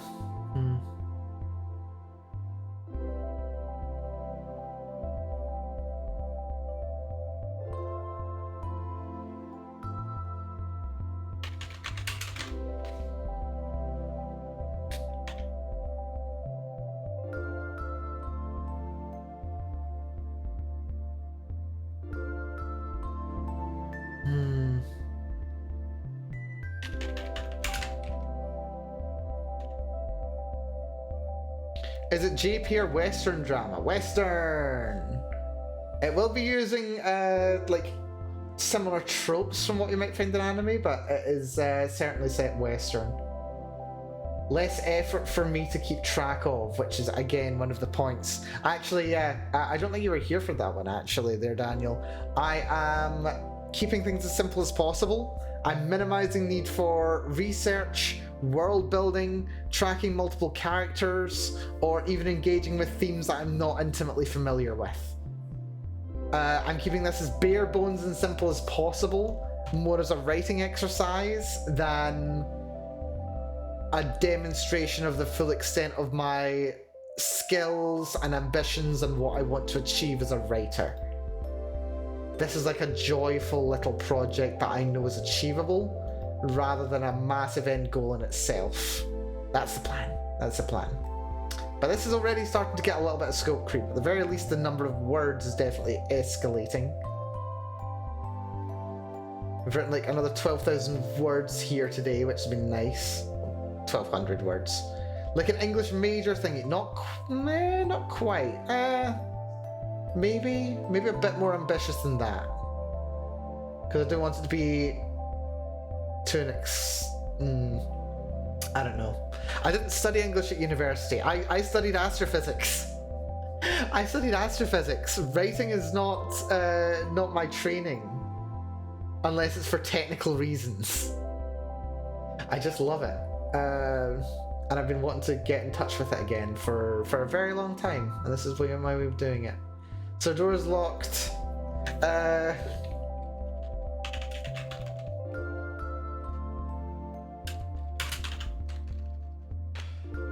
Very simple though, very simple. So, townfolk English. Not quite townfolk English, I'd say. I don't know. I do take some pride in my writing, by which I mean I'm very pretentious in my writing. Yeah, that way. Suddenly, yeah, here we go. I'm interrupting us yet again.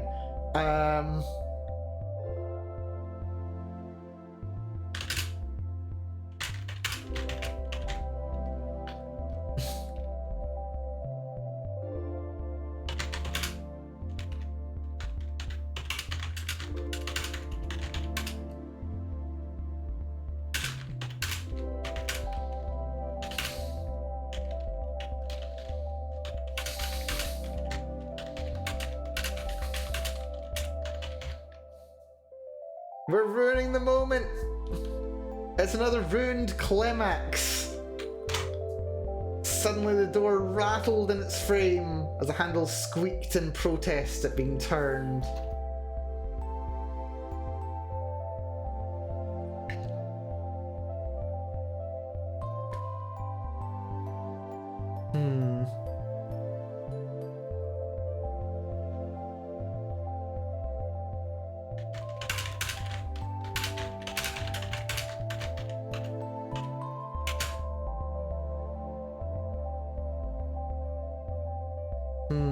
Like a shot had been fired.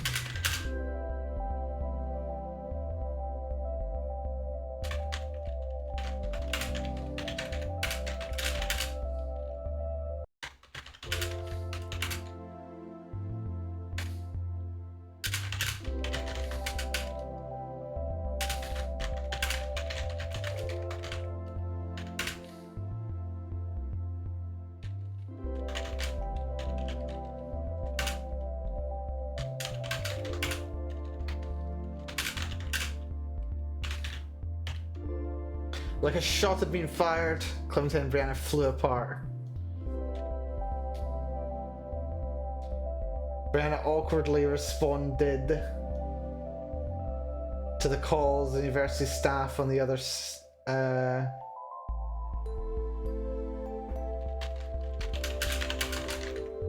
outside the room, while Clementine hurriedly tried to refit her bra.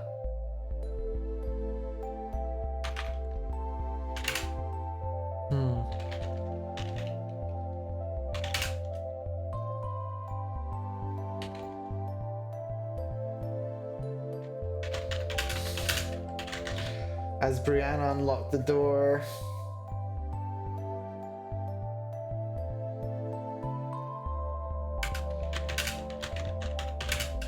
she shared a look with Clementine.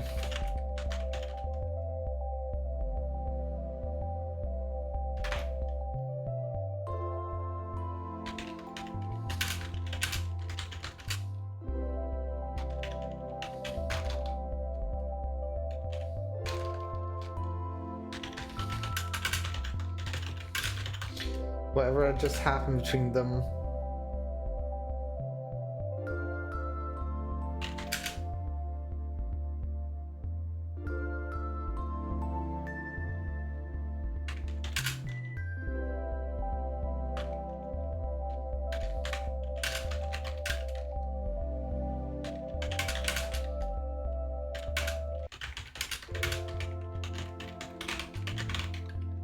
Oh.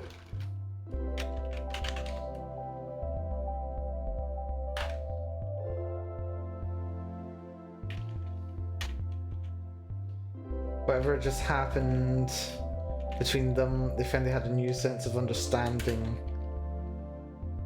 with each other. Not of each other, with each other.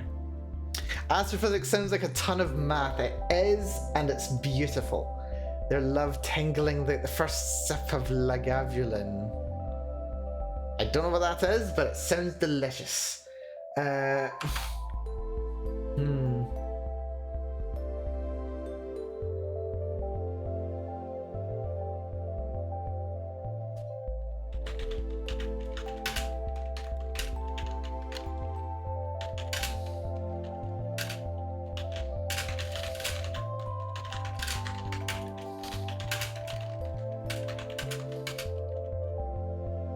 Whatever boundaries there had been between them was beginning to crumble.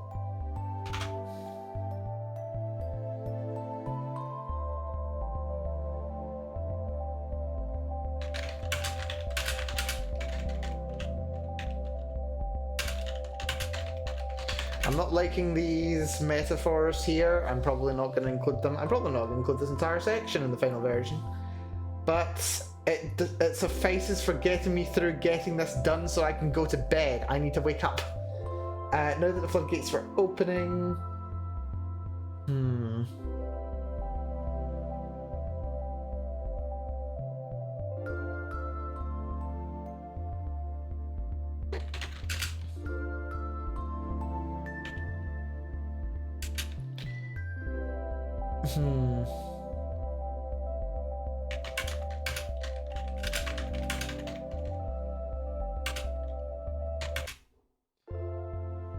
This is it's too definitive at this point. I don't like how definitive I'm writing here.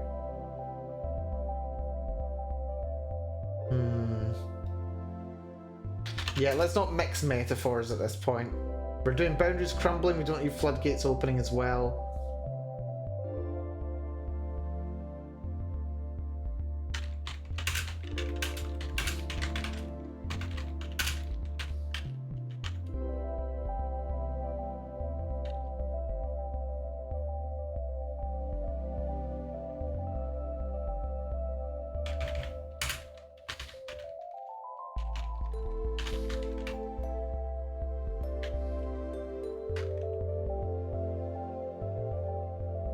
They have to continue their discussion.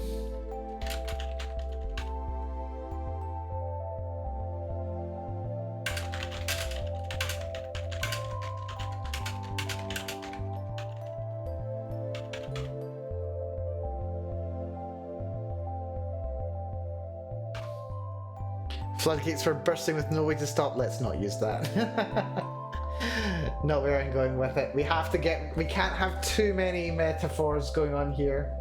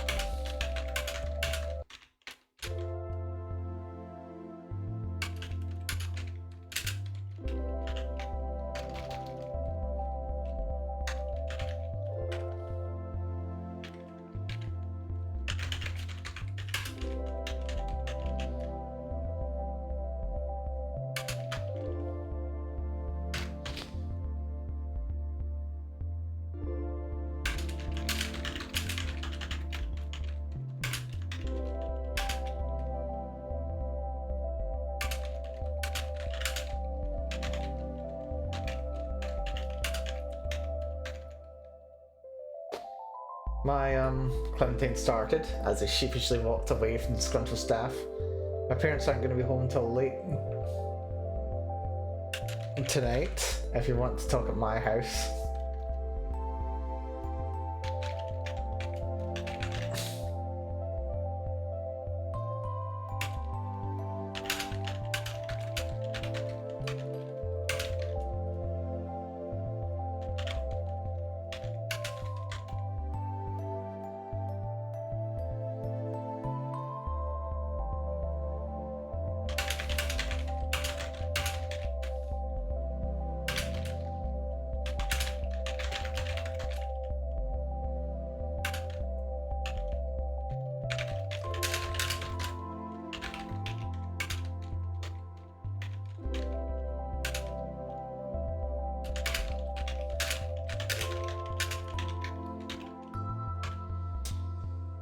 Brianna gave her an entirely skeptical look, and only too late did Clementine recognise the potential implications of what she had said.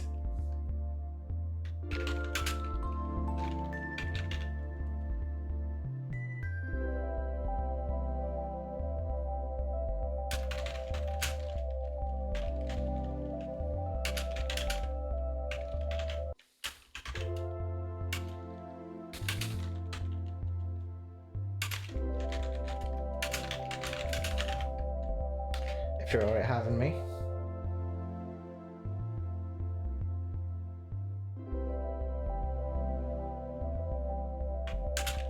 If you're alright having me over.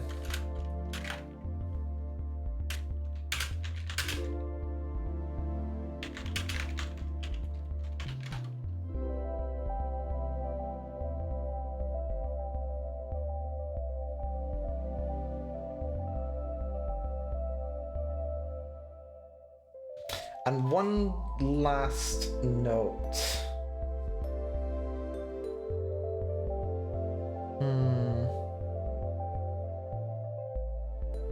One final note. Teasing. No, not here. Not here. No teasing from Brianna in this moment. The potential is there, but she's not. Also, is that how you spell skeptical? I could have sworn it had a K. Yeah.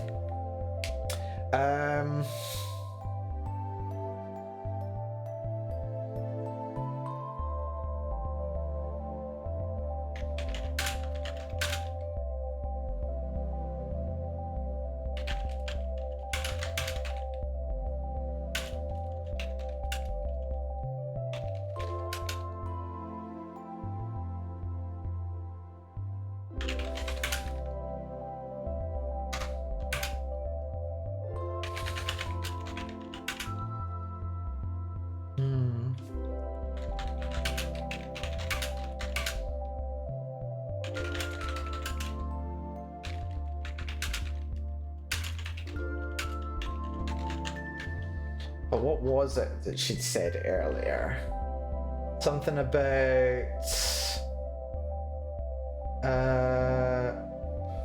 it was at this point. What is this? Can we talk? No, it was before that. It was at this point. Before here.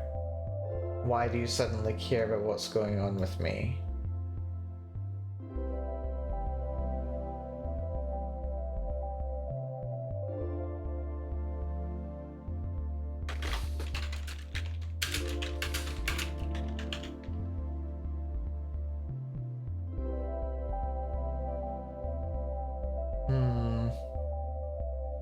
Where's that line?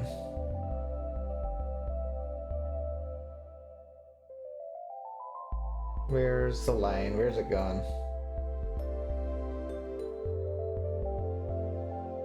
Where's it gone?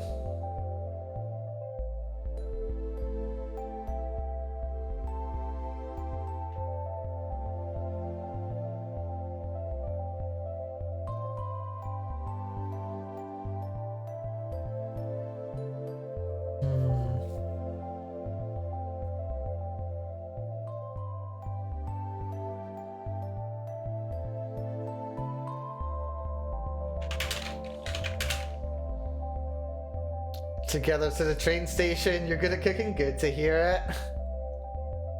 Yeah, they need to go together. But we need to call back. There's like one little note that I have to introduce here. A new little element of doubt. Because Clementine, she's on to something. She's figured out a way that she and Brianna can let their boundaries down around each other. Which is how they've been able to make what progress they have made in this chapter. And the chapter prior. But she's still got a degree of self-doubt about it. Like, how is she going about doing it, and is it okay?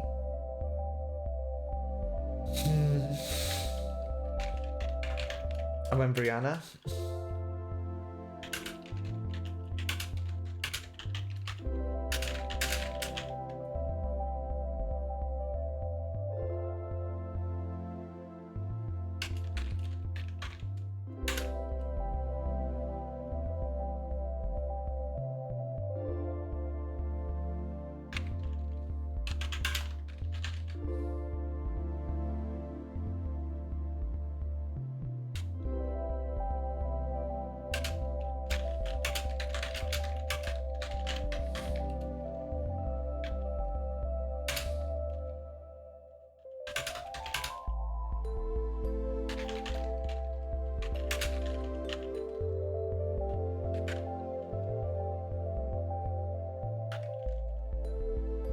We need to put that asterisk there.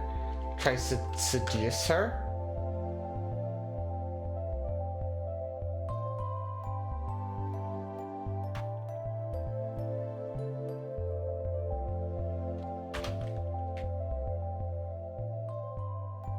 I think we can get rid of the emphasis there.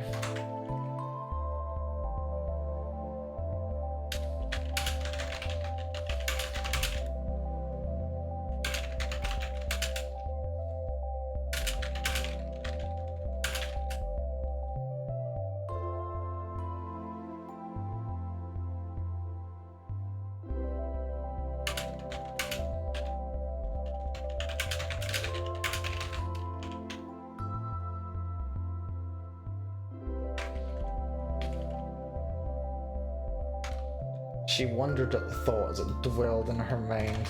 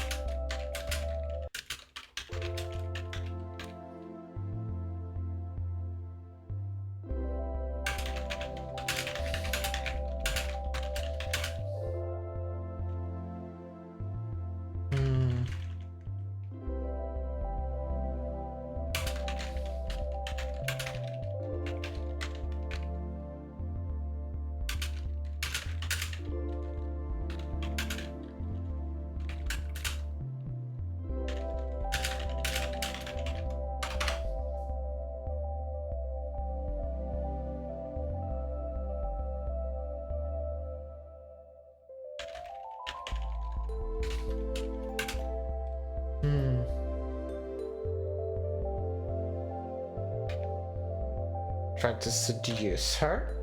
She wondered at the thoughts as it developed in her mind. Brianna sitting opposite her on the train seats, completely ignorant.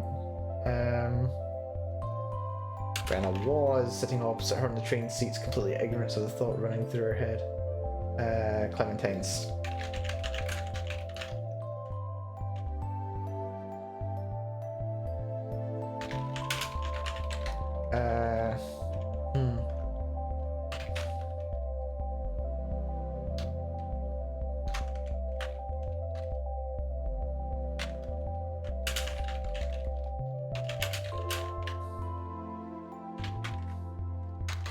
Had she successfully seduced her?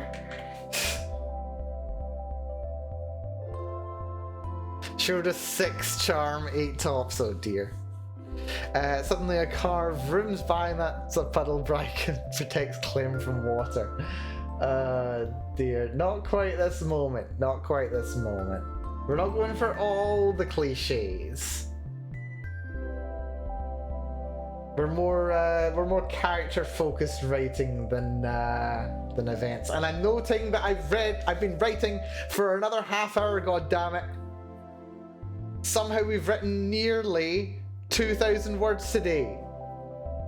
In 4 hours. No, not 4 hours. Wait, what time did I start? I've been going for nearly 5. What the hell's going on, Mel? Dear me. Okay.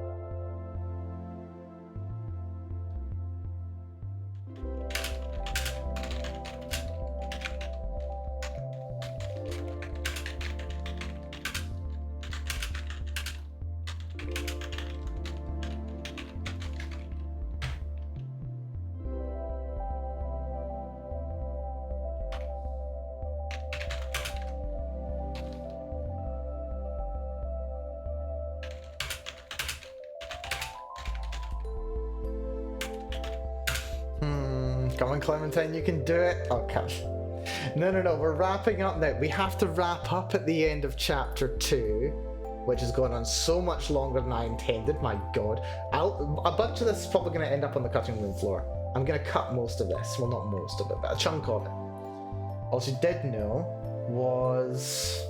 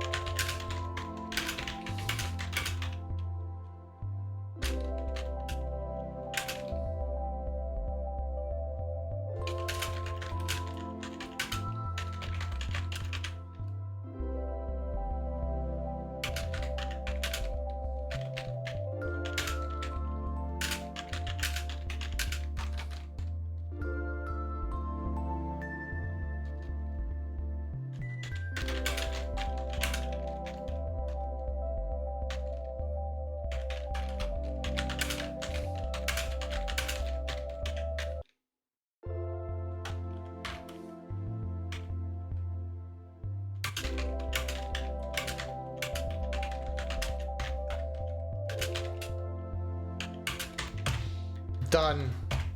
Done, done, done, done, done.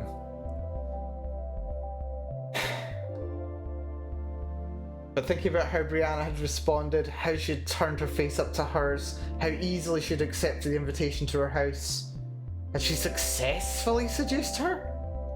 The thought made her feel slimy. Was she just manipulating Brianna for her own satisfaction? All she did know was that they did need to talk. And if she would have to apologise after they were finished, then she would apologise. She knew, one way or another, she would have to. That's it. That's it. That's the end. That's the end of the chapter. I do need to add one brief little note at the start, which is probably going to be like 3 lines. Just Clementine at home with her mama, and then we can work from there. But I'm calling it here. My god, I can't believe I've been writing for 4.5 hours. Massive thank you everyone for coming along today. I hugely appreciate it. This has been incredibly productive, incredibly addictive, to say nothing of that. I've gone nearly twice as long as I intended today. My god. Hello, Yuri! Good to see you. I assume you've been looking for a bit. Hopefully you've been enjoying yourself. Hopefully you're doing okay. Hopefully you're taking care. Yeah, I've been writing Yuri. It's been good. It's been wonderful. Yeah, believe it or not, this is only chapter 2. We've got so much more to get through by the end of this story. It's gonna be a lot of fun. Yuri, you're in pain. Oh, that's a shame. Oh no. Yuri, I hope you're taking care, being good to yourself.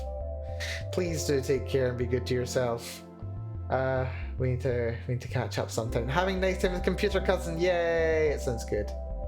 Sounds very good. Is it 30 chapters? Daniel, this is going to be 5 chapters. I'm writing 5 chapters and no more. At this rate, we may be going up to somewhere in the region of 20,000 words, but that's a cursed number for me. I will try to avoid it. But yes, no, without any further ado, unfortunately, I do have to head off. Yeah, it's a short story, very short story. Yeah, short novel, absolutely. But I'm very proud of it. I'm proud of it already. I love it. We are over 6,500 words, nearly 7,000 words so far. I'm very happy with it. But yes, massive thank you everyone for coming along today. Whether you've been here from the start, you came along partway through, you've been lurking, or you came along with one of the raids, I do appreciate it. Special thank yous to Angweedwagon and Space Captain Lennox today for coming by, especially to Angweedwagon for the subscription, and also to Daniel Palmquist for the follow. I do appreciate it. Hopefully you've enjoyed yourself here. If you are watching and you're not already following me, do consider dropping a follow, because I love seeing number get bigger, whether it is my word count or whether it's my follower number. Both of those are awesome. Let me give a shout out to Yuri Hart as well. Yuri is a wonderful friend of mine. Yuri has been playing Hades. Yuri also does all kinds of game development, programming, hardware stuff, and is just genuinely a fascinating and endlessly interesting and fun and wonderful person. And you should definitely, if you enjoy my stuff, you'll probably enjoy Yuri. So yeah, please do check out Yuri too. But with that having been said, I'm so tired. I have to be awake. Very, well, not very soon, but too soon for my liking. I'm gonna go to bed. Thank you so much all. Take care of yourselves. Be good to yourselves. Next time on stream is going to be 1 p.m. UTC +0 on Saturday. We are going to be playing some more Elden Ring, which I've been adoring lately. I'm really getting into it. So yeah, please do come along for that. And we'll also be playing some more Stalker Shadow of Chernobyl on Sunday at the same time. That is the current plan. If anything changes, we'll let you know. I'm off to bed. Take it easy. Be good to yourselves. And I'll see you all again very soon. Bye-bye, everyone. Bye-bye. Bye-bye. Oh my god, how many hours? How many hours? 4.5 hours. Oh my god. What am I doing? What am I doing to myself? You know what? It's fine. Yuri? More important than life.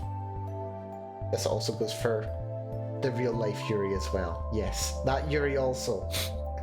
All Yuris are more important than life. This is important. Yes, we shall be reading. Who do we have to read today? Who's readable? You're not streaming, Yuri, sadly. Let's read Fracta. We'll read Fracta, who's playing Helldivers, which I've not even seen any gameplay of. Fracta Bellum is playing Helldivers 2, which is fantastic. Take it easy, all. Take care. Be good yourselves. Matane.